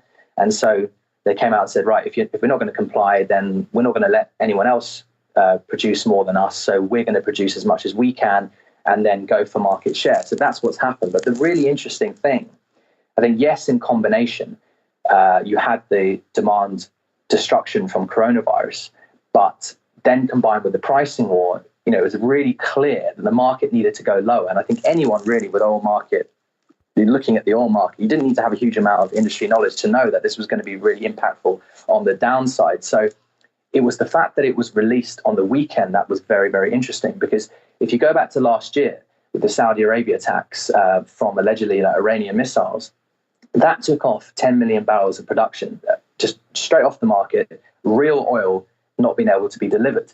And that, again, is very binary up. It's very binary, a bullish thing for the market. And it happened over the weekend. So usually what happens in markets, and it's very common across all markets that are financially traded, you have a situation where something happens and then you need to react, or you need to do something if you have risk on. Either you want to trade it to try and through a strategy, or you want to get out of your current risk. But either way, there's going to be a herd type, panic type situation. And the common phrase, as I'm sure a lot of people have heard, is buy the rumor, sell the fact. And what that essentially means is, when it's happening right now and you don't know what's going on, there's a good kind of strategy to profit from the kind of hysteria and contagion of fear, to buy into it and ride it up, and then once the news actually comes out, be aggressive in getting out. And it could be the reverse way. It doesn't have to always be up and down, but it could be down and up. But either way, that's usually what happens when this information is fed through during the day and when the markets are open. But the markets in the oil markets, the derivatives in oil, aren't traded over the weekend. So you had a situation last year that on a Saturday, these missiles hit, and then everyone had time to actually consolidate and think, what does this actually mean for oil? And no matter where you spun it, it was not a rumor situation. It was genuine production offline, and there's going to be a genuine impact to oil. So when you came in on the Sunday evening, when the markets opened, so it's 10 p.m. UK time, it's going to be so obvious that the market's going to go up. So what happens, and the why dynamics now come into play, is that when the exchange opens, they match all the orders that have been put on as pre-orders. So you can go in and say, I want to buy oil. You can say at market, right? You can put your price in, I want to buy up to this level. And then you have the other side, which is the sell orders, and the exchange will just match them, and the market will open to where these orders are satisfied themselves. But on that time, you had mostly buying, of course, because it was so clear what was going to happen. And anyone who was long wasn't going to sell. They were going to wait, because why would you not? It's so clear what's going to happen.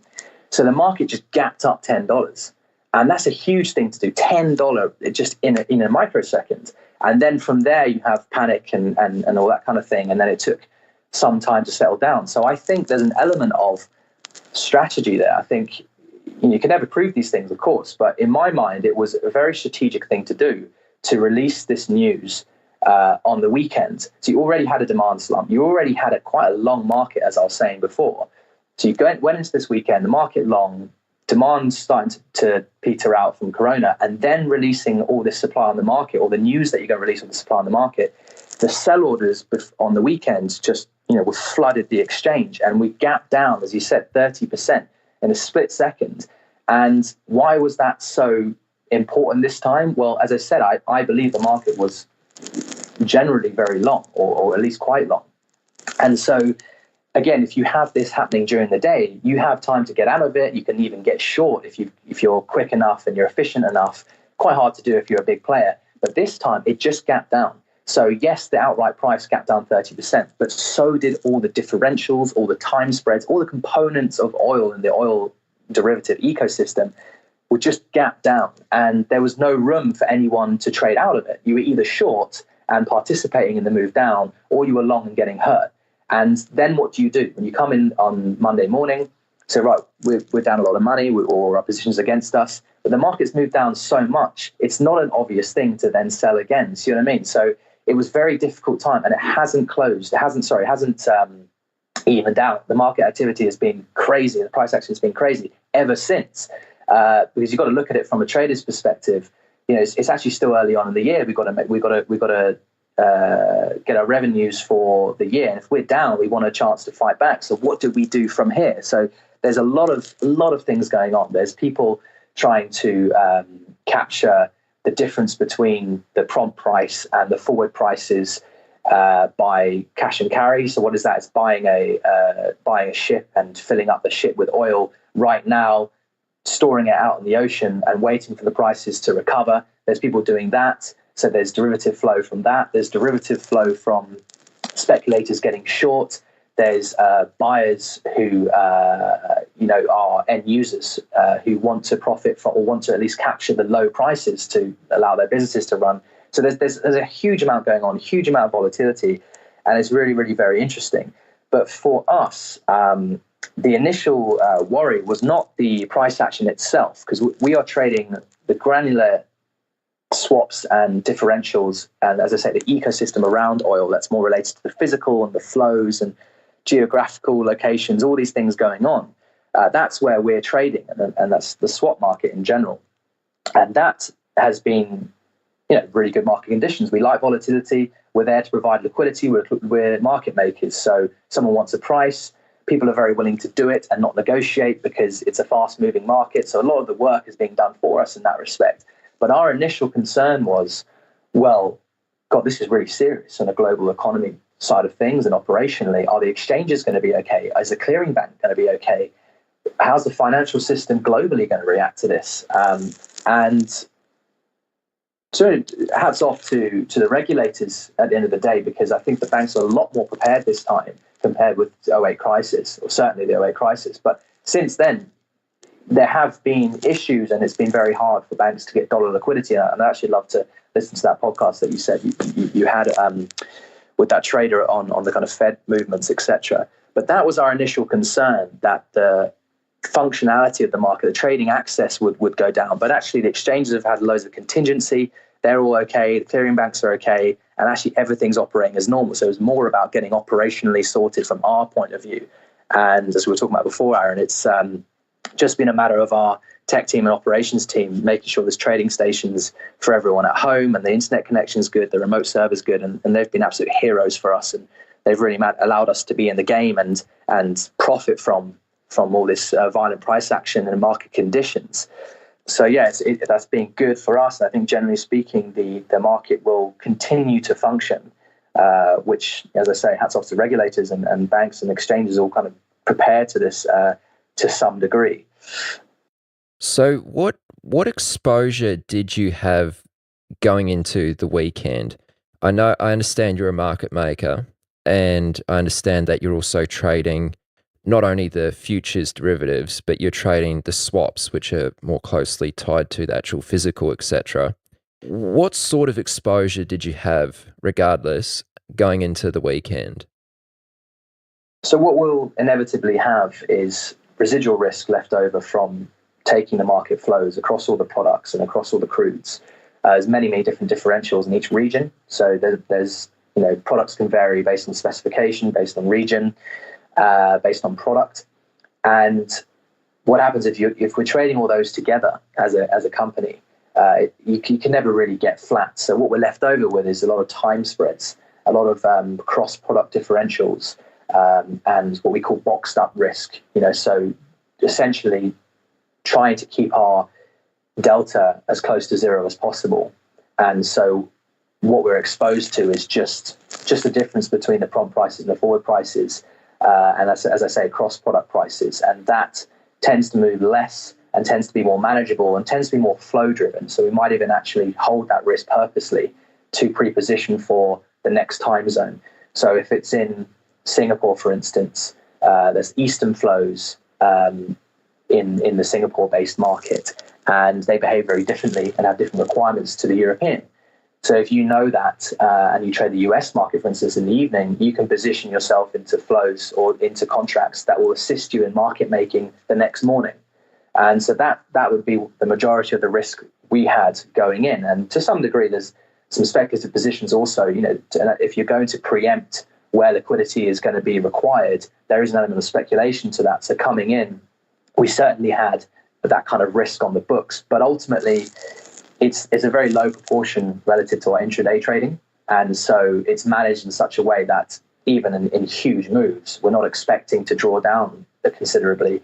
And actually we want to be we want to be trading and able to react to these situations, because this is when the market needs liquidity most. And this is where there's really our function and service providing to the market comes into fruition. This is really where we're wanted and needed by the market. So as long as we can go in clean enough in our books and not too much damage on a drawdown basis, we're there to function. And it's just been very, very, very busy.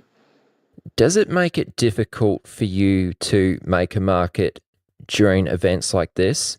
Because as you kind of described earlier, it's like this was very clearly a sell sign. Everyone was trying to sell.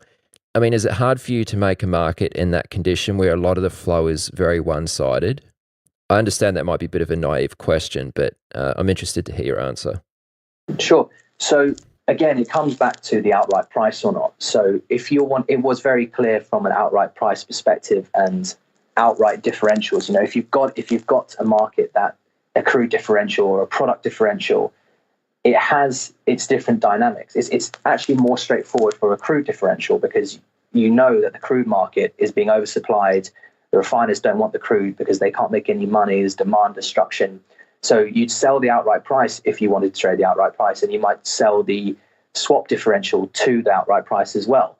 But on the flip side, when you have a product differential, or to be fair, a certain type of crude differential as well, it's a relative value thing. It's not going to move like for like with the outright price. So actually there's scenarios where, for instance, if I look at, say, the residual fuel oil market, which is the bunker fuel, or now is used into the blending pool and sometimes to run into refiners directly. So you've got this market which actually is decorrelated. It's inversely correlated, to Brent futures. So if Brent futures go down, the differential goes up.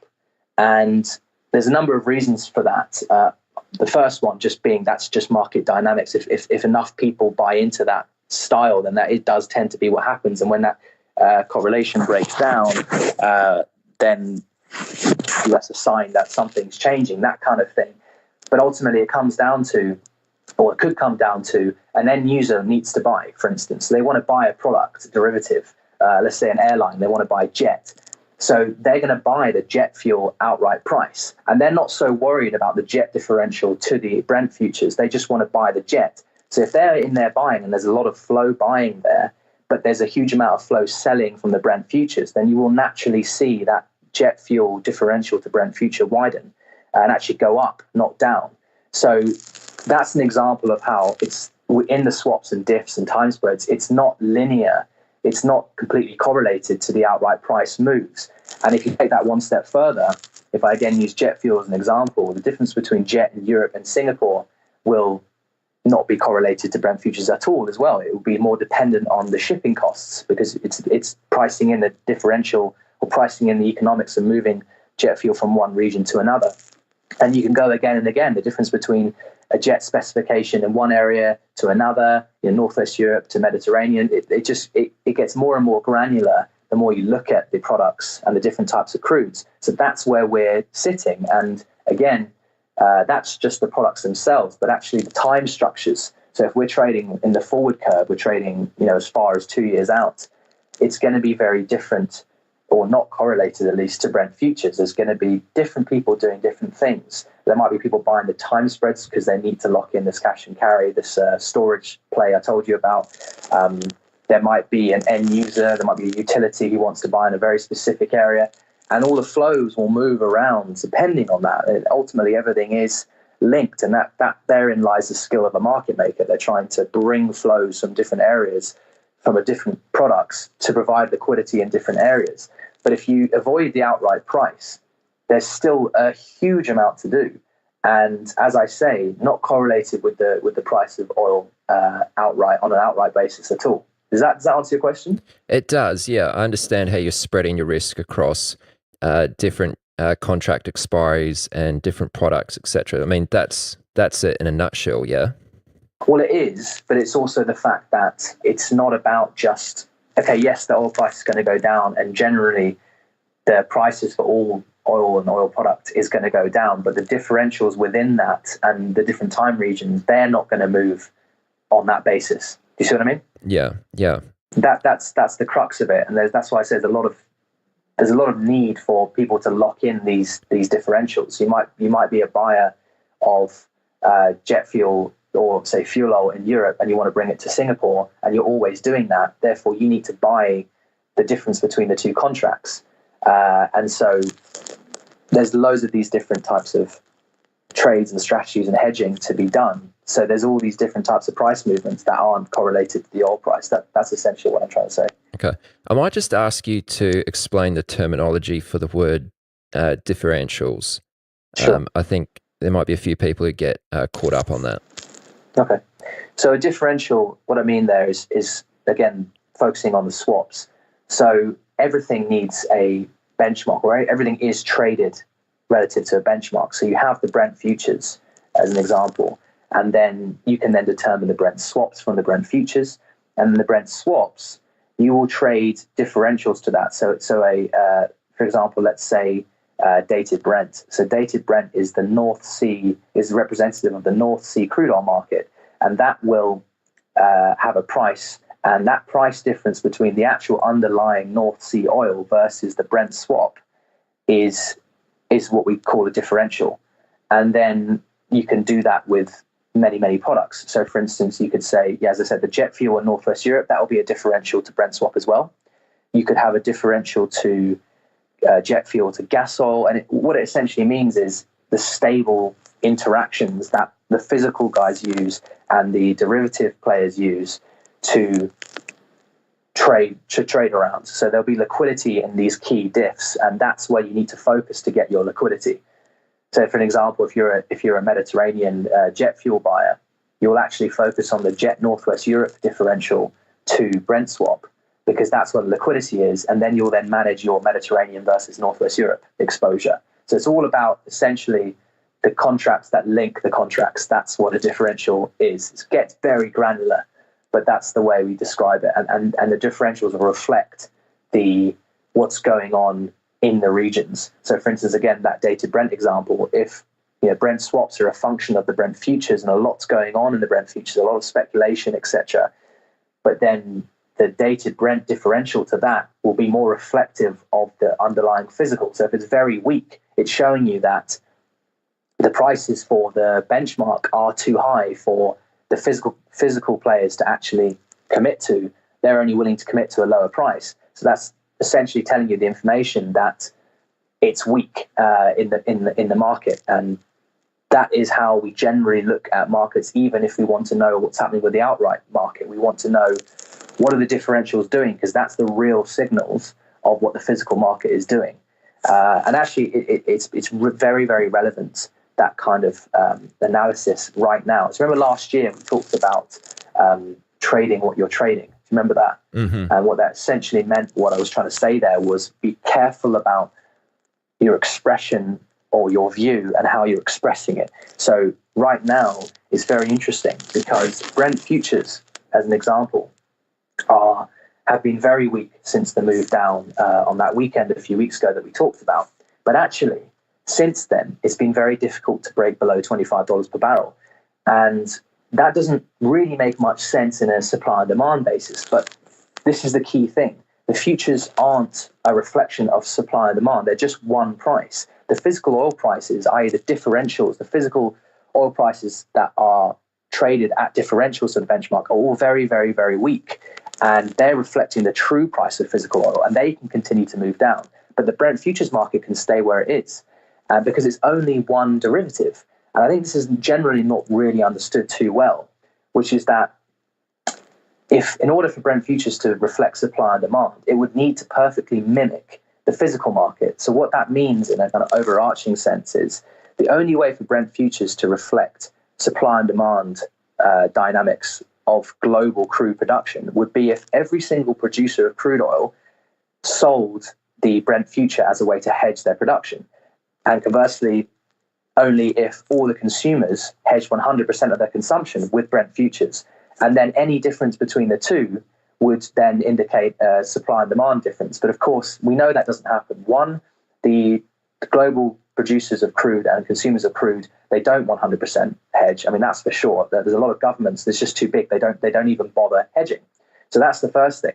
Second thing is that those who are hedging, they're not going to use Brent futures exclusively. In fact, very rarely are they going to use just the Brent futures because it's not reflective of their actual physical. They'll buy a swap or sell a swap in their particular region. So they might do dated Brent if they're North Sea or European crude. They might do Dubai swaps if they're Middle Eastern, because it's much more reflective. So there's no way that you could justify that Brent futures are reflective of supply-demand basis just purely on a hedging point of view, because they don't balance out. But on top of that, the volumes that trade in the Brent futures market are many, many times the underlying global crude production. So actually, what makes up the majority of the market is speculation and buying and selling derivative power from trade houses, majors, hedge funds, macro players, foreign exchange traders. So that's what moves the Brent futures market in particular. So it's quite confusing for people when they say, well, why is Brent futures still doing this when markets are so weak and all the physical prices are so weak?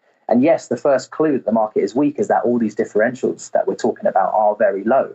But it's not a great reflection to say, or it's not a great way to express your bearish view by selling Brent futures at the moment. Why? Because everyone who is participating since that weekend, it's been such a clear thing that it's a sell, that you've got a situation where the market is heavily saturated short. And if the market's heavily saturated short, then there's no one really left to sell in decent volume. And so all you're left with are opportunistic buyers. So end users who want to buy to capture the low prices, like airlines and shippers, etc. Or you might have guys who want to short cover their short positions. And the way to know and get signals that this is going on is to see the reaction to headlines and physical information. So for an example, just yesterday, we had the Department of Energy in the US release their statistics for their crude stocks, and it was expected at 4 million barrels. And you could argue that these things are never really that accurate, but ultimately, you would say that the realms of possibility should be 1 or 2 million barrels around that number, and actually came in at 13 or more than 13 million barrels stock build.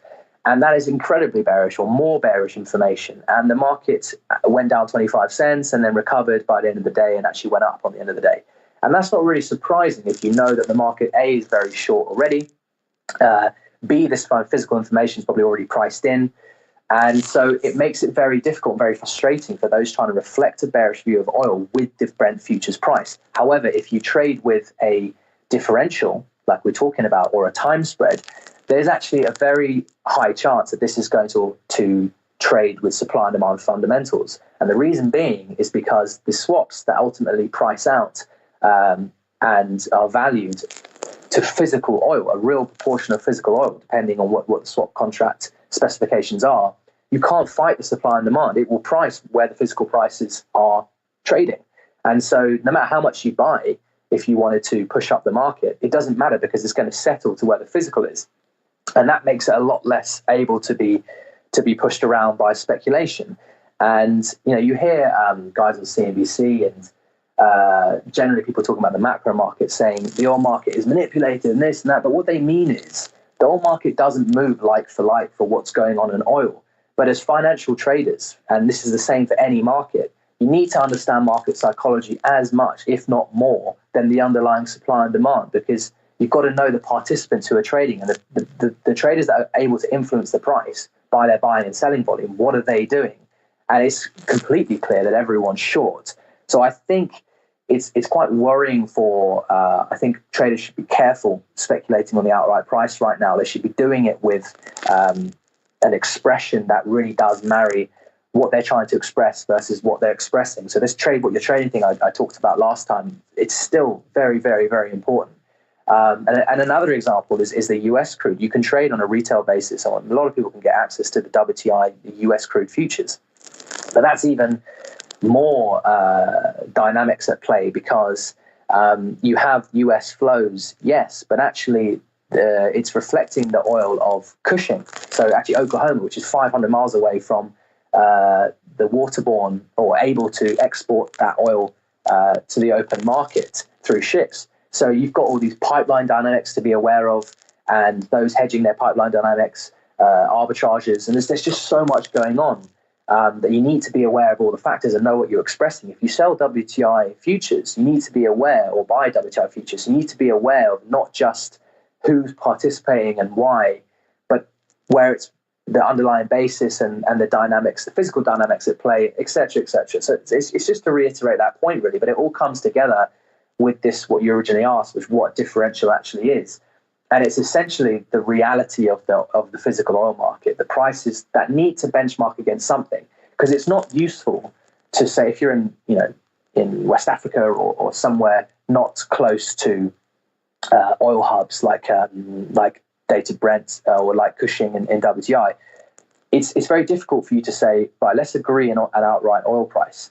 Because where you're going to come up with that number, it's much more straightforward to reference a benchmark price like WTI futures, like Brent futures, and then you will then determine value of your oil depending on the difference in the regions and how you value that difference in the regions and how you difference the value in the specification. So the West African example, if there's a West African crude producer, they will look at what the Dated Brent market is doing, what the Brent futures market is doing, and they say, well, we think our oil is slightly different to that market, and we're going to value that at plus $1 because we think it's a better quality. We'll also know that it takes a fair amount of time to bring the oil over. You need freight costs, etc. So we're going to incorporate that into the price as well. And it's much easier to negotiate the price basis a benchmark than it is an outright basis. So that's why they're so popular and used so much. But consequently, because they're the ones, these differentials are actually the reflective of the prices that are being negotiated in the physical market, it's therefore much more reflective of what's really going on in the underlying physical. And I actually talked about it this morning, did a post on LinkedIn about how, yes, a lot of people are talking about how the US oil prices are very low, the actual physical oil prices for shale, etc., are very low, and therefore there's going to be production cuts. Okay, that's quite a myopic view. That's anyone can kind of see that. But then what's next? Well, if you've hedged and you've hedged correctly, i.e., with the actual swap that's reflective of your physical, then that's the whole point of hedging. You can keep operating because you've locked in the cash flows, right? You've sold what your forward production, and yes, you're producing and making a lot less money than you were on your physical, but that's been offset by your derivative hedge. So that keeps them in the game for longer. And there's those kind of dynamics at play. So you need to say, okay, well, how do I actually get evidence for that these producers in the US are slowing down? And again, the swaps market will tell you that. So the LinkedIn post this morning was essentially saying, right, the last 2 days, we've seen the US grade, we call it US grade domestic crude market. So it's the differentials in the US market to WTI futures. And those differentials, and they're the Gulf Coast, different specifications in the Gulf Coast, in Houston, in Cushing, in the Midlands. And so you look at all these differentials, and they're all correlated at the moment. They're all strengthening. And that is a great signal that you don't need to know who's doing what. You just know there's a lot of flow pointing upwards, which suggests, and the evidence suggests, that there is genuinely production cuts. And because it's traded in the future, because these differentials, a lot of them are traded forward looking, it's actually reflective of decisions being made. So traders are clearly anticipating that the US oil production is going to go down, and therefore the prices should recover. So they're reflecting that in, say, 1 or 2 or 3 months forward in the swaps market, because they're preempting it. So you don't need to know which specific trader is doing that to know that, well, if everyone's doing it, there's clearly something going on that I don't know, which makes sense because I'm not a physical player, I don't have shale oil production, but I'm seeing this market react that way. That is the evidence you need to know that, yes, production really is slowing right now in the US. And there's a case to be said that perhaps something's going on even deeper, that there could be agreements being taking place. You just don't know. But what you can do is marry what's actually happening in the physical market through the information and swaps, and then start to express it how you want. Does that make sense? And that's why differentials are so important. Are you ready to get serious about options trading? Then join Tasty Trade, Investopedia's best platform for options trading 2026. Involves risk. If only I had the capital, or sat on the sidelines because your account balance caps, ETFs, and even the newest IP. Create your account and start trading. Build confidence, risk-free before you ever pay a cent. The actual oil producers themselves, I'd be interested to know or hear you talk about what impacts the drop in the price of oil, how that's impacted other industries, for example, maybe airliners and other companies which are major purchasers of oil. So with companies, it's actually typically what we call them corporates. They're not oil traders. They just have requirements to purchase oil and oil products to run their business. As you say, for instance, an airline. And typically when you get the price of oil lower, it's great for them. It's a windfall, that they're able to either just buy cheaper jet fuel right now in the prompt, or they're able to then look at the swaps market, the forward market, and say, right, here's the levels that we're going to be able to buy jet fuel in the future. If we hedge right now, let's do it. And that allows us to plan, in 1, 2, 3 years forward. And it's great. So they can know their economics, and they're ultimately going to make a lot more money if they've got lower costs. The problem is this time is that it's also coupled with a demand destruction from the coronavirus and planes being grounded and airlines going bust. And it's a shame because the way it typically works is you have a hedge. So if you haven't hedged, then the airlines will be able to buy cheaper jet fuel. But also if they have hedged in the past, then they'll actually be losing money on that hedge, which should be offset or should be mimicked with the physical jet fuel they're buying. which is then cheaper. So they're losing money on the hedge, but buying cheaper physical oil. So net on net, they're just kind of flat, depending on how much they've hedged. That's typically what happens. But this time, they aren't getting the ticket sales. There's not been an increase in ticket sales, and there's just been a complete demand destruction. So not only are they losing money on their hedge and have a negative mark to market on that, they also don't have any ticket sales to then justify buying physical jet fuel at a lower price. So they're just losing money on lack of ticket sales, and they're losing money on the negative mark to market on their hedges. And the reason why that's so important is because they might be able to withstand the negative cash flow, but it's the fact that they need to actually fund that cash. In these extreme scenarios, banks aren't willing to leave the credit lines open without some kind of funds. So they now are needing to transfer real cash over, which is very much needed right now to stay solvent. They're needing to, as per agreement, transfer this cash over to the banks for the credit lines or the exchanges, depending on how they've traded. And they're losing twice. They're bleeding their cash. They're not able to profit from the low prices, and they're losing money on their hedges. So it's a very, very difficult time for airlines at the moment. That said, if they can consolidate, unwind their hedges, bleed the cash, so stop the bleed in the cash flow, and kind of minimize operations and consolidate, they can actually look forward. And if you think you're going to be flying in the future, which you would expect, as we talked about just before, Aaron, maybe 6 months is what means quoted for things back to normal. Whatever it ends up being, you've got to have some kind of opinion on what you're going to be able to do in the next year, 2, 3 years. And with oil prices this low, it's still a good idea, a very good idea for oil end users like airlines who need to buy jet fuel to forward hedge right now and lock in these prices at this low level. Because if they do that, as and when we come out of this situation, you might get a big recovery in oil. There might have been an agreement made with OPEC at that time, and you would have been able to lock in these historically very low prices, which are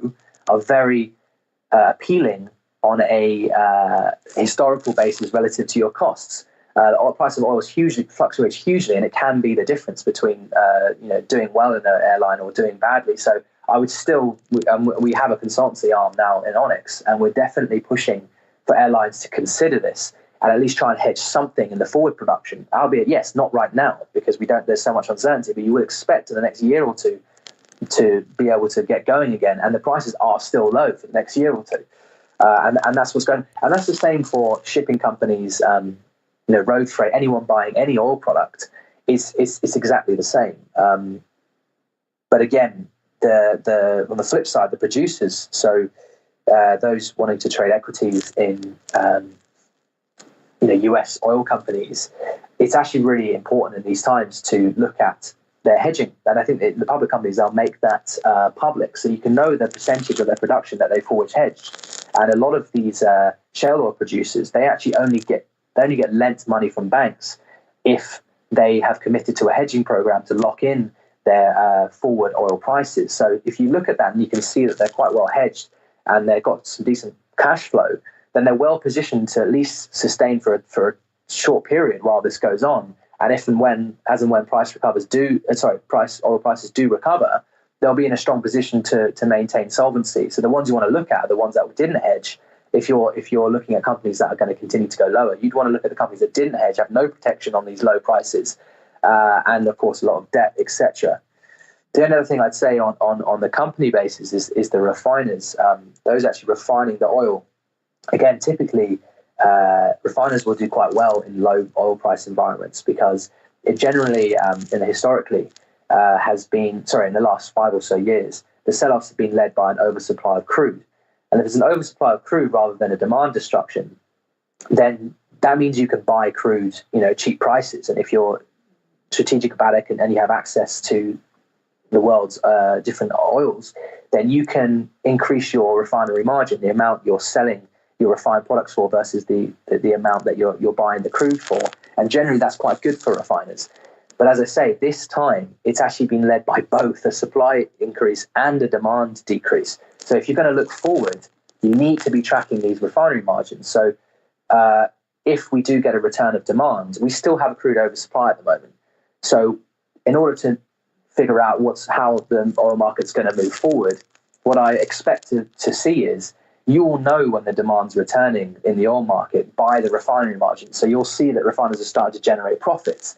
And then when that's the case, then there'll be more demand for certain crudes. And then you can start to piece things together that way. And certainly if you're looking at a company who is just a refiner on an equity basis, then once the demand returns, they're actually going to do very, very well. In 2014, when we had the big sell-off last time, and 2015, they had an absolutely amazing year, refiners. The refinery margin, despite the oil market on a crude supply basis being very low, they did very well in terms of capturing the value in between. So that's something to look out for. And I know, again, it's coming back to how do you access that if you don't have all the swap market information? Well, that's what we're trying to do at Onyx. We're trying to provide more transparency. What are we hoping to release in the next 2 to 3 weeks is the Onyx Price Hub, whereby we're going to provide live prices for refinery margins, for jet fuel, and these differentials we're talking about, so people can get more transparency and clarity into what's actually going on in the oil market. I think it'd be very useful, particularly those who don't typically have access, because it's a very difficult thing and sophisticated thing to have access to at the moment. So that could be really interesting. But what I would advise anyone speculating in oil futures in particular is to track the refinery margins and the differentials as best you can. But as I say, Aaron, I hope to have that website up and I'll give you the details so you can release them if it's easier. Yeah, for sure. I'll make sure there's a link to that in the show notes. And by the time this episode comes out, there's a good chance that if it's 2 to 3 weeks, that'll be available now for anyone who's listening. Another way to track that would be through our LinkedIn. We have our Onyx group. We have our trading arm, Onyx Commodities, and Onyx Capital Advisory is our advising arm. We're releasing information all the time. So if you track that on LinkedIn, there will definitely be information once that's released of how to access those prices. Okay, cool. Greg, I was going to ask you, just to wrap things up here, what are the key fundamentals which we would need to come into play to drive oil prices higher again and to recover? I think you mostly answered that already towards the end of that last question, but I might just ask you again just to take us out here. Yeah, sure. So the first thing to note is that the futures prices, again, and even the swaps to some degree, they're traded on forward physical prices. So there's always an element of thinking, even if what I'm trading is related closely to physical, the traders who are trading those contracts, they still have to have a interpretation of or an opinion on what that physical oil in the future is going to do, even if it's only 1 to 2 months forward. So that's why things can change very abruptly, because you might not know exactly what's going to happen, but you might have a fear as a physical trader that things are going to turn around, and it can happen, really very, very quickly within the space of a few days. So you might want to protect yourself, or you might want to preempt what's going on. And knowing that everyone's short, if you know there's going to be a deal made or some kind of change to the physical market, then you're going to react very quickly to it. So what we're going to need to see is either a deal made in the OPEC and Russia, and actually US are allegedly getting involved in those discussions now. We need to see a deal made there, because that will give confidence in speculators on the forward price. We need to see essentially some confidence returning for speculative buyers. And I think that's really important, because, as I say, the speculative market drives Brent futures so much, because there could still be a situation that even though we do get a retracement in the Brent futures prices, the differentials may stay weak, because doesn't just because a deal has been made, or just because there's been something happened in discussions, doesn't change the fact that the market's heavily oversupplied and we're completely full globally of storage. It doesn't change that. So what you might get is everyone looking forward will be trading the outright price, and they will speculatively buy that, and that will drive prices higher. But then the differentials will still remain low, and you need to be careful, because the market may get overexcited and overextend on the long side, whereas the physical market's still lagging. And again, you can get that signal from the time spreads and the differentials.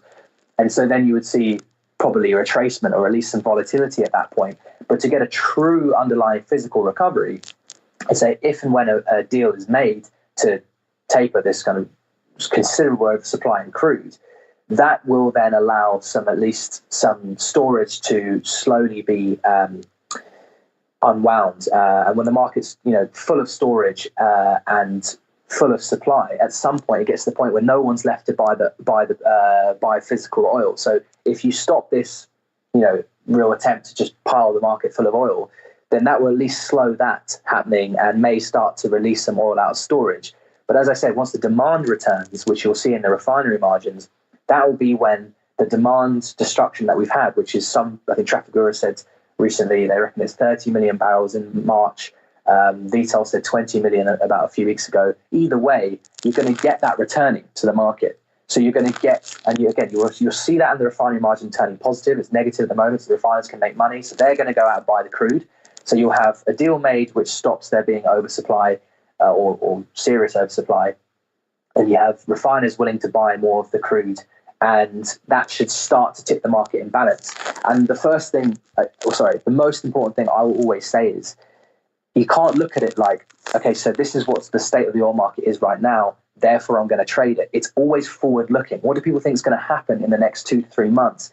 If you're thinking like that, it will then make sense when the market moves ahead of you. So you might say, well, yes, I'm aware that refining margins are strong, a deal's been made, but the physical market's still really weak. Yes, but everyone's preempting the prices in the future, and that's what's going to drive a futures market. It's a lot on speculation, so you've got to be really careful. And it goes back again to how you express your view. If you want to express it in a certain way, and you need to choose the right contract and choose the right expression, which you can do with oil. So I think in a nutshell, that's what needs to happen. Confidence returning, deals being made, and real refinery margin increases. Okay. Well, Greg, it's been awesome to catch up with you. Man, you're just an absolute wealth of knowledge when it comes to all things oil and energy. So I appreciate you coming on again and sharing it with us and going into such great detail on these subjects.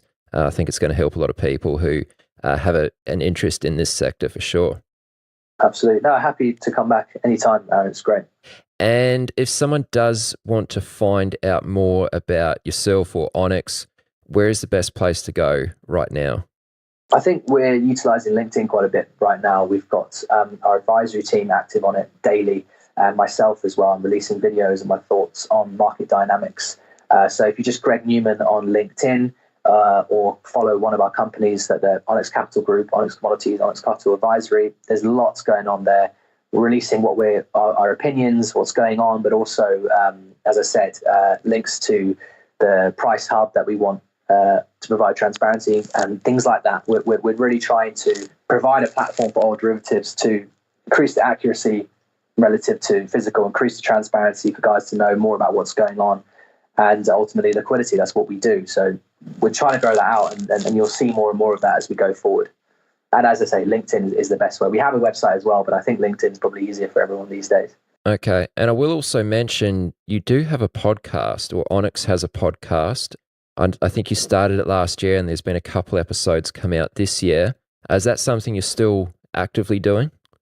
Definitely. I mean, it's been very, very busy, and ultimately we don't have any dedicated, the people that do it are the people that work day in, day out. So we do try to get it when we can. Obviously, time's been very busy. It's been difficult to release one recently, but certainly we'll be continue to do that. Absolutely. And what we're really enjoying with that is, yes, our opinion on how things move and what goes on, our philosophies in the market, etc., but also actually what it's like to be a trader, or what it's like to be anything at Onyx. So we even had an HR, our head of HR was talking not so long ago about how it is to work at Onyx there. And so, yeah, there should be lots on that podcast for everyone, anyone interested in a career in finance in general. It could be quite interesting. Yeah, and it's available pretty much on all podcasting platforms. Spotify and Apple. Okay. Well, they're the two main ones. Yeah. Excellent. All right, Greg, let's leave it there and we'll catch up again soon. Thank you very much. Great. Thanks, Aaron. You've reached the end of this episode of Chat with Traders, but rest assured there are more episodes loaded with real market insight and zero hype on the way soon. So to stay updated with each great new release, subscribe to the podcast in iTunes, and we'd love it if you'd leave a rating and review. We'll catch you next time on Chat with Traders.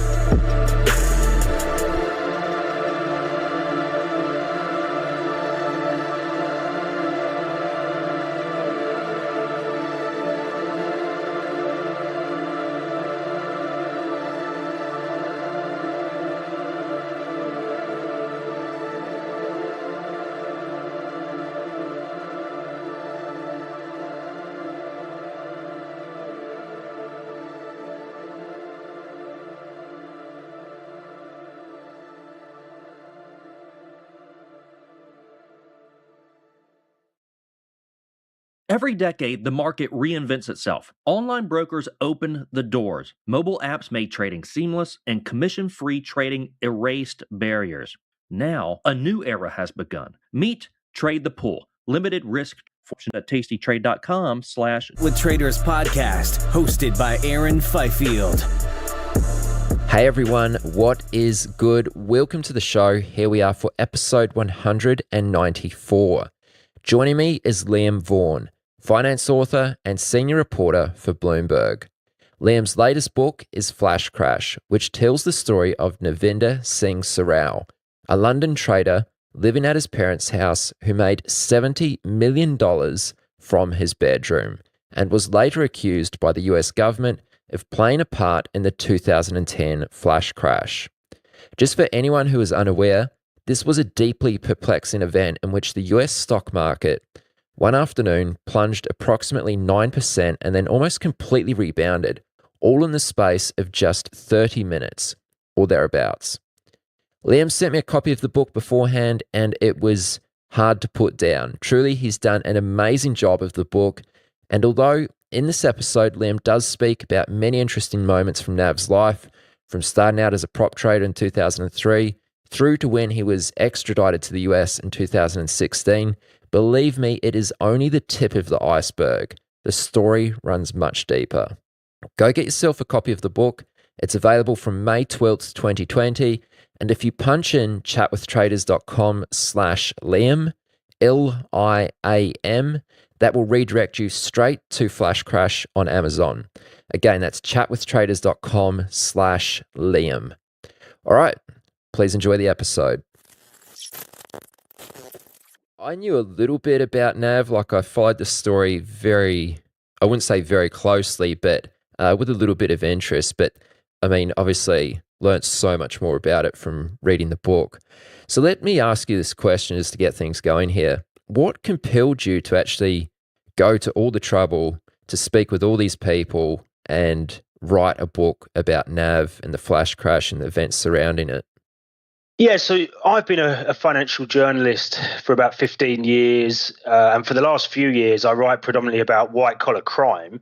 You know, a lot of the time you're writing about people who, you know, are very well educated, have gone to investment banks like JP Morgan or UBS and end up getting in situations like, you know, the LIBOR scandal or, you know, the rigging of foreign exchange rates, things like that. And they're pretty interesting, you know, as a journalist, but the people that you're writing about tend to be of a certain type, or you get the other end of the spectrum, which is like straightforward con artists, of which there's a few in my book. You know, and they're fun stories as well, because these people are just really fascinating characters that they're willing to lie to people and to sort of steal their money, and that's interesting, you know, in the way that they spend it and stuff. But Nav was just totally unique, really. He was just such an odd and unusual character, came from a completely different world, and also just the fact that he was a day trader. You know, he never really had any dealings with any major financial institutions, you know, was very much on the kind of outskirts of the normal world that Bloomberg would write about. And yet he was just brilliant. And, you know, there were so many unanswered questions. Like when I started looking into the story, there was just so many unanswered questions. Like, was he really a good trader? You know, was he just a cheat, or was he actually brilliant in some ways? And did he really cause the flash crash? Because there was so much dispute around that. And as a writer, one of the things you look for in a character is somebody that divides opinion and that is got nuance. And that's the thing about Nav. It's like, if you ask somebody, they might tell you, listen, the guy was cheating, he was spoofing, he knew the rules, he did it anyway, there's nothing brilliant about that, he deserved what was coming to him. But then you ask a lot of other people and they'll say, look at the markets, look at the way that HFTs operate and make money, and you get a guy like Nav who finds a way to fight back, and he's really, really successful. And they consider that as kind of amazing, even if ultimately it was, illegal. So he had everything. And then obviously there's all the stuff that everyone knew straight away about how he never spent any money and he always wore a tracksuit and he drove a Like he used to tell people he had a Lambo, but it was actually a bright yellow bike with a Lambo sticker on it. And it's just a really funny character. Yeah, yeah. I was thinking about what sort of questions I would ask you last night, just doing a little bit of prep for this interview. And it was really tricky because in some ways, I don't really want people to get too much. Like, I want people to read this book because it was really good. I feel like we'd almost be doing a little bit of a disservice by giving too much away. So there's a few points, of course, which I'd love to get in. But yeah, let's certainly save some for the book. So this is not going to be the comprehensive Nav story, but Nav started as a trader at proprietary firm Futex, which was in London, I believe. And I actually had Dan Goldberg, who was a partner at Futex, on the podcast like years ago. What year did Nav start trading at Futex? And just tell me a little bit about the kind of environment at the time when he came into the firm. Was there anyone sort of influencing his trading? Was he left to his own devices? Did he pick things up fairly easily? Like, what was that? What were the early days at Futex like for Nav? Sure. So he joined in 2003. It was actually called, I think it was called Independent Derivatives Trading at that point, and they changed their name later. And it was a really interesting time in the sort of evolution of financial markets, because futures trading had recently started to kind of migrate from the pits, really. Over a long period of time, but particularly in the kind of late 90s, all the pits are closing, and increasingly futures trading is moving and migrating onto screens. And at that point, you get all these kind of prop shops and arcades that spring up.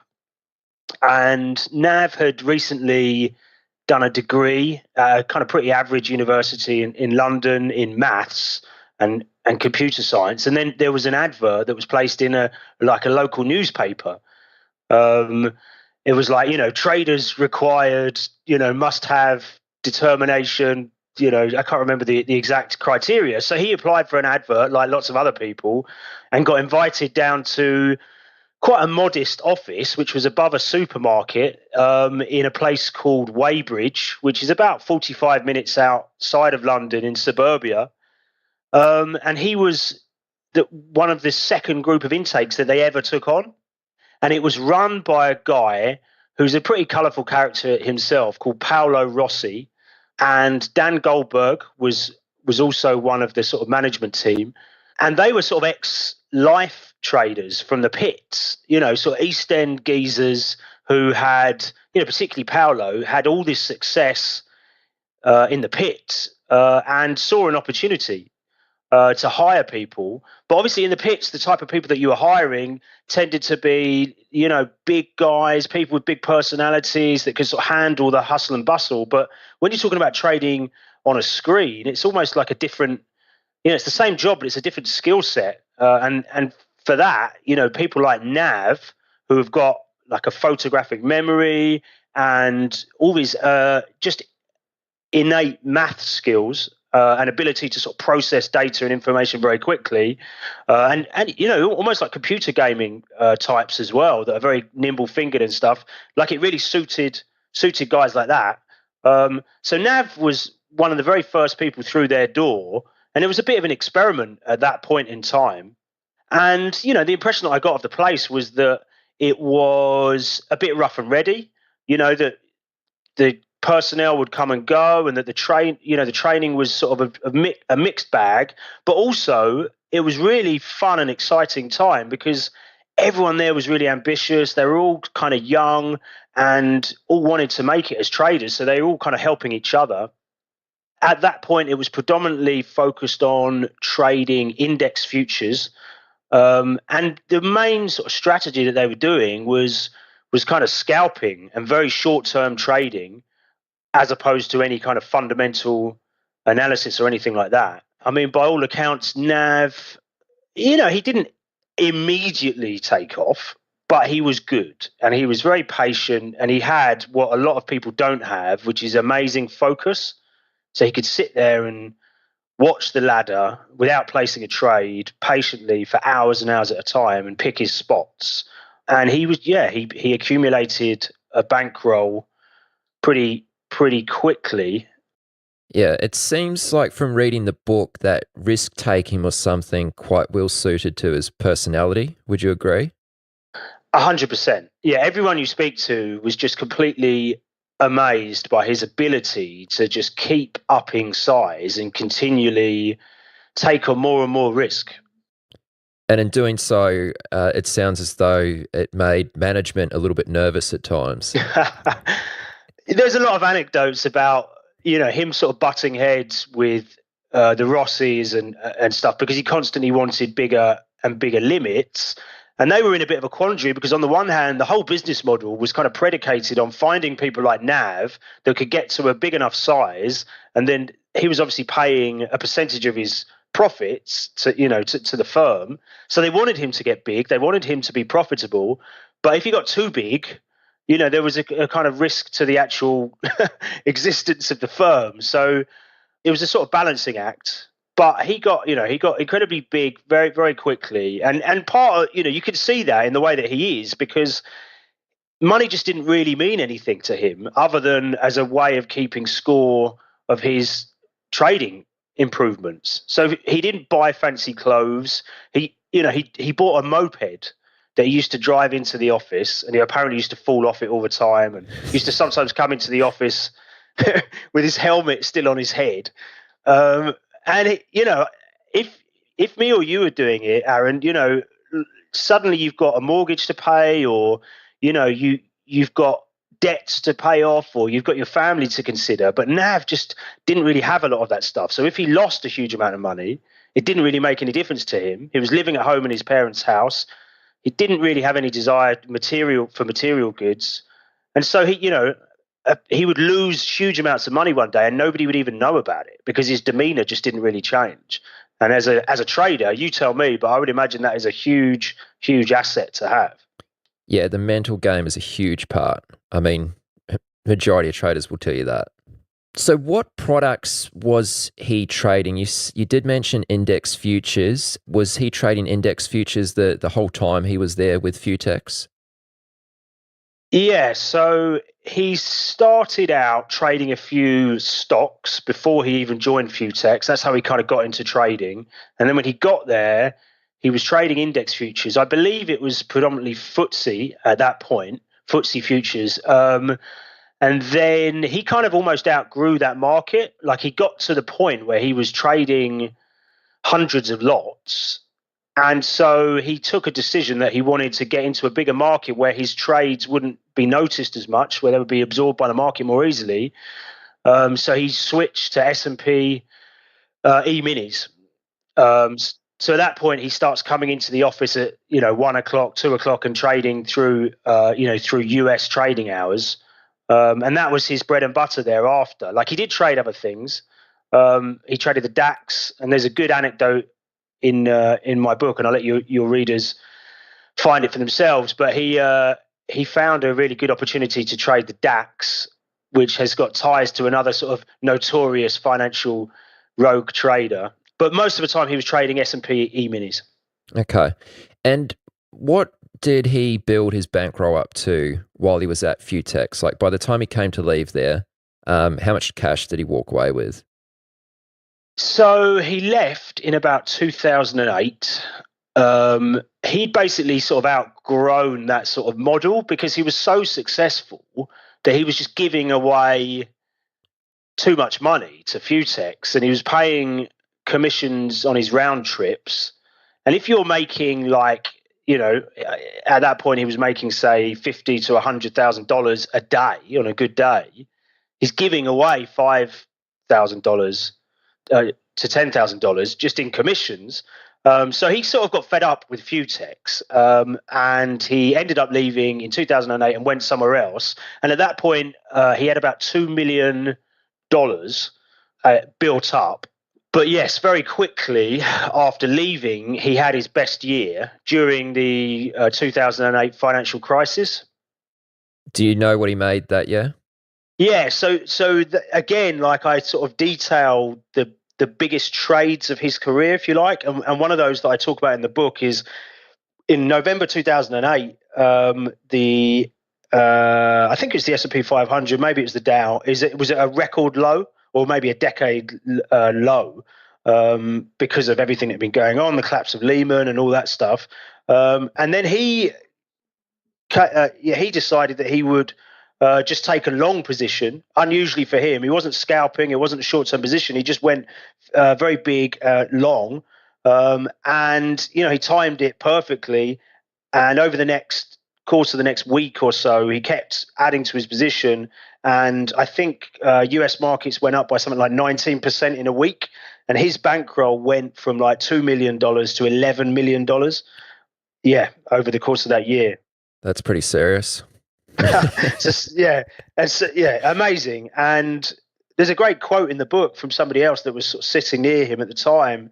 And they were sort of saying, a lot of people think it's gambling, but it's almost like the opposite of gambling, because he knew, because all of the press at the time was talking about the fact that the US were going to have to initiate these bailouts and that, it can't be allowed to continue. And so the writing was on the wall. And the analogy that they use is like having two aces in poker. Like, that the market's going to have to go up and everyone's talking about it, but have you got the balls to put everything you've ever earned into that trade? And that's exactly what Nav did. And so he really reaped the benefits, and that set him up to then become the trader that he did.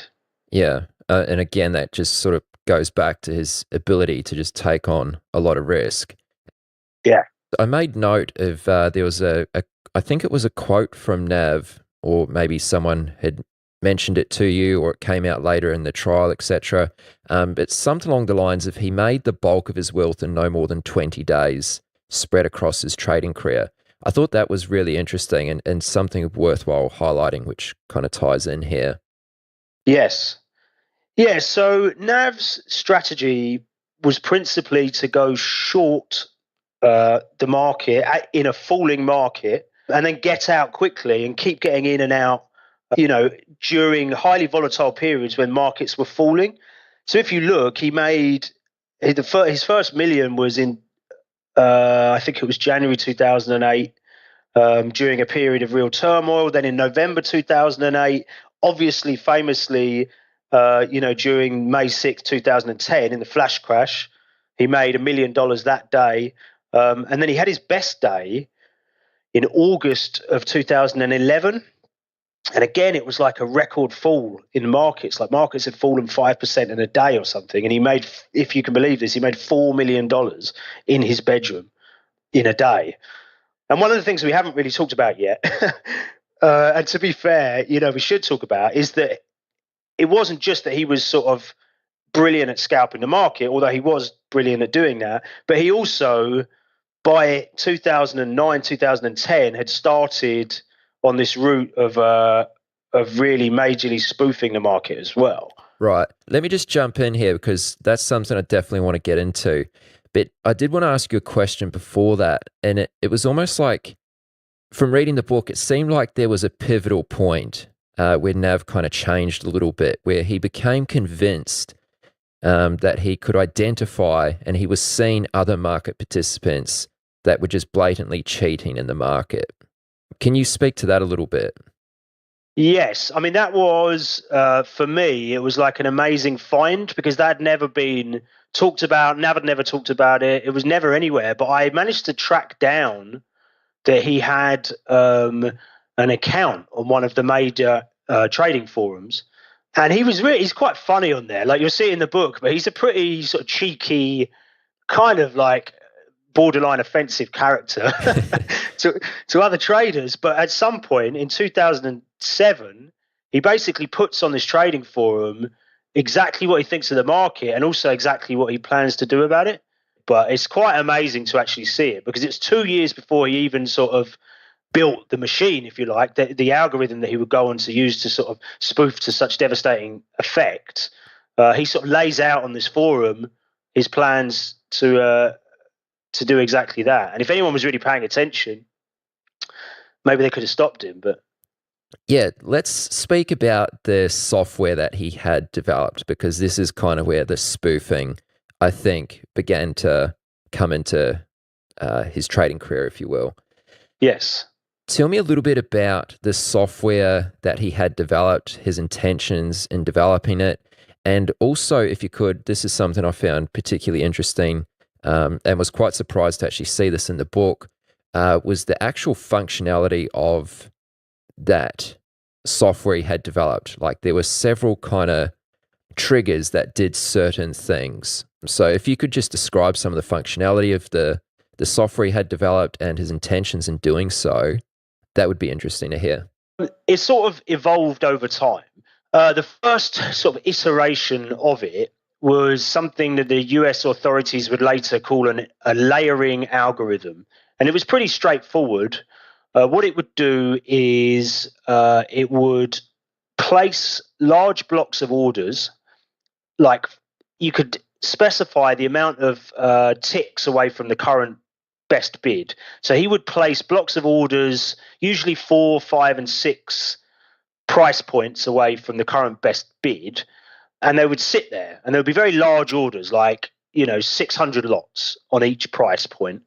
And then the functionality that he sort of designed and got someone else to create for him was such that every time the price moved higher or lower, this sort of block of sell orders would move in lockstep.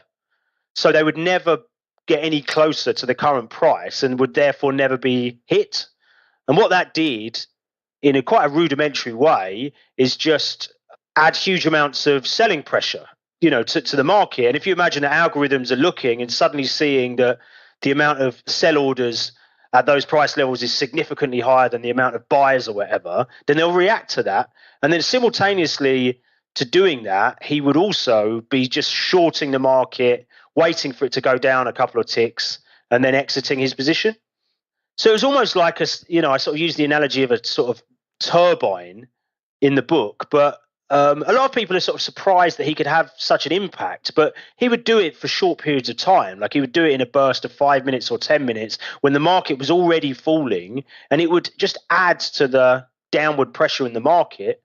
And he would be in and out so quickly that he wasn't sort of relying on the market to fall several percent or anything. He would just get in and out after a few ticks, but he was trading such big size at that point, hundreds of lots, going up over time. It went up, but so that, that's still a very, very profitable strategy.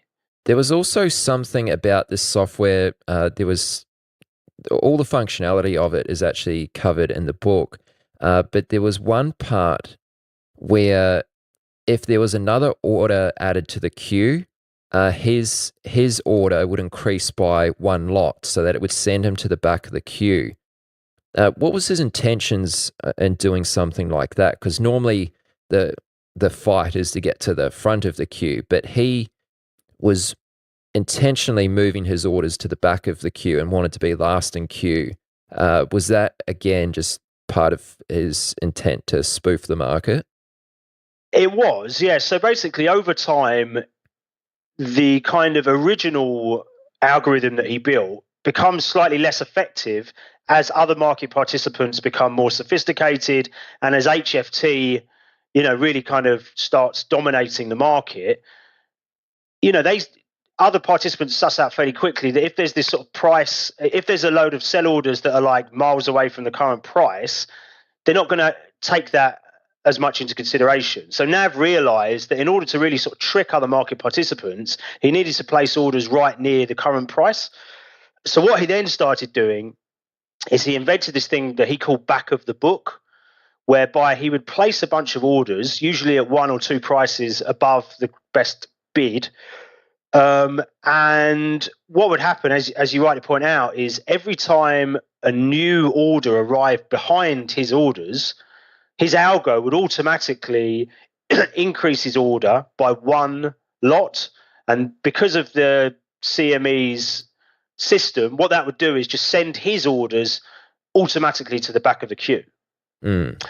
And because it's such a busy marketplace, by putting that on, that meant that those big orders that were having downward pressure on the market were constantly being sent to the back of the queue and never, ever being hit. And so, again, what he would do is at the same time as doing that, he would enter a genuine short position, wait for the market to sort of tick down a couple of ticks, and then get out again. and switch the algos off. I was lucky enough to speak to some of the investigators that investigated his case, and they said that basically Nav was kind of amazing because he had so many strategies, so many nefarious strategies. So he would do this thing where he would place all these big orders away from the market. He would do this other thing with the back of the book so they were closer to the price point. And he would also do like manual spoofs. So he would flash 2,000 orders just for, a second or two. And it was all just designed really to trick the automated algorithmic traders into supply and demand in the market for long enough that the market moved and he could make a small profit. Right. Are you ready to get serious about options trading? Then join Tasty Trade, Investopedia's best platform for options trading 2026. Stock strategy selects Tasty Trade to all invisible or sat on the sidelines because your account balance felt too small. ETFs and even the newest IPO. Create your account and start trading with confidence, risk-free. Ask you this, Liam, because you spoke to a lot of people in itself, from online brokers to commission-free trading. Now, the new era of limited risk trading has begun. Click the link in the description to start trading with Trade the Pools Capital. Let me ask you this, Liam, because you spoke to a lot of people in putting this book together.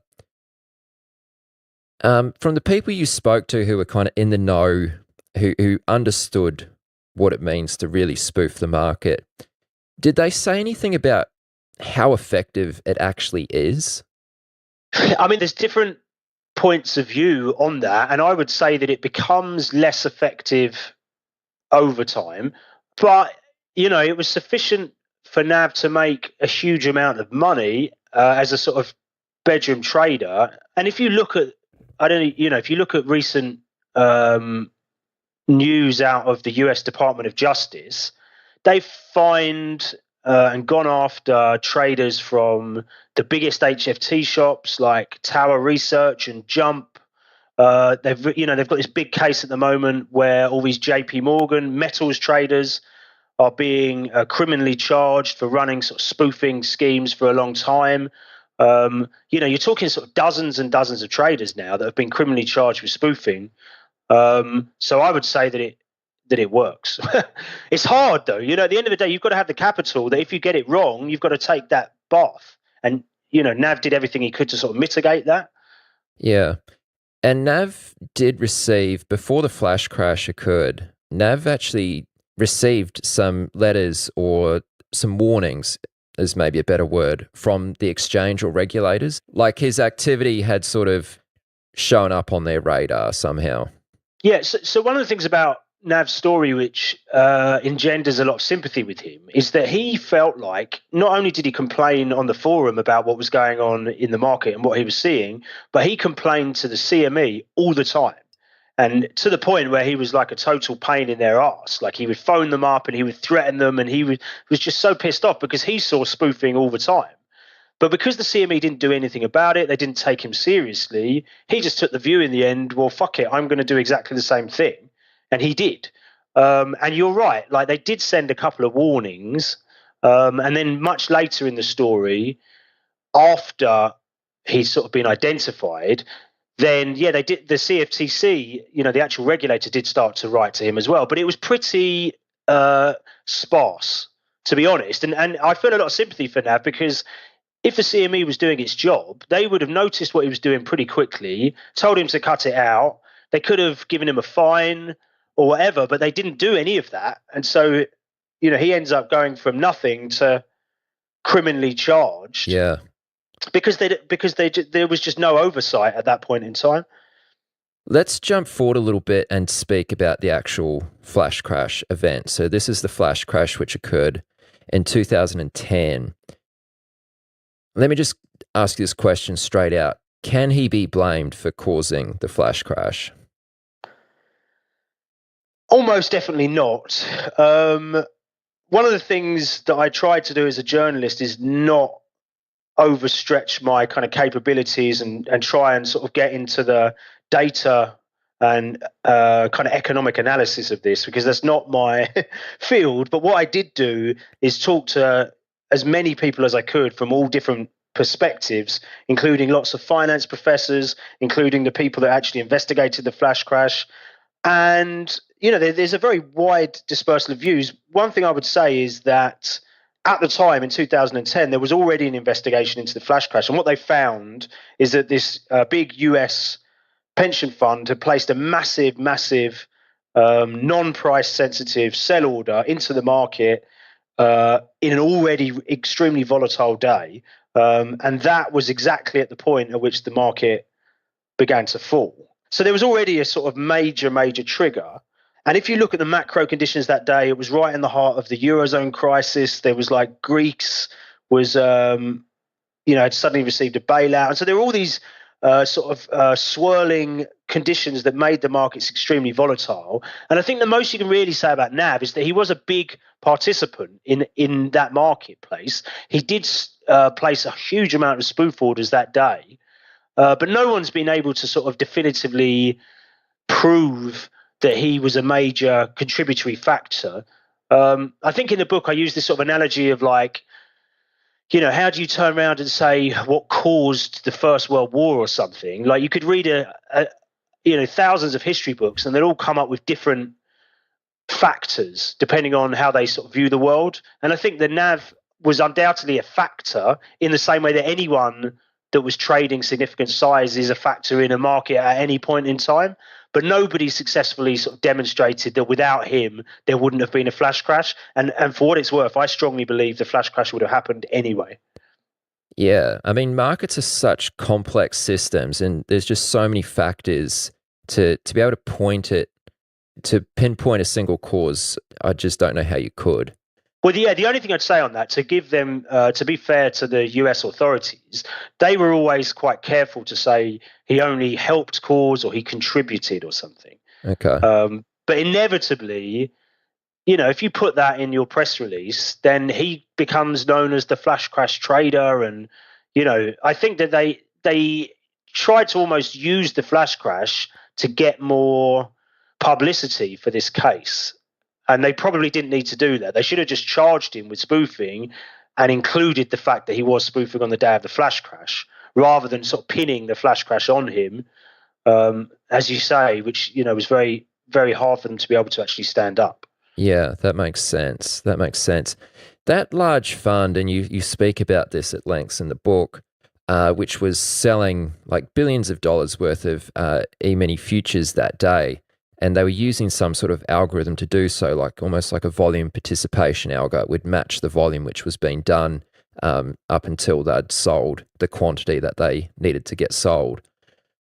How did they escape the hot seat through all this? Well, because there's no criminality for being stupid. Ultimately, it was a really, really dumb trade. As you say, it was entirely volume sensitive, and they didn't put a price floor. They basically just put this order through of like, we want to sell 75,000, I think, off the top of my head, E-minis. And they were going to sell them at a rate of 9% of the volume in the market at that point in time. But obviously volume went absolutely through the roof because it was this sort of market crash. So they were just like selling into a falling market. And there seemed to be no real traders there that pulled the plug and said, hang on a minute, let's cut this order. So they did, they got some criticism for it, and they obviously lost some money. But yeah, they didn't, other than sort of maybe a bit of embarrassment, they certainly didn't face any sort of criminal charges or anything. Yeah. Before we get into the criminal charges, etc., which Nav found himself up against, this is something I was totally unaware of before reading the book, is Nav actually had interests or investments in various businesses. I don't expect you to talk about all of them, but could you just tell us about one of those businesses which he had invested in? Like, what did he do with his trading profits? Yeah, so one of the most intriguing elements of this whole story is that Nav never told his friends or family how much money he was making. He's quite a humble, kind of eccentric guy, and he took the view that if other people knew about it, they would treat him differently. So he basically just kept it to himself. And at some point, his accountant notices that he's making millions and millions of dollars and says, hey, Nav, you should meet some of my friends. They can help you invest your money. And so he gets introduced to, it's no exaggeration to say, like a queue of, salivating criminals who basically see him coming. There's this guy who's making vast amounts of money, but has got no use for it, and if you tell him, Nav, we can get you a fantastic interest rate, then he's sort of willing to do it, because on the one hand, he's incredibly gifted at trading, but on the other, he's quite a sort of naive individual. He's not very worldly. And so there's a whole litany of these characters, but one of the main ones is this sort of Mexican entrepreneur called Jesus, who kind of comes into the picture, and he's got this scheme, and he offers Nav and other participants 11% guaranteed returns per year. And if you can imagine, at that point, I think the interest rates, UK sort of base rate was 0.5% or whatever. So it's pretty hard to guarantee someone 11% returns. But this is what this guy did.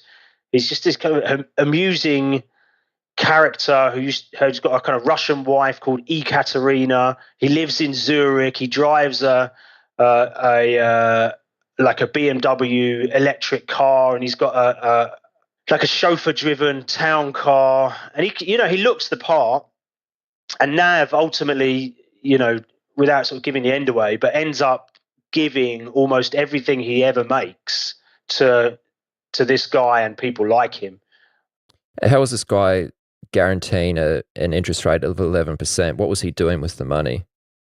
That particular investment was around something called trade finance. So basically, and it might be, this is sort of from memory, but essentially, say you've got a situation where, a country wants to buy a huge amount of coal, and you've got a coal producer, but to actually get the coal to the country and for them to sort of verify that it's the right amount and to actually make the payment is a process that can take several months. So you get these companies that sort of sit in the middle, get things called letters of credit or letters of guarantee from both sides to confirm that subject to these conditions, they will do the deal. And then they kind of step in and put their money in as like a stopgap. And then they'll take a sort of cut of the profits. And so this guy, Jesus Alejandro Garcia, basically told Nav that he was this kind of Mexican wealthy magnate from a family of very successful Mexican businessmen, and he knew governments and companies around the world, and therefore he could make these connections. And so the idea was that all this money would be used to kind of facilitate what they called the global trade of physical commodities. So that was the pitch. But, you and I know that there's no such thing as risk-free returns.